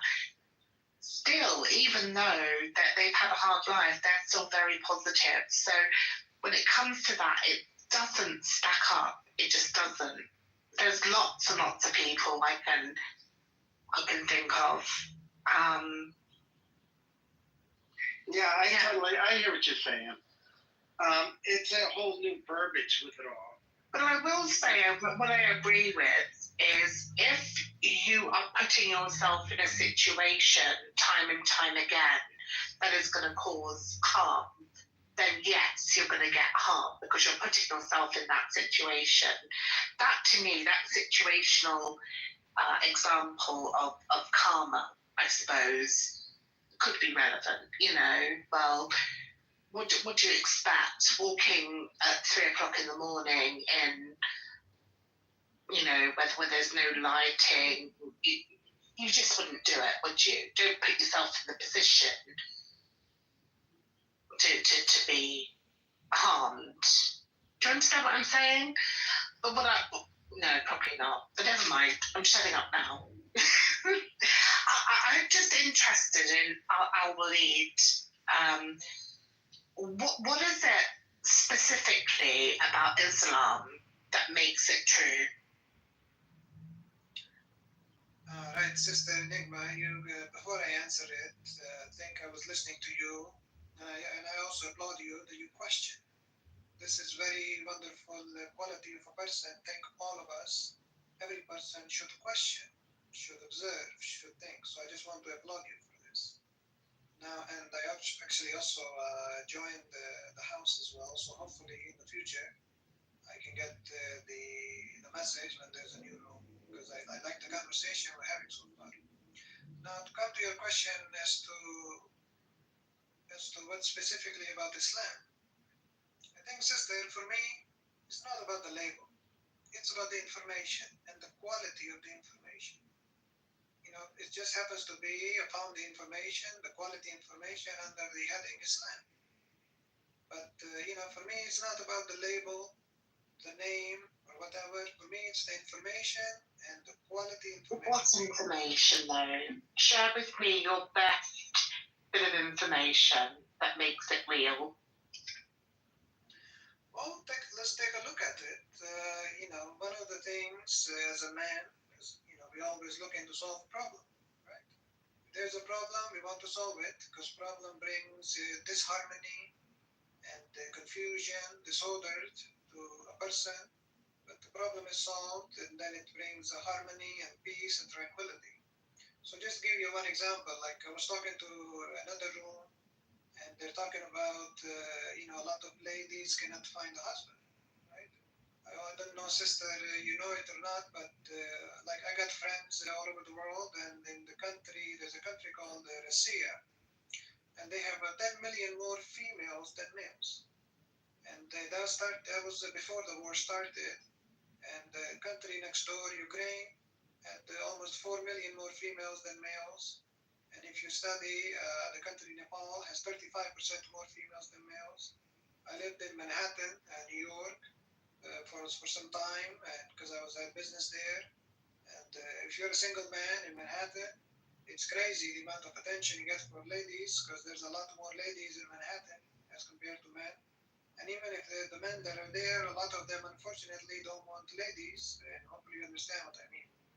So there's a problem, right? So the question as a man, me thinking, like, okay, what is the solution to the problem? So I look around the world, I study the law, I find one man for one woman. Okay, all right. And then I study Christianity. Again, I study the Bible, I respect it. I respect everybody's belief, I'm never disrespectful. So just to get to your point, sorry to speed you up a little bit, because I know where you're going. You're going to say, well, with Islam, you can have 4 wives, and that helps with everybody finding a husband. But what you've done again is what's called confirmation bias, because marriage in its essential state is a religious ceremony, isn't it? It's something that is done by people. I mean, specifically, you could have a union, a civil union, or you could even cohabit, and more and more people are even in polyamorous relationships.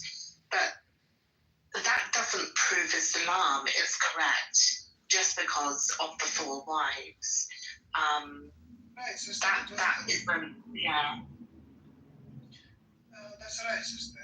But the thing of it is the way I like to talk is that one person finish, the other person talk. That way we can have a respectful conversation.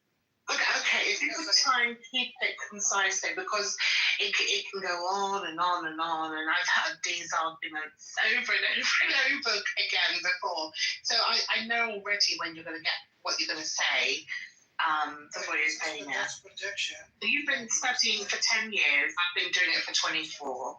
So just if I may, Enigma, if I may, I don't think you were talking about multiple wives, were you? Were you getting ready to talk about? Yeah, he was going to say about in Islam you can have 4 wives. Am I right, Al-Walid? Well, sister and brother, that's the problem. If you're going to project and already assume what the other person is eventually going to say. So, was I right? Was I right or wrong? No, you were not right. So. Okay. So, what was you going to say then? Okay, carry on. Sister, we cannot have a conversation like this. Okay. I'm sorry for interrupting. Carry on. What was you going to say? Sister, just 1 second. Let's No. I don't need correcting, thank you. I'm not part of your religion. If you can either continue or you can, choose not to speak, but you're not going to tell me what to do. Okay, that's something. I'm not going to tell you what to do, and you're not going to tell me what to do. Okay, so that's how we respect each other. So you can either continue or not continue. It's up to you. Right. So I'm not trying to tell you anything what to do, okay? And my intention was not to trigger you. If you got triggered, it's okay. No, you're not going to gaslight me either. So what was it you were going to say if it wasn't about, Islam allowing 4 people, you to marry 4 people because women have a problem, finding a husband? What was you going to... So at this point, what I'm saying is if we can have an agreement that how we are going to have a conversation. I will listen to whatever the brother or sister is saying. I'll stay quiet. Once the person is finished, then I open my mic and then I answer or ask a question. Can we have So hang on. You said that you were not going to talk about the fact that Islam, with the 4 wives, that you were not going to talk about that as a solution for women not being able to find husbands. So what was you going to say? If you could just say it, that would be lovely. Sister, I will say it one last time. That. Oh goodness! Are we going to go round and round the houses, Al-Walid? We have to because he knows you're right, so he doesn't want to go there. No, he's obviously lied. You lied. Okay, we can agree. Coward. Bye, Al-Walid. You're a coward. Goodbye. Where's he gone? Fucking idiot. He ran away. He ran away. He called him out. That's where he was going because that's where he was going. Of course he was going there. Just admit it. I don't know if he was going there, guys. But Mark, why would he mention?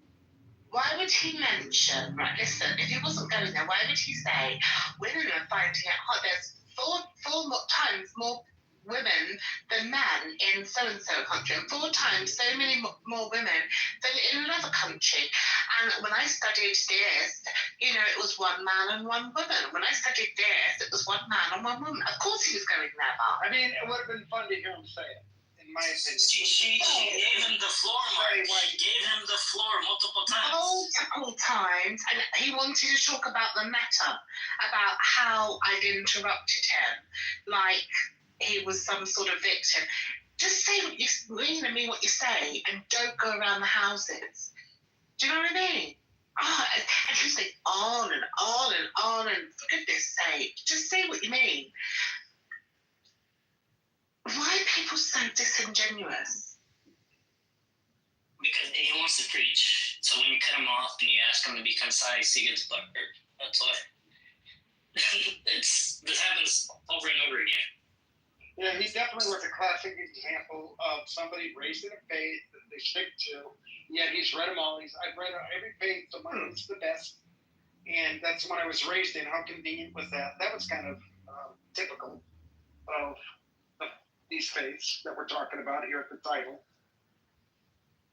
The thing is, in his religion, he thinks that women should be, you know, taught by men. Men should, you know, be doing everything and the studying and the women should shut up and let the man speak. Now, when you're speaking about something, I just wanted to get to the point. It was going on forever. I've got ADHD. I'm sorry. You know, I even said to him, I'm sorry that I interrupted you in the end. Now, can you please just say it? And it was like, oh, dear mom, sister. God, fuck off.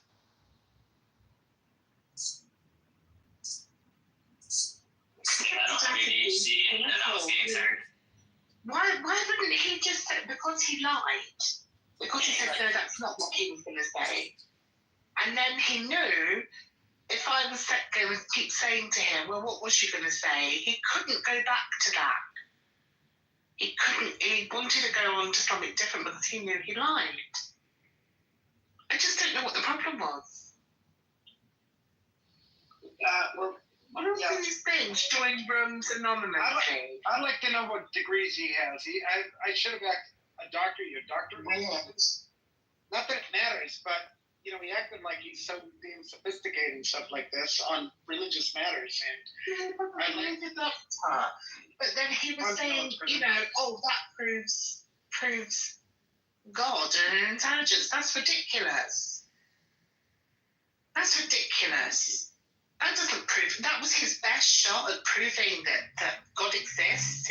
Is because Muhammad said you could marry 4 women. That's crazy.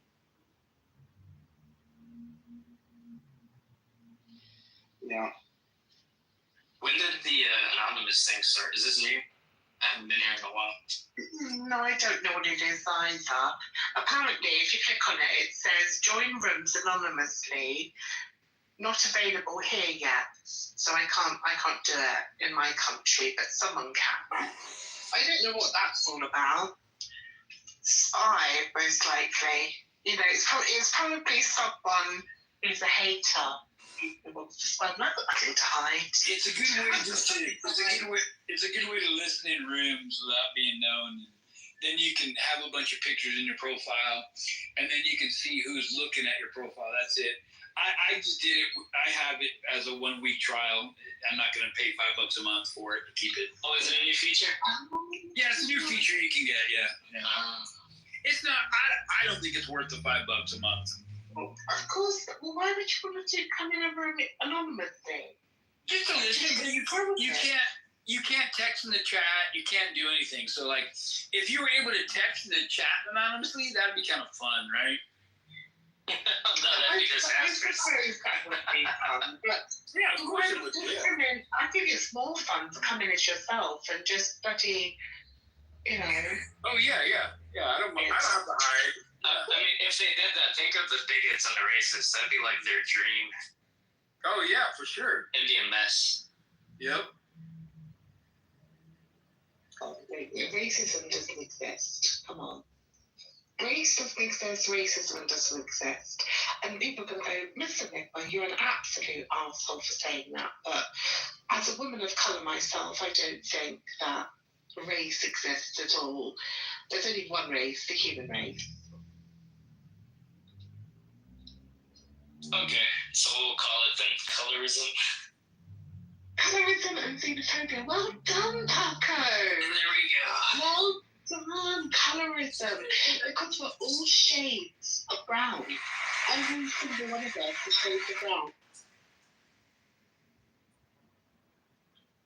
It reminds me, I was in Brazil 2 years ago, and there's this girl from England, and she was so translucent that she got a burn. And mind you, she was wearing a lot of sunscreen. And like the day later, she had like this big boil on like the side of her leg. It was horrible. Brazil's hot, by the way, in case you guys didn't know. Sorry, she was translucent. What? She was. She had no shade of brown. You just said raw shades of brown. She had no brown at all. Are you saying that she was lacking in the melanin department? Very much so. Right, yeah, but she still would have had some melanin. Otherwise, you know, the sun's rays would have killed her off long ago. I feel bad for her. The only people that don't have melanin, that really need to put sunscreen on all the time, are people who have albinism. In Europe and England, we call it albinoism, but I know that in America you call it albino. I don't know why, but yeah.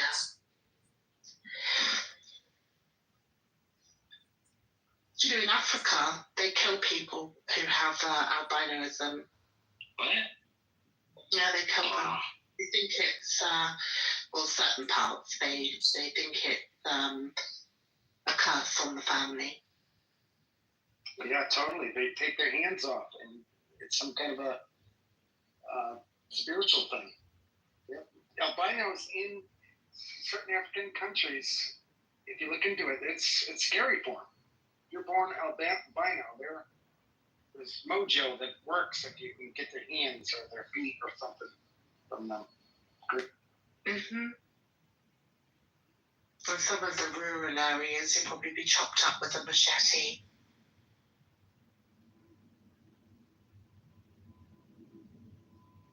Anyway, Christianity, Islam, and Judaism, are they the evil religions? What is evil? What are you asking me? Anybody. Sorry, I was thinking at the same time. Well, all of them, if we're talking about a creator that might be, they all go to books written and voted on by mankind for their authority. And a lot of the stuff that they write about in these books go against the laws of nature and nature's God. The very laws, or the very God, that they use to prove God is in the first place. Judaism, Islam, and Christianity, they always, you don't believe in God? Well, then how did we get here? How did everything start? They always go to the God of nature. But then, after they say, okay, that makes sense. Yeah, right. We might come from something. But then you have to believe their prophets, their people, their interpretation of these ancient books that are our books too, by the way.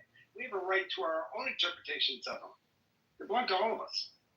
And to say just because you're a Christian that the New Testament is yours, or a Jew, the Old Testament's yours, or there are books too. And we can at least, everybody has the right to believe their own religion, but we have a right to say virgin birth goes against the laws of nature, so we're not obligated to believe it. Resurrecting from the dead, we're not obligated to believe it because it goes against laws that we're all bound by whether we like it or not. The laws of nature are the laws that none of us can get around. And if somebody's talking about it being supernatural, oh my God, I saw Joe being healed from this person, and he tells you the story. Oh my God, Christianity must be true if they went to this healing service. We're not obligated to believe it. We're not obligated to believe anything that comes to us secondhand.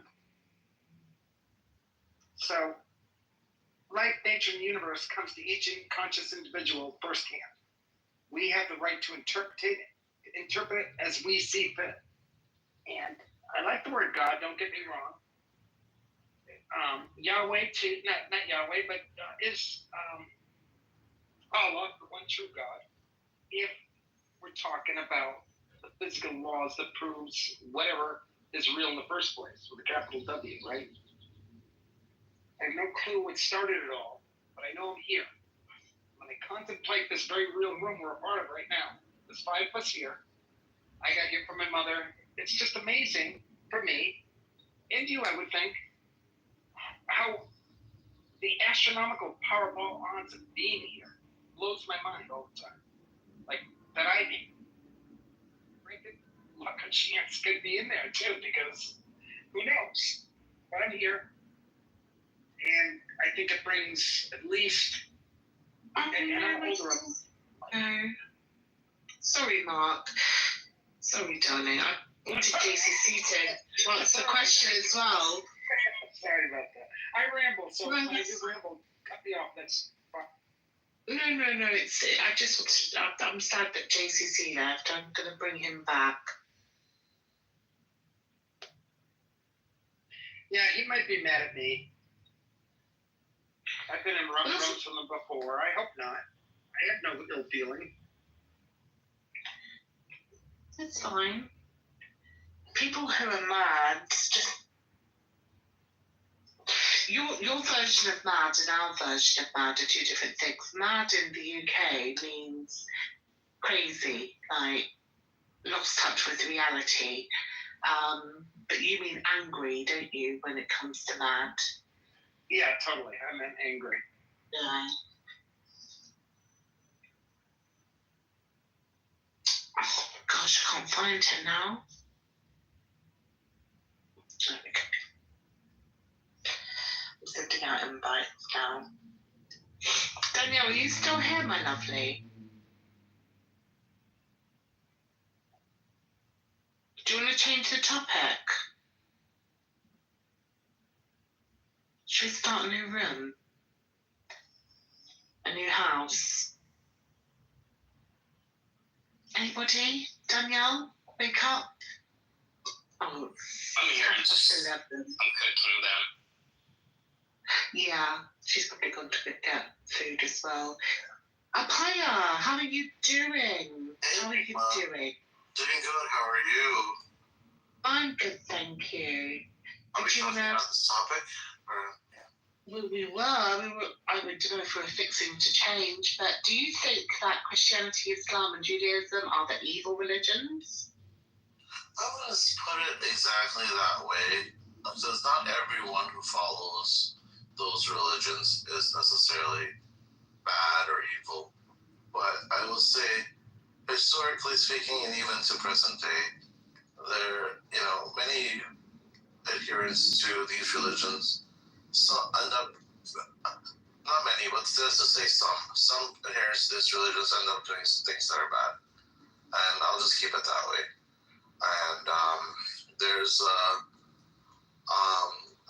especially coming from India, we were onslaughted by those who are Muslim Turks, things like that for almost over 1,000 years. And then later on, not just the British, but the many European powers tried to attack India simultaneously. And especially in Goa, there's a huge history there with Xavier. People call him Saint Xavier, although he tortured people to death for not being Christian, for not accepting Christianity under his rule.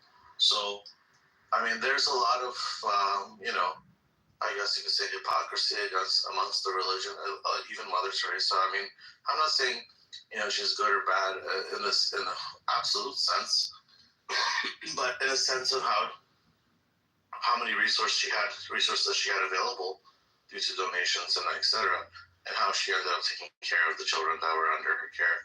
There's a lot of controversy there. There are people who say they benefited from her care, and there's other people who aren't alive to tell their story. So there's a lot of controversy there. I unfortunately my opinion of at least Christianity and Islam is more of a land grabbing religions from a whole standpoint of view. It's about land, power, control, and subjugating the population who is either indigenous or otherwise. At least that's what's been historically happening. And even there's a dark history in America as well about injustice towards either natives or those who not belong to a certain race, etc. And this went both ways, and a lot of people are suffering. So, yeah, I would say some people in these religions don't have the best intentions in mind for the rest of the world, and I think that's more not necessarily quote unquote reflection on the whole religion itself, but the religions or religious institutions have a certain level of responsibility in keeping their population, I guess you could say, productive and law-abiding, or not even just law-abiding, but just for the benefit of themselves and for the society as a whole. And I think that in many cases, at least the point of view I'm looking through, that hasn't happened. So these religions do have ways to help the society in general, and I think a lot of Christians are engaged in charity and other good work, which is actually very good. And even Islam has that 3% donation rule or something that'll help the people poor and needy. So there are things within those religions that are good, but historically speaking, when it comes to land grabbing and wars, it's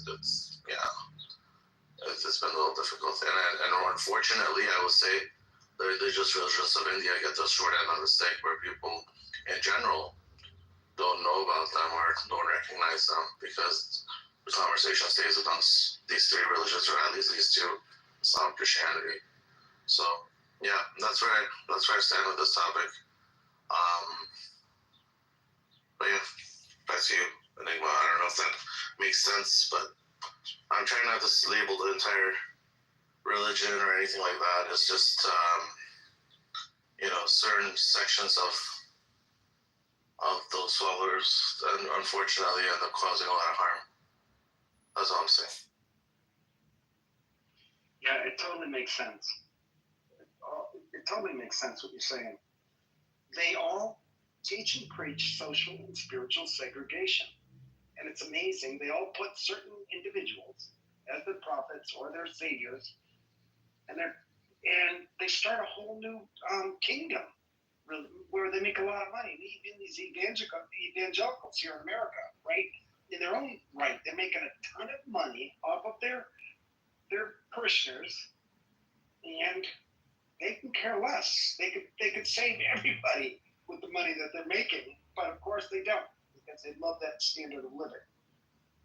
And I contend all Christianity, Islam, and Judaism, the whole premise that one person that spoke to God, and that you have to listen to that one person. You don't even have their writings in each case, even Muhammad's case. Baha'u'llah, with the Baha'i faith, they like to brag that, we have every writing of Baha'u'llah. But guess what? Thomas Paine was on the planet before Baha'u'llah, and I contend that Baha'u'llah learned a lot from Thomas Paine.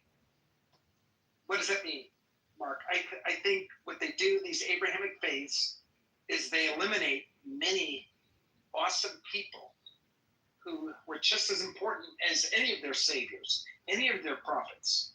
And they killed them off at very young ages. Right when they started to sound off, they bumped them out, so we never have their writings. So I contend that they're evil, or bad, not good, especially when we realize there's a far better rational way of understanding this amazing force that the billions of us are rightly on, with the sacred title of God. So. Yeah, I agree with you, Mark. I agree with you on that very much. And because of this whole idea of just making money off the general people, the depth of the knowledge that stems in, let's say, Christianity, for example, is not being shared with the people. like you said, there are like really amazing historical Christian personalities. Especially in history of Europe. But I guess you could say they're not much necessarily talked about as much, or they're not learned from. Their time, place, and circumstances not really an issue, and not really a thing. And this othering of the whole world, if you're not part of this quote unquote group, then you're not one of us, and therefore you're subject to all types of injustice, and we don't care what happens to you. That's the type of mentality that unfortunately tends to permeate through. So, anyways, that's another thing I wanted to say. Let's see, I'm having a hard time with connecting my phone to my card.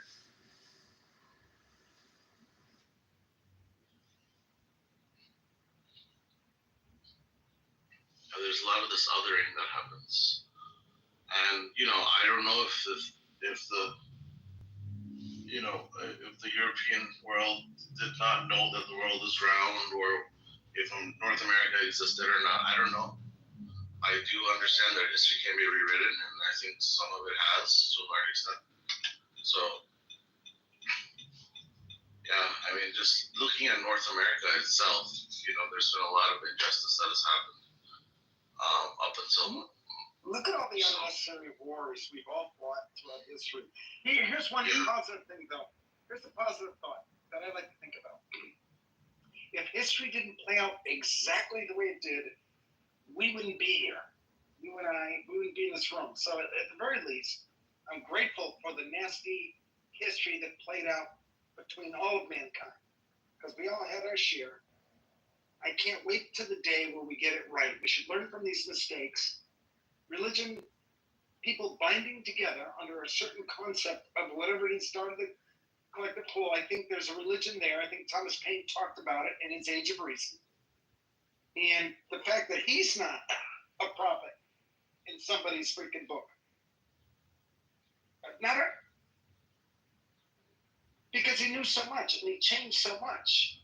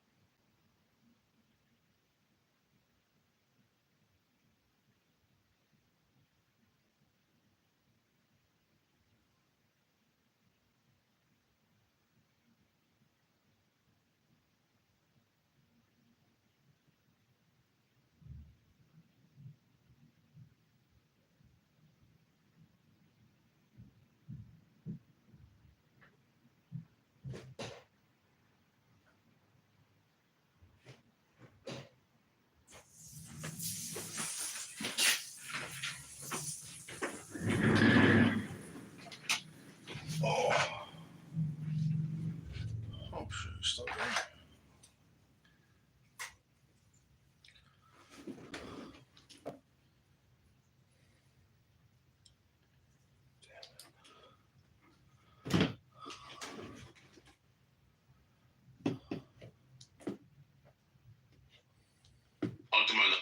Is my kingdom. Then, certain animal. And then they find themselves in crazy situations. That doesn't mean that that man cannot find himself in that same type of situation with a monoracial woman. That's not what that means at all. But what it does mean is that when it's a repetitive thing for you as a man to date these particular type of women, and you repeatedly find yourself in these situations, you got to start asking yourself, is this my flesh that's pulling me towards this individual, or is this what I genuinely like, or is this really good for me, etc. So yeah, that's just my opinion. All right, so do you mean like when a man, like when an African man marries an African woman, but has a white mistress? Is that like what you're saying? Falling flesh to your desires? No, it's kind of, it's a really good example of what she's saying. Yeah, and so because at the end of the day, right? This is the last thing. Yes, Daddy, you're right. Like, love is actually a choice. Love is a choice. Bro, listen. What you said sounds nice, right? Sounds all well and good, but I think it's a difference of perspectives, right? The way men see it and the way women see it is completely different. So I could say the same thing for black women, but I don't think it's a flesh thing. In terms of like, oh, black women are like, their average weight and height is literally a running back, right? So we can say all of that, but I don't think it's about control. I just think people fuck. Like, people want to fuck, people fuck. Like, move on. Like, some people are messy about it, some people aren't. But Jamal, I would be okay with naming that Black Americans have a very, very, very unhealthy habit with food. Now, we have seen the last decade that changed tremendously. Yeah, they're big too. But like we've seen this change tremendously within the last decade, I would say. But I don't think that it would be wrong to say that. Maybe you don't want to say it because it would be uncouth, I guess, because of who you are per se. But I'm saying that I would not shy away from the fact that Black America is a slave to their eating habits. It is about giving into your flesh. And so, all in all, I say that to say, once again, Shooks, you're walking a fine line. I could talk for hours. I can talk about this for hours. But I want to be very clear. I got a question. Hold on, let me finish. I want to be very, very clear. I'm talking to the room creator as a woman. I want to be very, very clear, Shook. I want to be very, very clear, Shook. You're calling in Black women. One sec, Eddie. You're calling in Black women and asking us why we shame our men. And this is a heavy topic because it's not as surface level as you'd like to make it seem. But go ahead, John. So, And after your statement, Jamal, allow her to explain what the fine line is, because she kind of lost me, and I was I'm confused about that. But Brooke, so Shooks knows what I'm saying. You said something about they keep finding themselves in this predicament. The woman, right, or the Black woman that keeps getting Mikamakамut, is it their fault that they keep finding themselves in that predicament also? Let me see how big this room is. Okay, yeah. Just by you saying that, you ain't gotta. I can answer. Okay, go ahead. I can answer. But I don't want them to click you and then say. Can I finish? Is that okay? Go ahead. It very well could be. What type of men are you consistently seeking? What is your intention in these men that you're choosing? What is the character of these men? What are the similarities? Right? at some point, we got to start being honest. And the reason why I simply asked is how big is this room? Even though this is a smaller room right now, and there are people in here who will weaponize what I say and intentfully take it out of context and try to use it against me. That's why I asked. But it very well could be. It could be a character flaw in that woman and the men that she is intentionally seeking. Her picker is off, and it's more than likely the character, or she doesn't know when to leave. And after so many times, you're supposed to learn from your mistakes, what you could have done better, etc. So yeah, if you're 19 years old and it's still happening to you in your 40s, and it's been 8 different men, I am going to start to question you.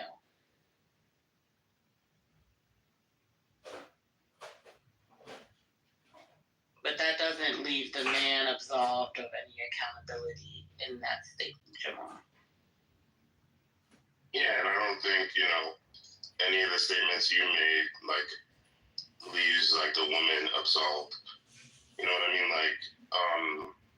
If you're in a predicament, like you said, and I think you acknowledged it, that it doesn't have to be, a white woman that puts you in shit. Look at Tory Lanez, right? Look at other men, that we know. So it doesn't always have to be a white woman. I don't see it as a racial thing, so that's just the difference between, the way I see it, the way you see it. And I hope that I'm actually interested in, if this conversation stays here, if Black men who are extremely adamant about procreating with other with Black women, if they come in here and say some things, because I'm a woman and I definitely have my opinion on why you say that, Jamal, but I think it would be better heard from a Black man who holds the same position ideology-wise that I do, because my opinion ideology-wise is not my practical. It's the way that I live practically. Can I speak to the topic? Sure, love. Can you give me 1 second? Because I really want to know. Mega, when you said fine line, can you just expand on that? I think that you know exactly what I meant, and I said that woman to woman, and you didn't question it until her. No. And when you questioned it, you know exactly what I mean and what I meant by that. No, because I literally. No, baby. No, you were there. You're an intelligent woman, Chuck. Use your context clues.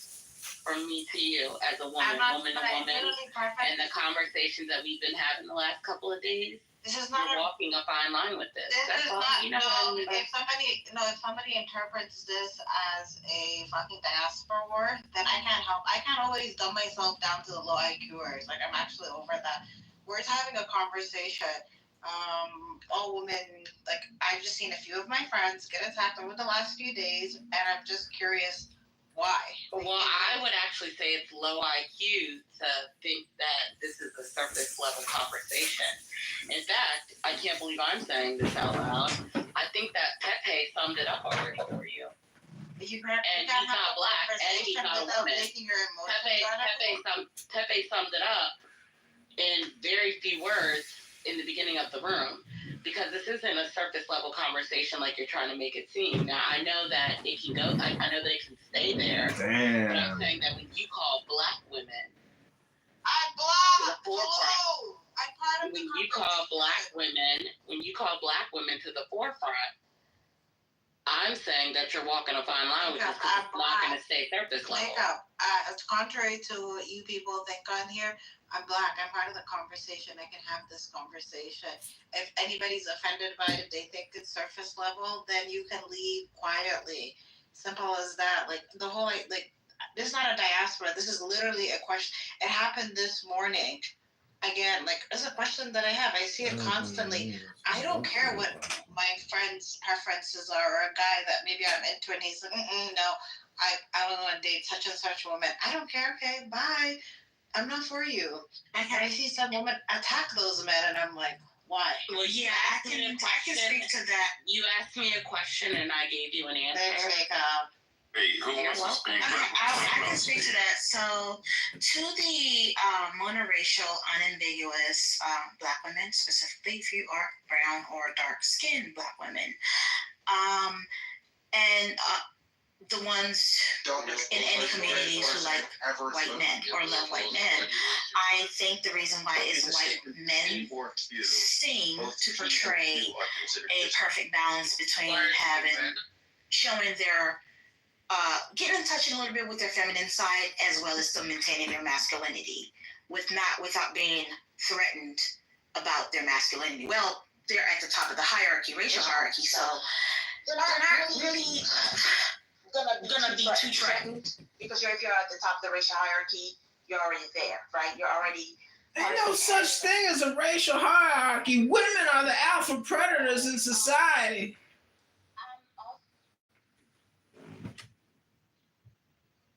No, shit, so.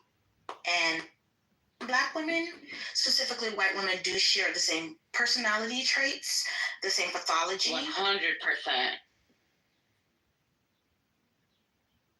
Why'd y'all kick her? Wait, who moves her down? No, don't do that. I wanted to hear her. Yo, She was about to wake it up. She was getting Stop yelling, make She was getting Eddie J.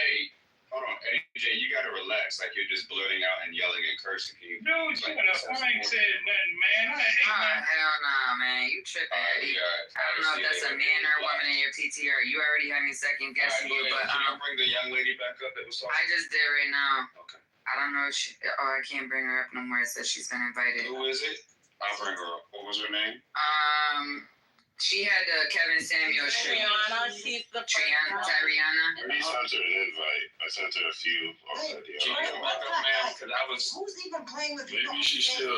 Yeah, that was whack. I'm not gonna lie. Talking, I don't know she talking, but I She was about to wake it up regarding how a lot of Black men and white women. I was doing clothes, doing laundry, and I had my phone in my pocket. It wasn't me. Y'all stop moving people. I don't know who would even. No, for real, please. Like she was actually like she was about to literally, and I was listening to her. Yes. She was up down. No. She said black folks are too emotional. No, come back up because you were my cook. I don't know. Maybe I should. I don't know who they're. People have studied this. A lot of people have written books about this and have studied this. So I don't even know. There's no point in me even. I'm not even an expert, so I probably shouldn't even. No. What? Like you made a comparison of black men and white women. I want to hear like. Yes. Like I feel like you were about to cook. Break it up, friend.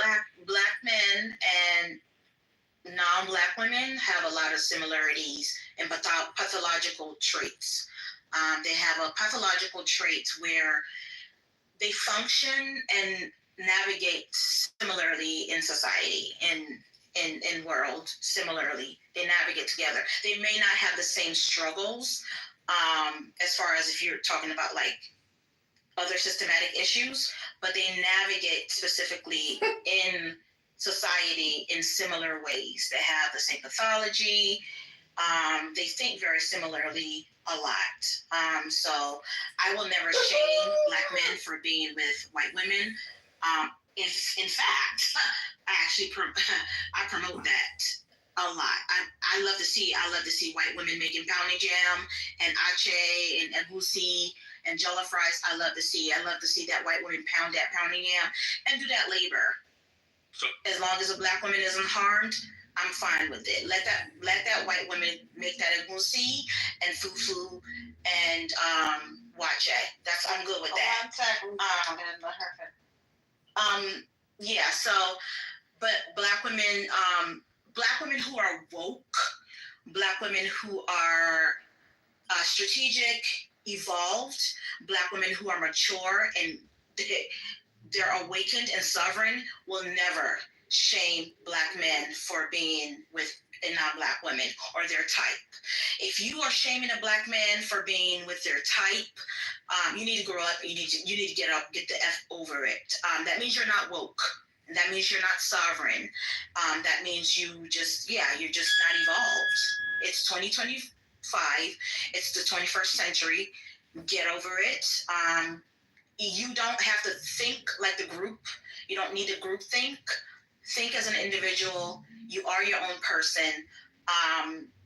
That random black man that you see that's with a non-black woman, you didn't birth him. You don't know him. Okay? Let him be with whoever he wants to be. You're not his slave master. You're not his owner. You don't own him. Nobody owns anybody. You're free to date whoever you want to date.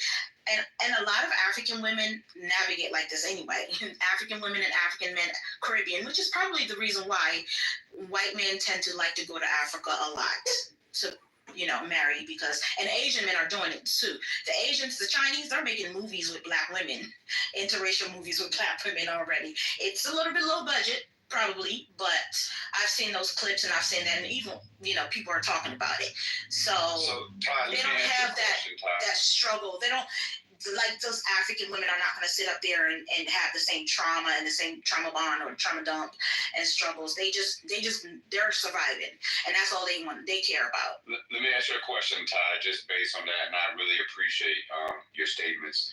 How do you feel about black women that say they want to preserve their lineage by judging who someone else procreates with? Wait, how do you judge? Exactly.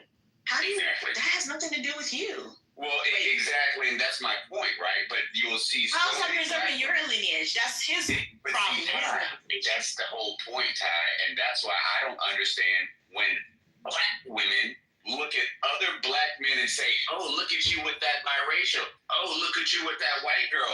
Oh, look at you over there." And their excuses, they're so pro-black that they think that that's going to preserve their lineage. Bye, John Cole. Bye-bye. Yeah, because they drank the Kool-Aid. They have drunk the Kool-Aid for years, and they have been in that stagnant mentality, that myopic mindset, that one-track mindset where they feel as though they can't breathe without another black person.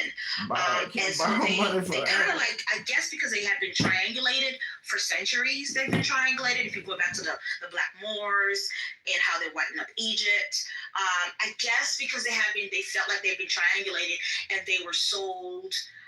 So they feel this inferiority complex, but it's like, no, you can't, that's his problem and his business. And really preserving what race? I mean, technically everybody comes from us, right? Africans, right? The original blacks, right? And then technically you can't, the majority of the world is black and brown either way. So you're not going anywhere. I think a lot of people I don't want to specifically in America, I think they're very concerned about that. And it's like, you got to get over it. You got to grow up. You got to get over it. People have been race mixing for centuries. The Moors were race mixing with the Arabs. They sold their own women and they were mixing too.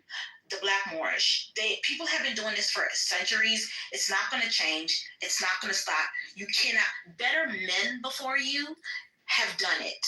You can't stop it. You can't fix it. You can't end it. It will never end. Even if they try to take it away, someone is going to find a way to sneak around and still mix with somebody. And also, they will never take away interracial marriages. For those who have been saying the fake propaganda around the internet about the interracial marriages ending, it will never happen. And I'll tell you why.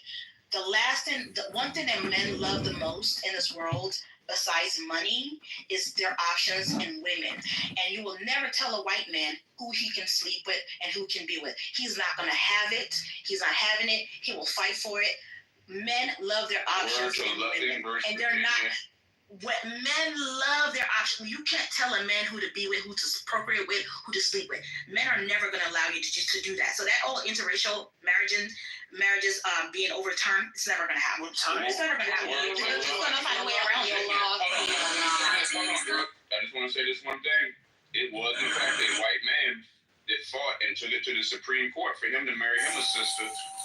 Before that, it was black men before that, but they were denied. They were turned back. There were 4 instances before that that were denied. Let me find it. Let me find it. Yeah, no, that is true. Oh wait, I just have a question real quickly for Shucks.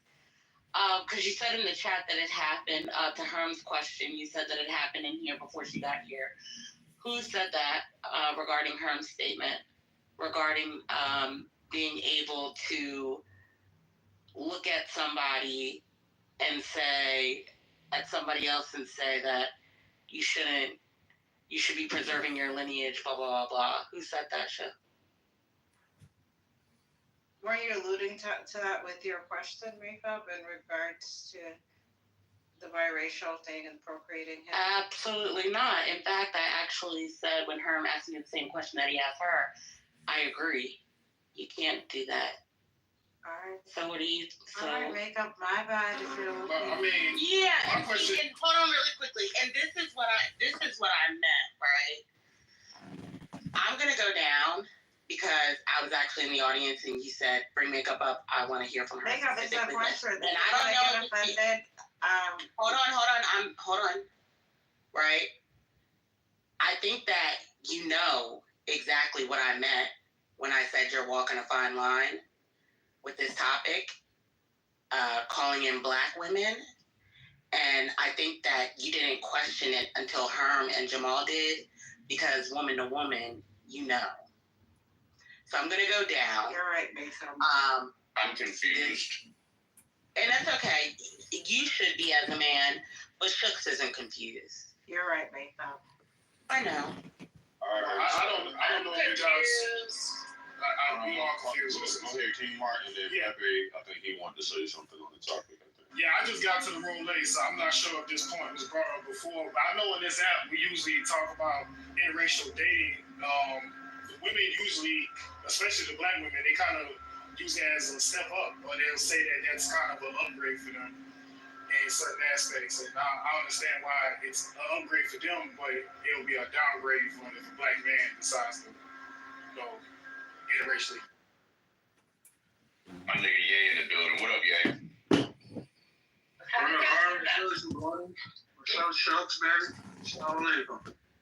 So, well, I guess, like, to tie with what you said that most of the world is Black and brown. That's true. And the population in Africa is growing at a much faster rate than the rest of the world.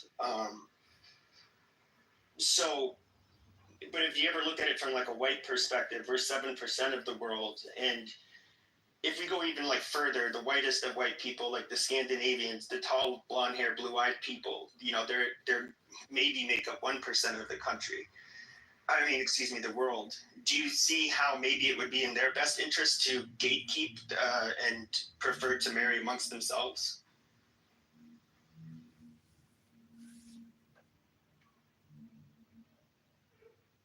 Anybody want to answer that, Cracker? Sounds like she's not even. I can't even get into the mind of a Scandinavian, blonde-haired, blue-eyed person. I can't even tell you how they think. So, Pepe, I apologize, but I can't even help you with that. Let me ask some of the brothers. Yeah, you just came in the room, right? Have you heard any rhetoric on Clubhouse where Black women, it's like they're upset when men, Black men,